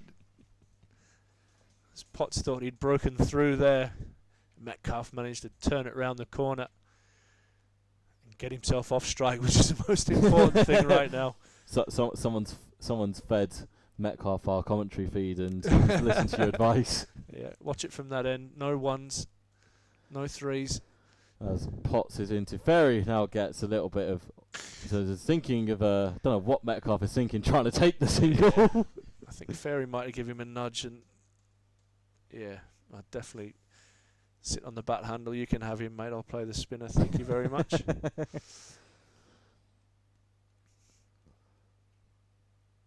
Hopefully try and get Ryan Campbell on the commentary tomorrow. That can't be hard. He loves a chat. Try and get his take and get into his mind of what he's wanted from this. Should we get him to pick his team? Potts is in, and this is slightly fuller, and Ferry is now off the mark, able to play it down and in between Michael Jones's legs, and Hogg does the fielding. Played that with nice control, didn't he? Just tucked it away off the hip.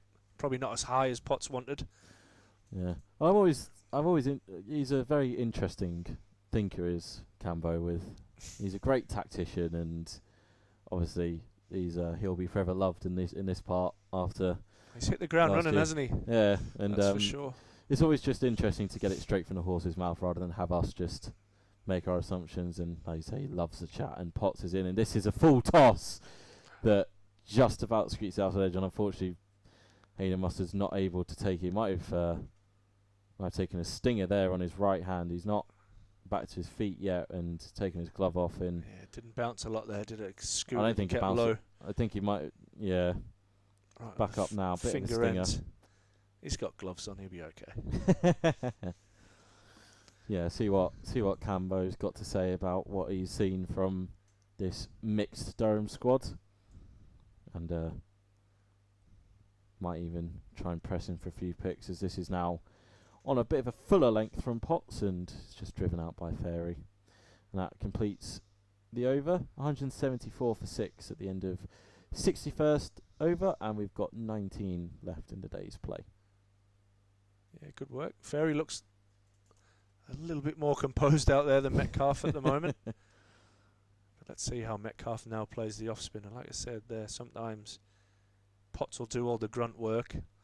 And your partner at the other end picks up the plaudits. Oh, look how well he's bowled. He's got 4 or 5. There was a few spells last year where whether it was Potts, whether it was Rain, Cars, managed to set the batters up nicely, and then Matt Parkinson would come in and absolutely just. That's the job of a spinner, isn't thanks, it? Lads, I'll take that one. Absolutely, be there at the right time to pick up the wickets and do a good job. As Drizzle comes in, and this one's on the hip of Metcalf, who turns it round the corner. It did, yeah. He gets nice and tall, doesn't he, in delivery, Drizzle? Yeah, so definitely he's a bit of a taller spinner. Definitely. He's able to use that height to his advantage. He comes in again, right arm over the wicket to Metcalf. It tosses this one up, and Metcalf just defends that one straight back to Drizzle for no run. 174 for 6. Just will he go here, Metcalf? Cow corner is vacant if he wants indeed. As Drizzle comes in again, and this one's a bit short. Michael Jones will be very, very thankful that one has missed him, as it was short and pulled away. Probably not timed quite as nice as he wanted to, but just the single out to Dan Hogg out on the deep square leg boundary. Yep, Hogg rewarded, I think, with a 2-year contract at the end of last year. Yeah, nice prospect. As Ferry drives this one down to mid-on for no run. Nice and tall, something different, bats really nicely as well. Very, very promising youngster. A number of youngsters at Durham there really sticking their hands up and looking for opportunities, and if he can stay fit, he'll be another one that'll give Ryan a headache. As Drizzle bowls this one, and it's defended out into the offside. That's another thing about Ryan, the fact he's always looking for the youth to come in and make an impact. He had no issues dropping Ben McKinney in first game of the season last year when Borthwick wasn't available. He could have gone with a senior guy, but stuck McKinney there. Ooh. And that one beats the outside edge from Drizzle. Really nice piece of bowling there, and he looks like his confidence is right up at the moment. And that ends his 10th over. It's 3 for 26 from his 10 so far. Yeah, I think it's important for the academy guys to know that if they perform well, they will be rewarded with opportunities. Especially at a young age, it can be quite disheartening if you feel like you're doing your best and you're not getting rewarded. And sometimes that's just how the cards fall with, players coming back from injury or more senior players being available, having had that first year, having had that first year experience. So it can be difficult for those guys, as in any profession, when you're first starting to get your foot in the door. But McKinney can attest to it from last year. He got his opportunity. He only played one county championship game, but he got that opportunity. Yeah. The One Day Cup was mainly filled full of young guys, partly by, musts as Potts is in. This is a bouncer, and Metcalf's again not able to get all of it. A bit of an under edge there that just drops to Giselle. But Luke Robinson in the T20s. It's nice. It's important for these guys such as Dan Hogg, who's now, he's on the radar. Yeah. To see that if he keeps putting in the work, he will get rewarded. Absolutely. And John Windows and his crew of Nathan Rimington, Cole Pearce and Stewie Pointer, what a great crew of coaches that is for that young group. I'll tell you what, Dan, George Drizzle's out there at deep square and looking right into the sun. Potts is in, and he's got a drive and a miss from Metcalf, who... This is a very good test for him in his batting. You're not going to get many better opportunities to have your game tested by one of England's better domestic bowlers. Yeah, he's on the verge, isn't he, Potsy, of potentially breaking into that England team for a long time and wants that opportunity. Sent Jones out from under the lid. 3 men out to look straight into the sun. All three of them have got caps on, but I'm not sure they're doing much work for them as Potts is in now, and this is slightly back of a length and just easy enough for Metcalf to get in behind. Yeah, that was better. Look more composed and comfortable with that one. Yeah, what a great opportunity for these guys to come up against some of the country's best cricketers.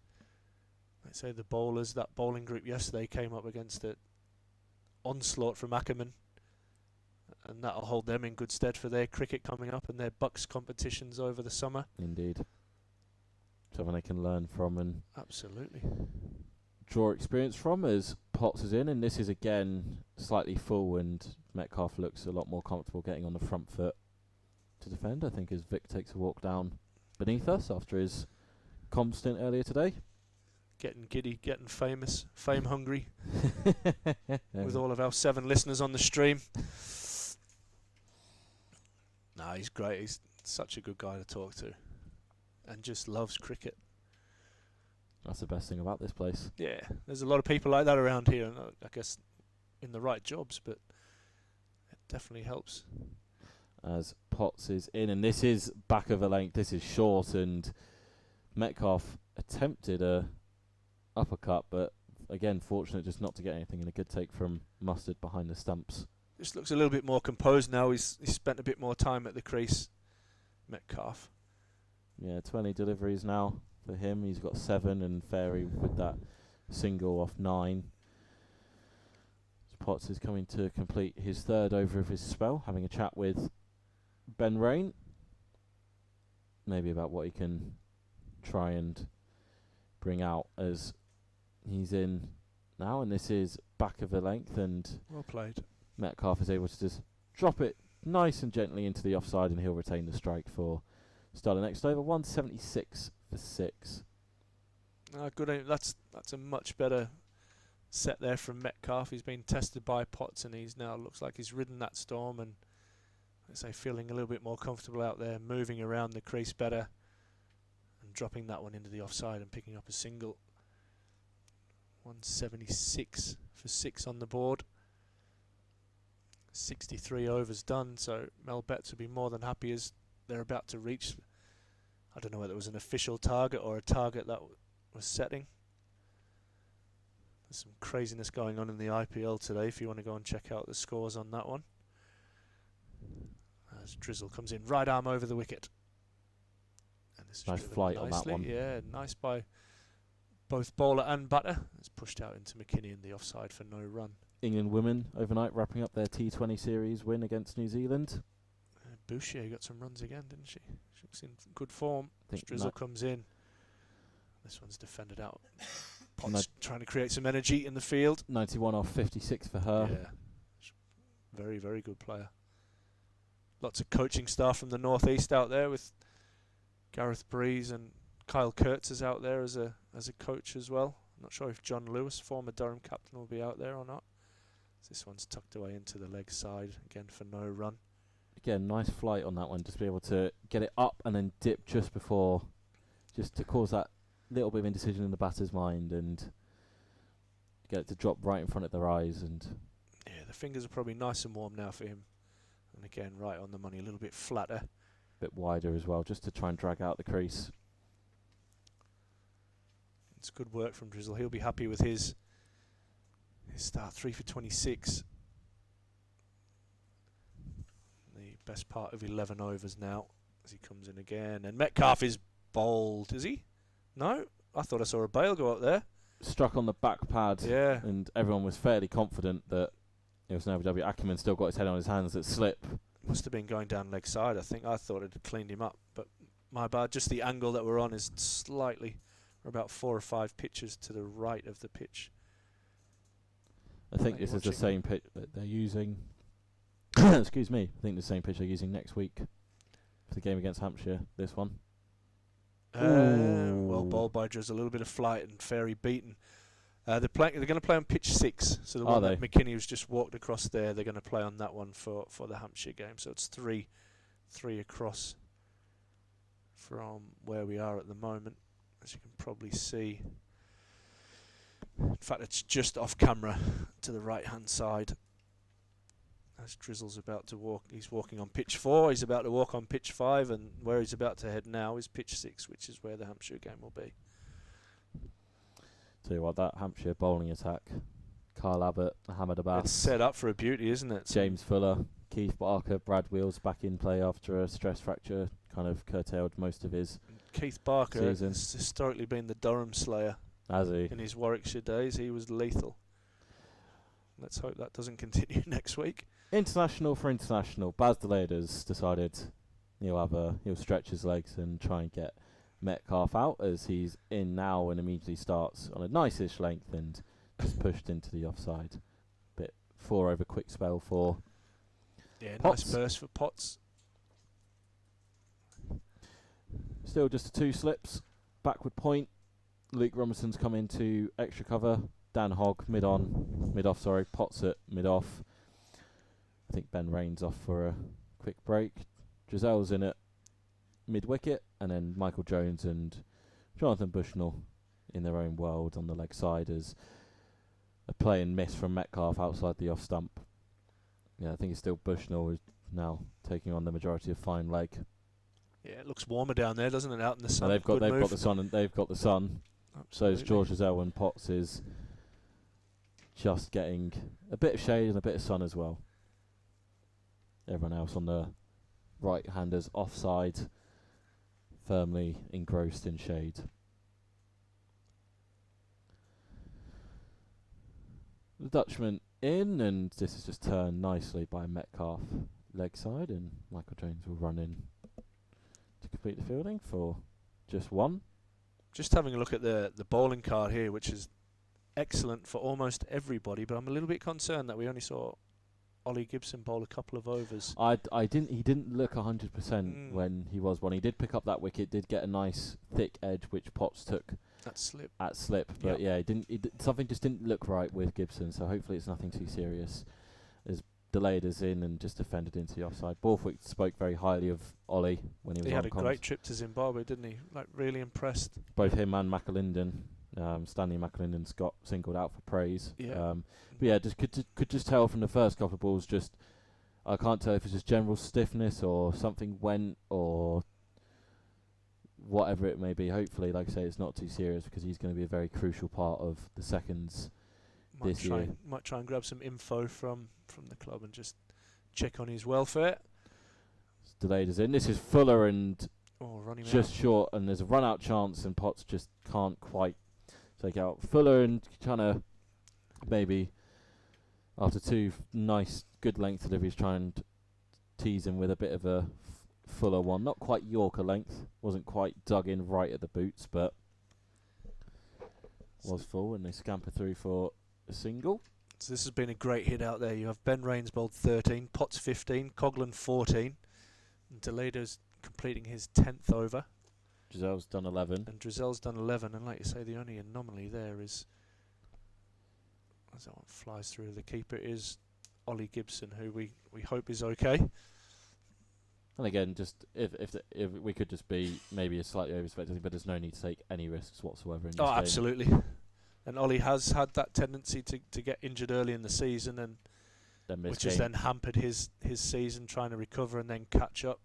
Maybe they are just looking after him and wrapping him in a bit of cotton wool, hoping to get some more out of him and create those competition for places, because like you said, he really impressed in Zimbabwe. Yeah, Stanley McAlinden just with some tight hamstrings. He'd be doing some bowling in the nets, and did look like he was upping his workload a little bit, and he said to me he's hoping to be selected for the game at Yorkshire as Drizel's in, and this one now keeps low. A bit of uneven bounce starting to creep in the end towards the end of day 2 here. A bit of uneven bounce, but yeah, McAlinden's going through some increased workloads and hoping to have a bit of a bowl against Yorkshire if picked. It's a lovely shot there from Ferry. Gone through. Gone all the way through. Probably deserved 4 for the shot. Very nice clipped on drive. Lovely flow of the bat, wasn't it? And there's a hog there, I think, at mid-on. Unable to collect that one. This definitely isn't men against boys, as maybe some would have thought when seeing it on paper. Durham Uni have more than played their part in a very... they've been excellent. And this one is tucked away nicely by Ferry into the leg side. Looking at the field there, I think McKinney's he's asking Drizel to bowl a bit straighter. He's got 3 men in that mid-wicket area. Be interesting to see if that really short boundary gets tempting here later in the day. It is very close to cow corner. As Drizel comes in again, and this one is defended nicely. Did see some reverse sweeps earlier in the afternoon. Yeah, some nice shots.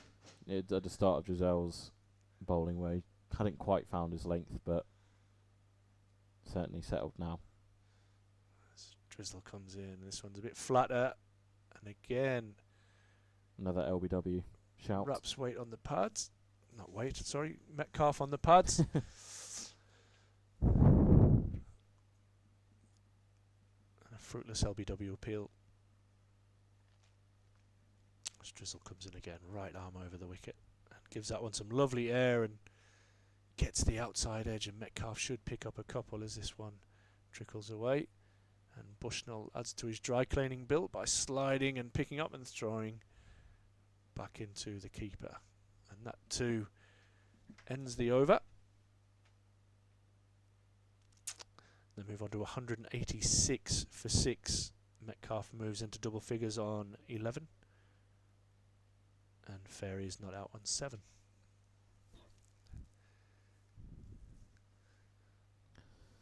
Three for 33 for Drizel. And Deleda currently has 1 for 23. He'll continue from the Finkel end. So there's lots of doors being open here and getting a draft through. Ross, what are you doing? Have to put some longer socks on. Deleda in for his second over of the spell, and this one is a bouncer, and Ferry very sensibly just ducks underneath. Umpire signals first of the over.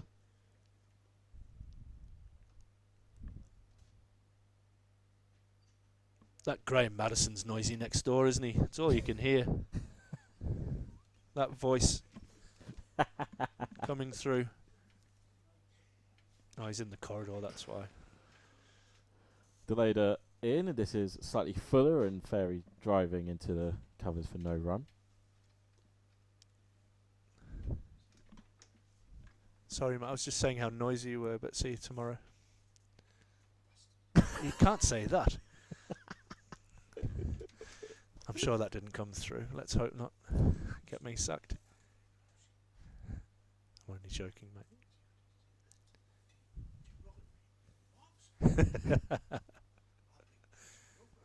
Delayder's in, back of a leg. This one's gone skyward. Should be simple catch, and it is for Hayden Mustard. Baz Deleder has his second of the afternoon. Short ball, didn't quite rise up as high as I think Ferry was expecting on him, and got underneath it, and a fairly simple catch for Hayden Mustard, if you'll excuse the pun. Yeah, it was a good piece of bowling there. Deleder, they've gone to the short ball, haven't they?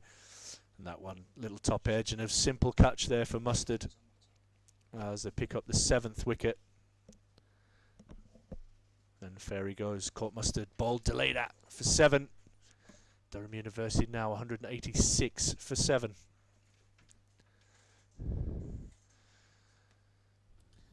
Ben Rain taking on drinks duties. Gonna have Freddie Fellows, the new batsman. Played a fair bit for Durham seconds last year. Yeah, he has done. He's been big left-handed batter, left-arm spinner. I thought he bowled really well yesterday, and probably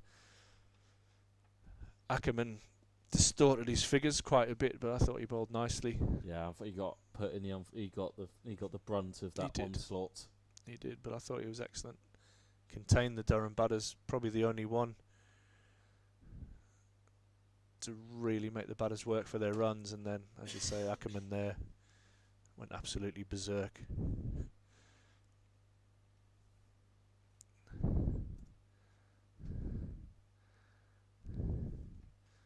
But Deleder picks up his second. Durham have their 7th.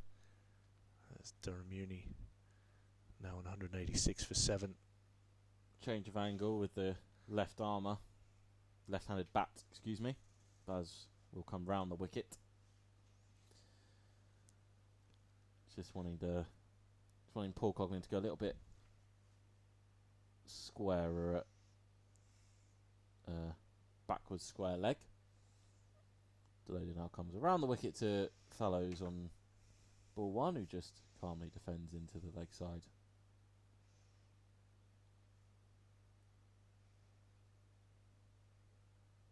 Probably just aiming to get through to close now. Yeah, it's a tough one, isn't it? Like, what have we got now? 27 minutes till the close of play.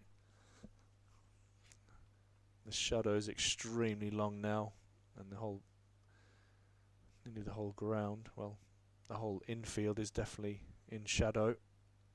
This is short, and Freddie Fellows just stands and moves his bat as if to say, "The ball shall come to me."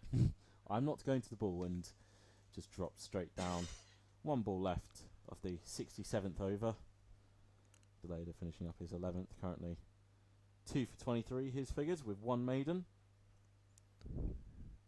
And again, another one will be happy to get a few overs under the belt, all the seamers, as we were saying earlier. Especially a longer spell, because his body would have just got used to bowling in 4 over spurts maximum while doing his T20 stint. So he finishes the over here, and it is a maiden. Just dropped into the onside. 186 for 7. Just a wicket in that over. And even then, I think Baz would have only been used in a couple over stints while out in Dubai, probably start of the innings and at the death. So be good to get his body reacclimatised to 4 or 5 over stints. And obviously, Graham Onions will be making sure he doesn't exert himself too much. And Netherlands coaches will always be watching with an eager eye for their talisman. For sure. He is so important to that team now, as is Colin Ackerman, who's been outstanding on his arrival to the northeast. Got Brandon Glover as well in the ranks here. Got a bit of a Dutch party going on. Don't know where the connection comes from. Obviously, Ryan Campbell, the former Netherlands coach, as Drizzle comes in, and that one's wide. That's a wild swing. Metcalf has a big flirt at that one as it goes through to the wicket-keeper, Mustard.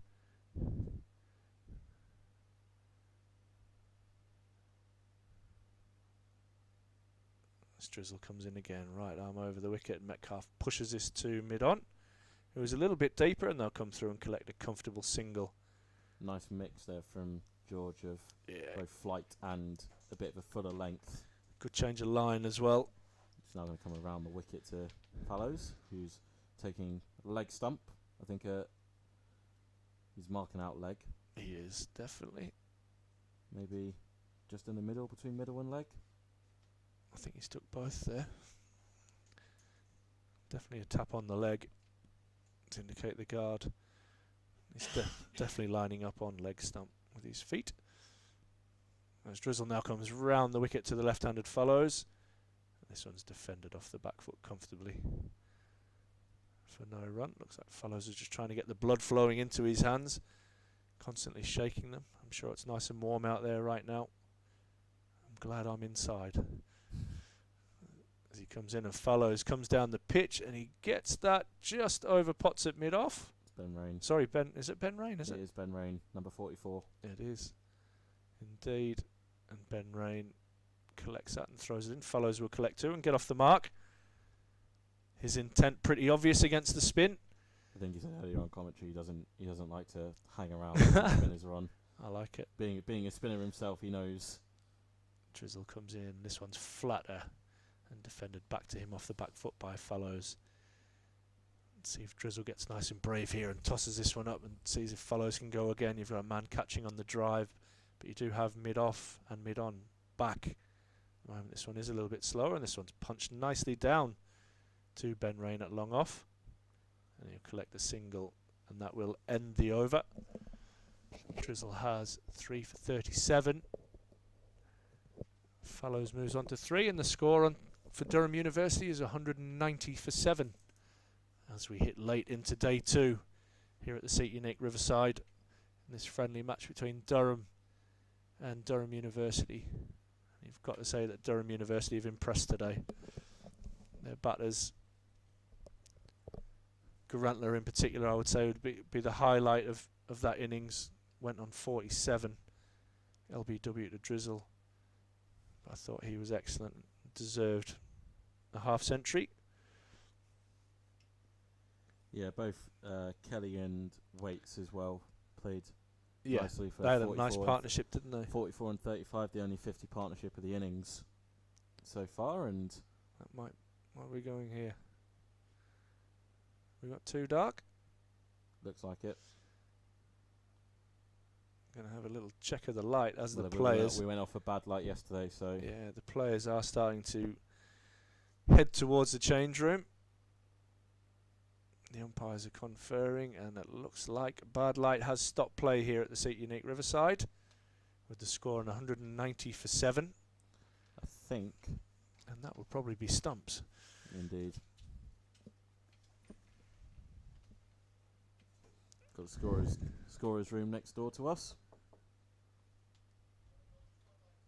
So they're just at the moment off for bad light. They haven't confirmed the close of play. The scorers are saying that we think it's off, but they will obviously go to the direction of the umpires as they head off. There's a lot of blue sky away to our left, and it'll be interesting to see if natural light just take over here again.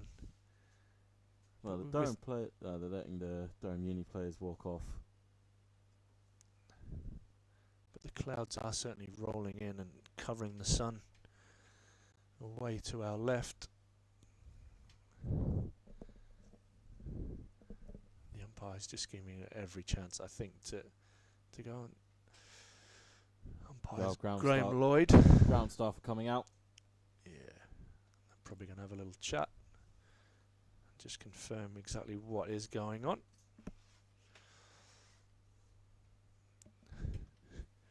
Ross has called it off for the day. He's wrapping up, getting ready to go, getting ready to press the magic button to end the excellent streaming service that we've had today. I hope you've enjoyed the commentary from Rob, myself, our Durham Uni guests, which was pretty cool, and we've also had Red Ball captain Scott Borthwick and head groundsman Vic Domain sharing his wisdom on being a groundsman on a first-class ground, which is always brilliant to hear from him.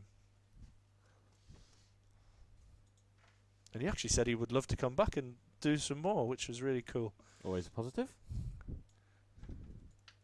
It can't have been the last 10 minutes that was with me. It must have been your stint.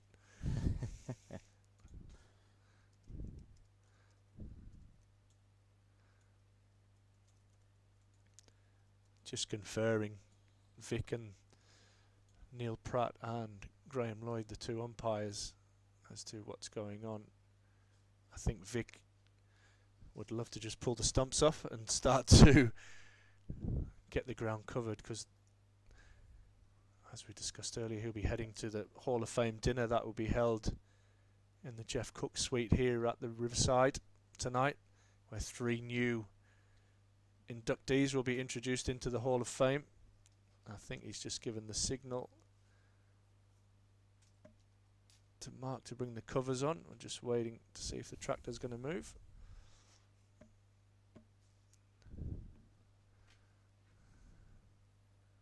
It's a bit of a strange one. There's some real clouds covering the sun, and then you've got loads of blue sky, but the ground is really, really dark right now. And now the stumps being uprooted, they are. So I think we'll leave it there, Rob.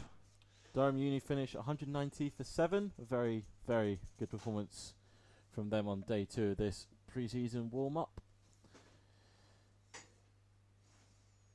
68 overs in their innings. I would suspect a declaration overnight and maybe one final little hit out for both on day 3 tomorrow. But that is all from us today. Join us again tomorrow from 11 o'clock as we bring you the final day of Durham's only pre-season friendly here at See It Unique Riverside.